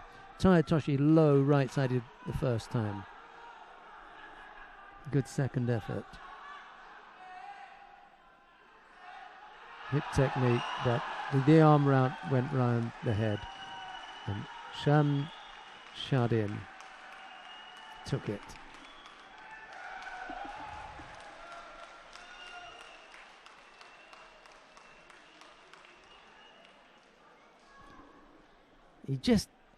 He took the risk, did Lee. He really began to throw everything that he could at the contest. And then Shamshadu came up with the win here. Just pushed the left hip through and over went Lee.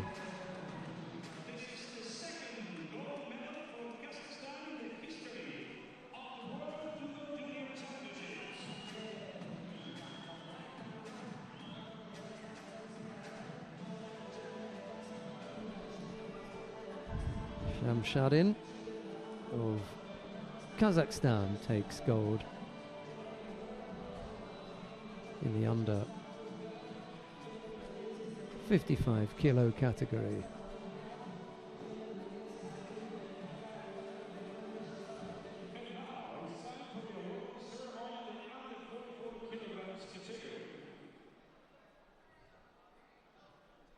The medals will be presented by the General Treasurer of the International Judo Federation. We've got the awarding ceremony in the under 44 kilo category. Let's go down to the far end of the competition hall. We'll take a look at that.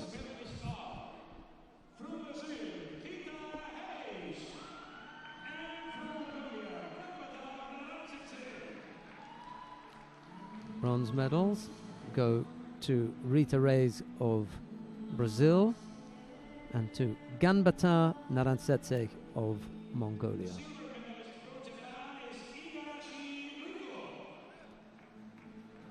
Silver medal goes to Igarashi Riko of Japan.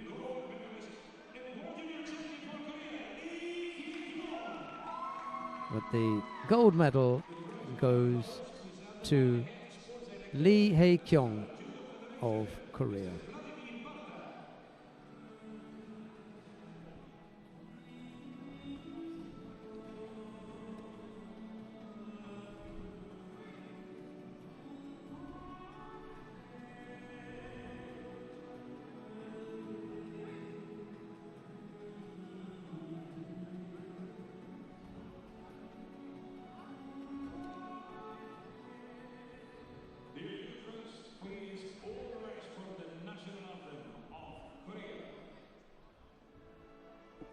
And now the national anthem of Korea.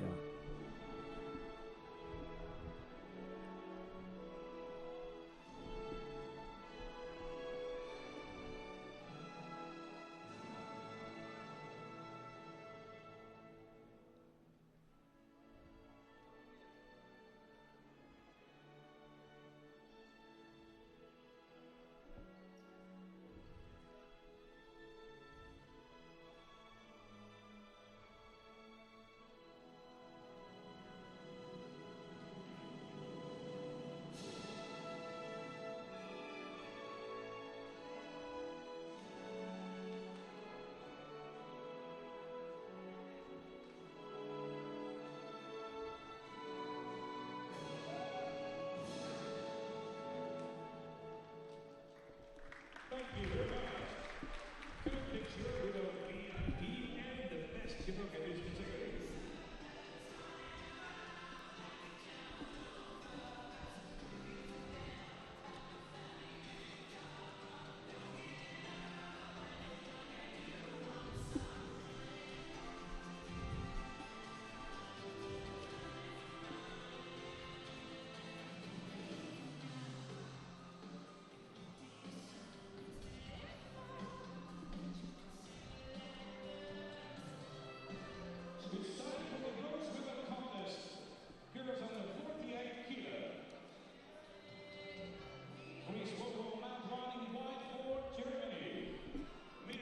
Right, we've got the bronze medal contests in the under 48 kilo category. On mat number 2, it will be Kristina Budescu of Moldova. She'll face Tsunemi Mikoto of Japan, but we're going to see the contest on mat number 1. That features Miriam Schneider of Germany. She's up against Sephora Kosher of France. It'll be Schneider in the white judogi, Kosher in blue. Mat number 1.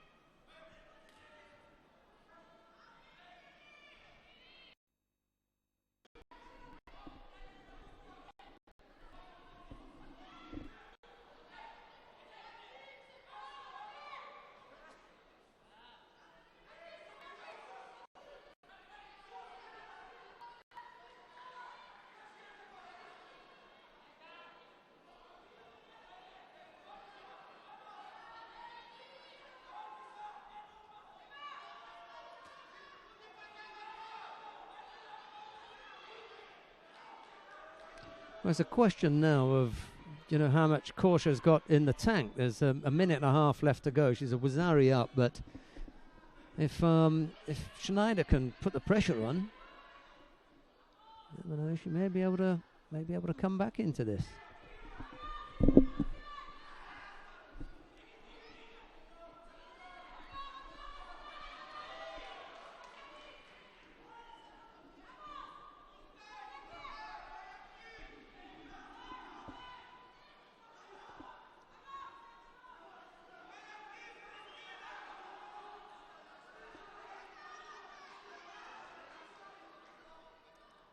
Not able to make anything work on the ground there.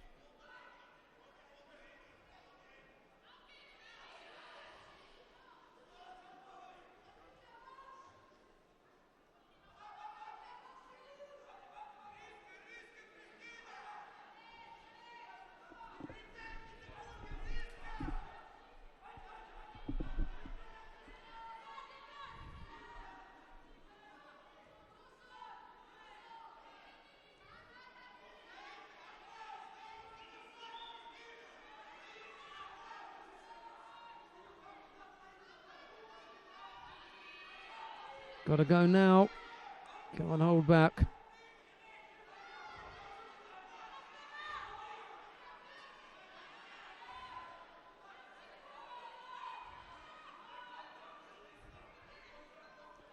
Odd seconds left to go. It's not happening for Schneider. The big score isn't coming.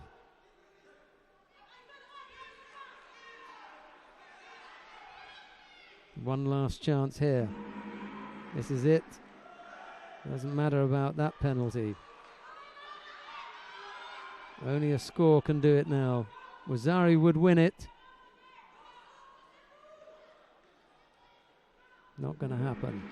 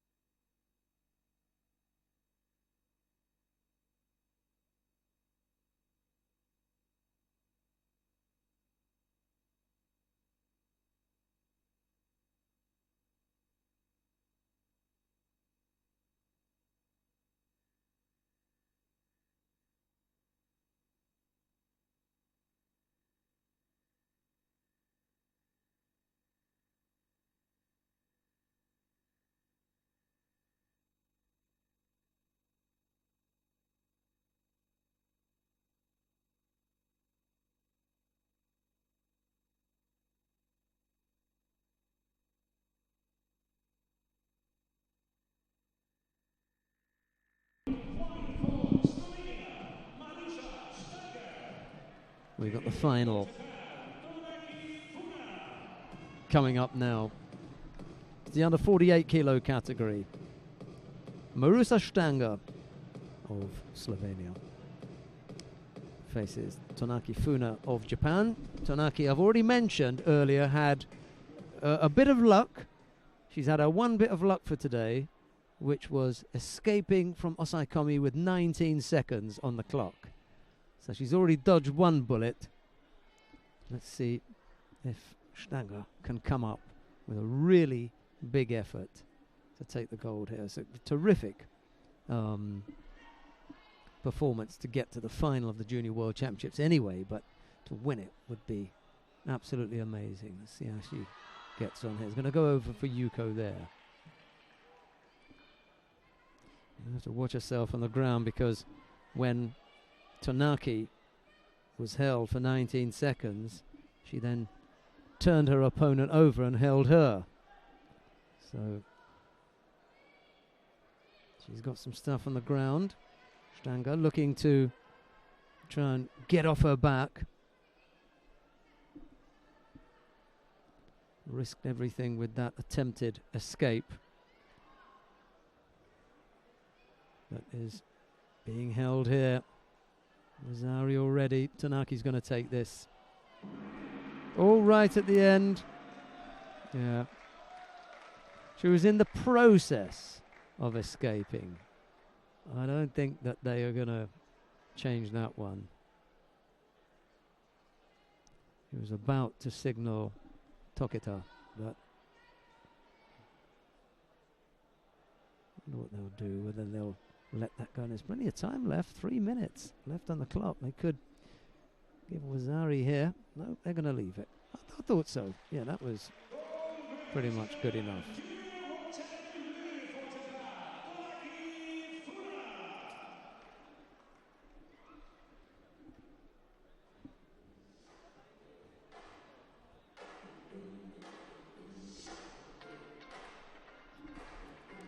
Well, the best of efforts there from Marusa Stanga.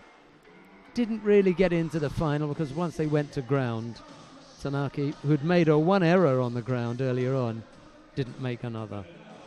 That was it.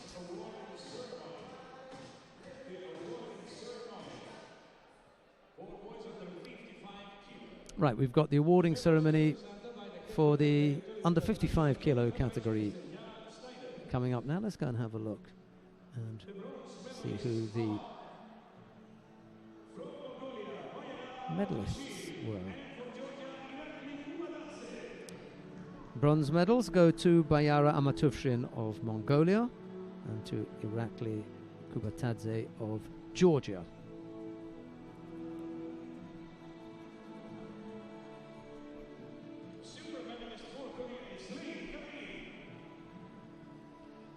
Silver medal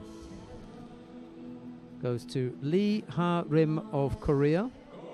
The bronze medal goes to Magzan Shamshadin of Kazakhstan.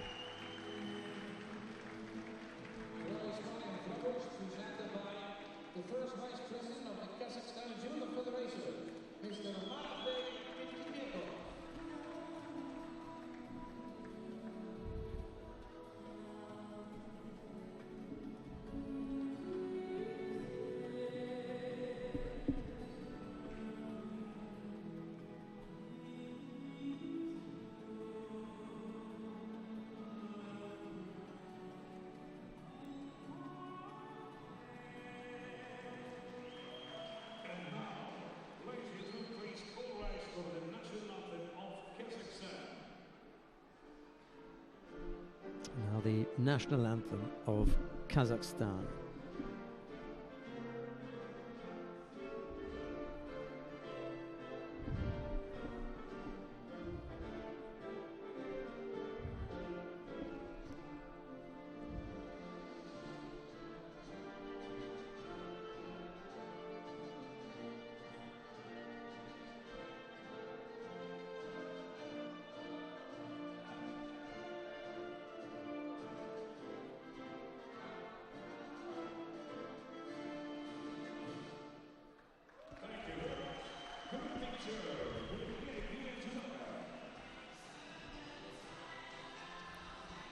one more weight category to bring you after this.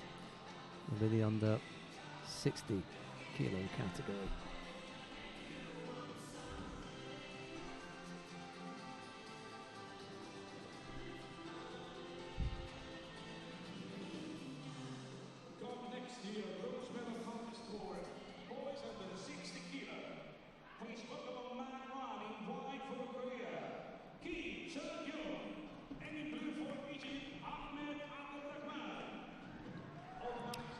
Right, we're going to stay on mat number 2 to see the contest between Neil MacDonald of Great Britain and Walid Kaya of France.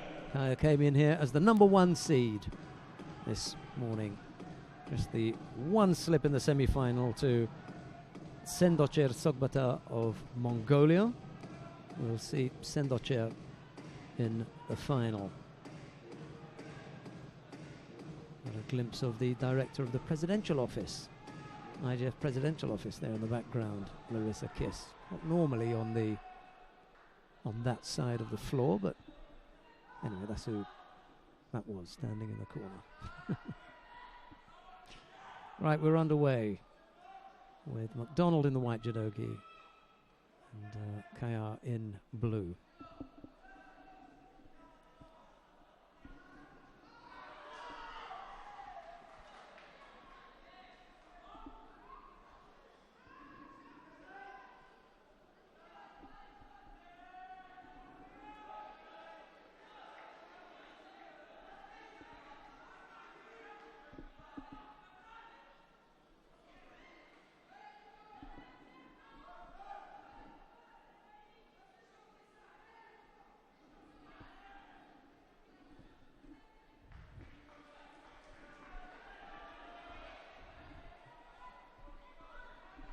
Donald was in the process of attempting that big pickup, and then Kaya managed to turn him, come up with the score.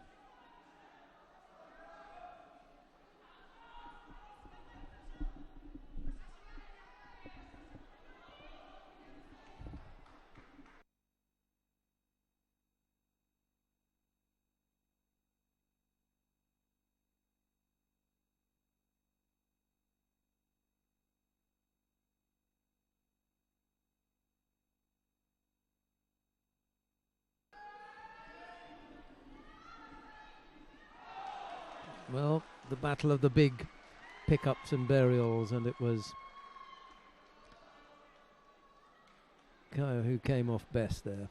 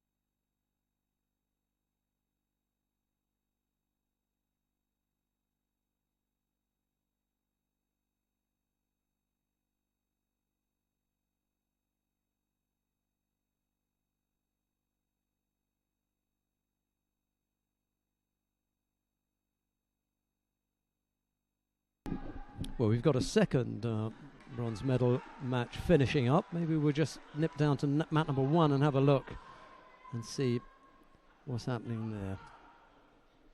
No score yet between Kim and Abel Rahman.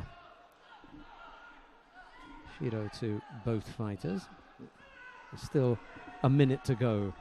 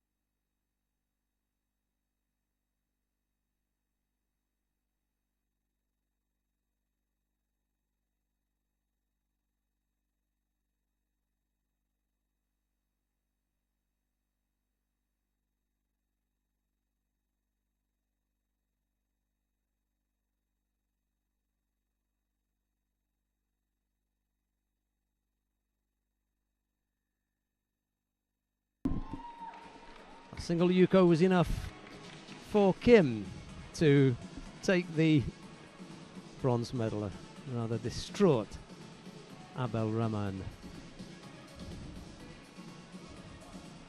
This is when his coach needs to get him up. Well done to the coach. That's it. It doesn't take a lot, does it? The coach just has to say, that's enough, off you come. And then they go. Just as the French coach should have told Walid Kaya, hey, we can do the celebrating after you've bowed to your opponent. It's hard to stop them, they're you're full of celebration. You've just won a medal at the Junior World Championships. Still, you have to hold it together. Right. Sendocher Sogbata of Mongolia faces Nagayama Ryuju of Japan. It's Sendocher in the white judogi, Nagayama in blue. This could be the contest of the day. It's the last one.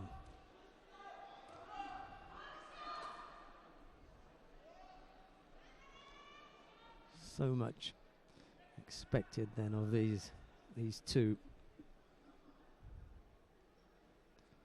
Nagayama didn't have it all his own way earlier on. And a few tough contests. Abel Rahman.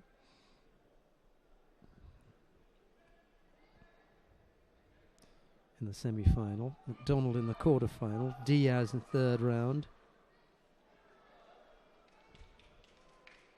Zizovsky of Hungary, second round, and then you had the Kazakh fighter in the first round. Zhayun Taev. So it's been a full day for Nagayama. Sendocher, all for him. Walid Kaya, the number 1 seed. Mamadov, the number 4 seed from Azerbaijan. Ovchenko of the Ukraine.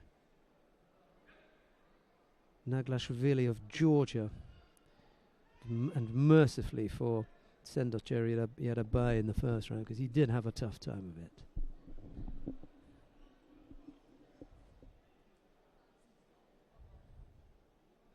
Nagayama didn't have to. Well, he did.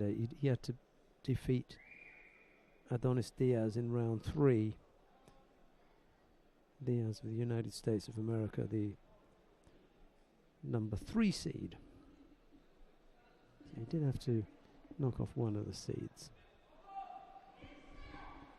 One of the top 4 seeds. Oh, almost a slip there from Nagayama.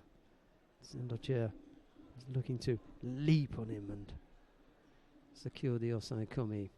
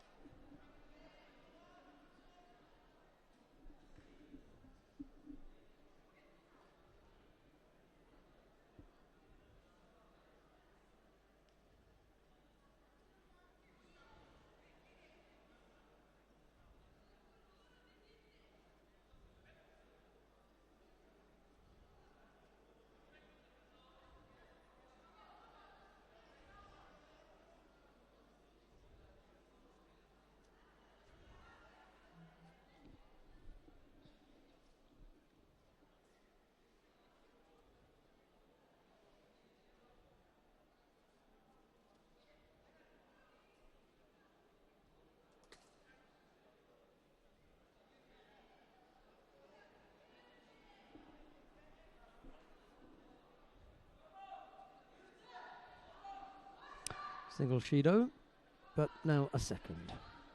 Minute and a half to go. Sendocher beginning to feel the pace here.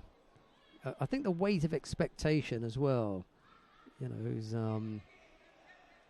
has taken its toll. And that's himself, he was desperate to do it for himself. It could have been a little bit, looking further ahead. He's already looking at the Grand Slam that he's supposed to be competing in next week, and he could have had one eye on that. You'll know how difficult the juniors can be. He's fought in them before and medalled in them before, so no surprises there. But I think he may have been looking at too many things. He's beginning to move gingerly. I think he's got a bit of a back injury as well. 50 odd seconds left to go.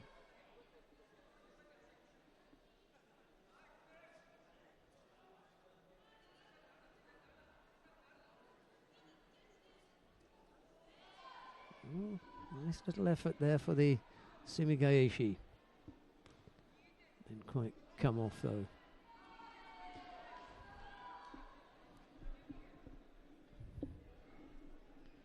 Seven seconds to go.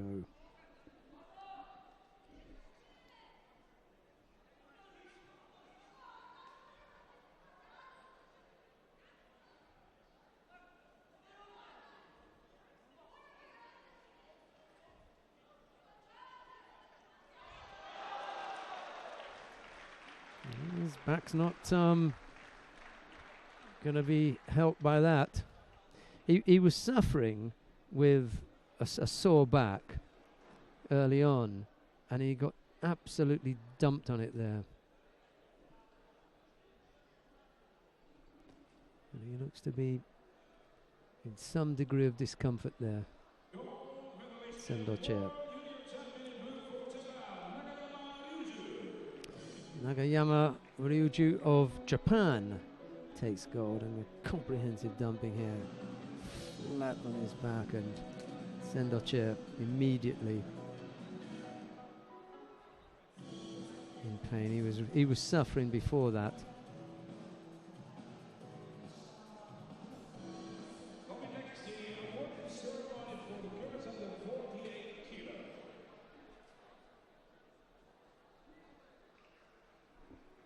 Right, we'll have two awarding ceremonies now. We'll start with the under 48 kilo category.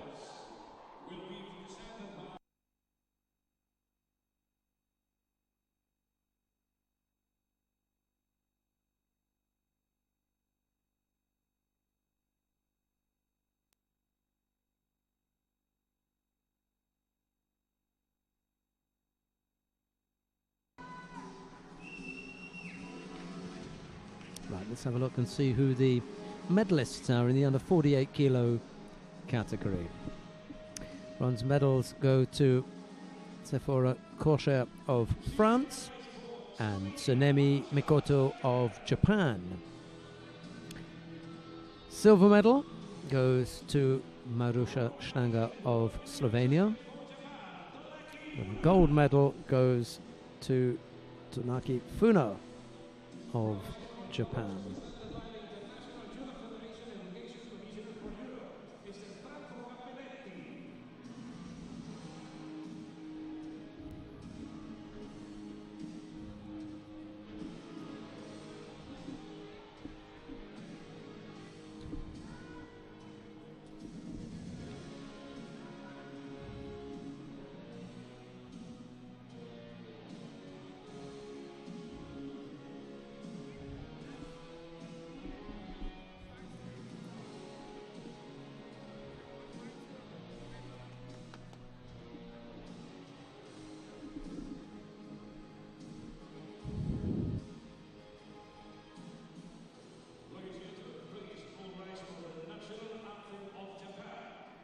Now the national anthem of Japan.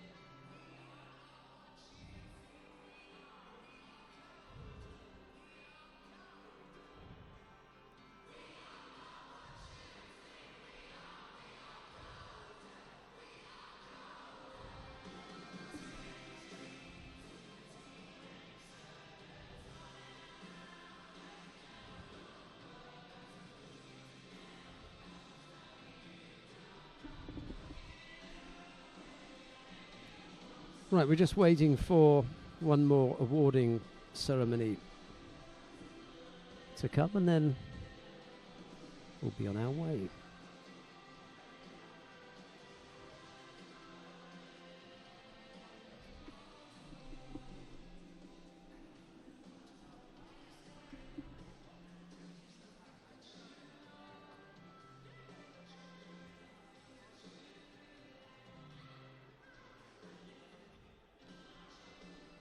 It's the awarding ceremony in the under 60 kilo category. Well, they're all lined up down at the far end. I think Luis Torres is going to do the introductions. The medals are presented by the Development Director of the International Judo Federation and member of the IJF Hall of Fame, Mr. Yasukiro Yamashita. The bronze medals for France, and for Korea, Kim Sang-yeon. Bronze medals go to Walid Kher of France and to Kim Chan-yong of Korea. There's Walid.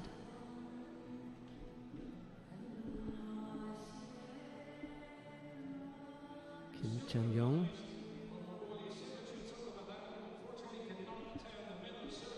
I think he might be able to. They're going to try and get Sendoche onto the medal podium, even though he's got a bad back. Yeah.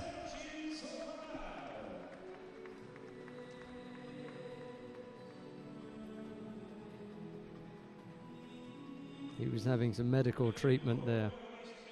He managed to get to the podium in the end.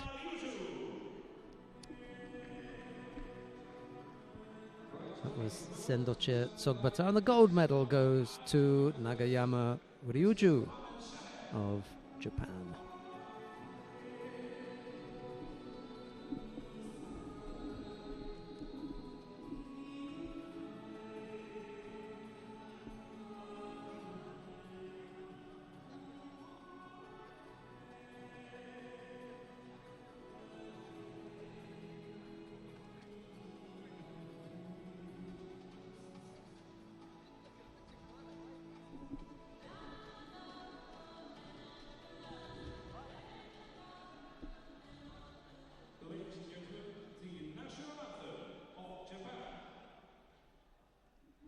Now the national anthem of Japan.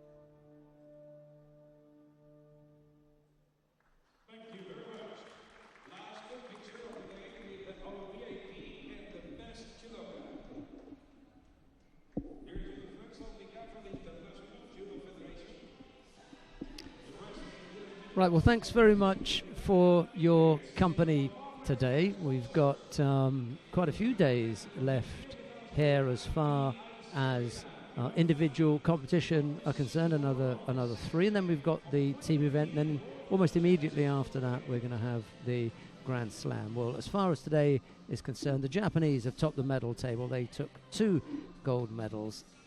South Korea and Kazakhstan 1 apiece. So close of the opening day, Japan on the medal table, top of the medal table. There was the gold medal in the under 44 kilo category went to Lee of Korea. Tanaki was the winner of the gold medal in the under 48 kilo category for Japan.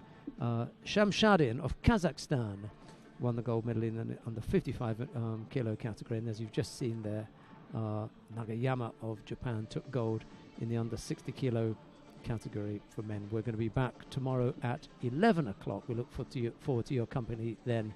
But from everyone here in Abu Dhabi, it's bye-bye for now.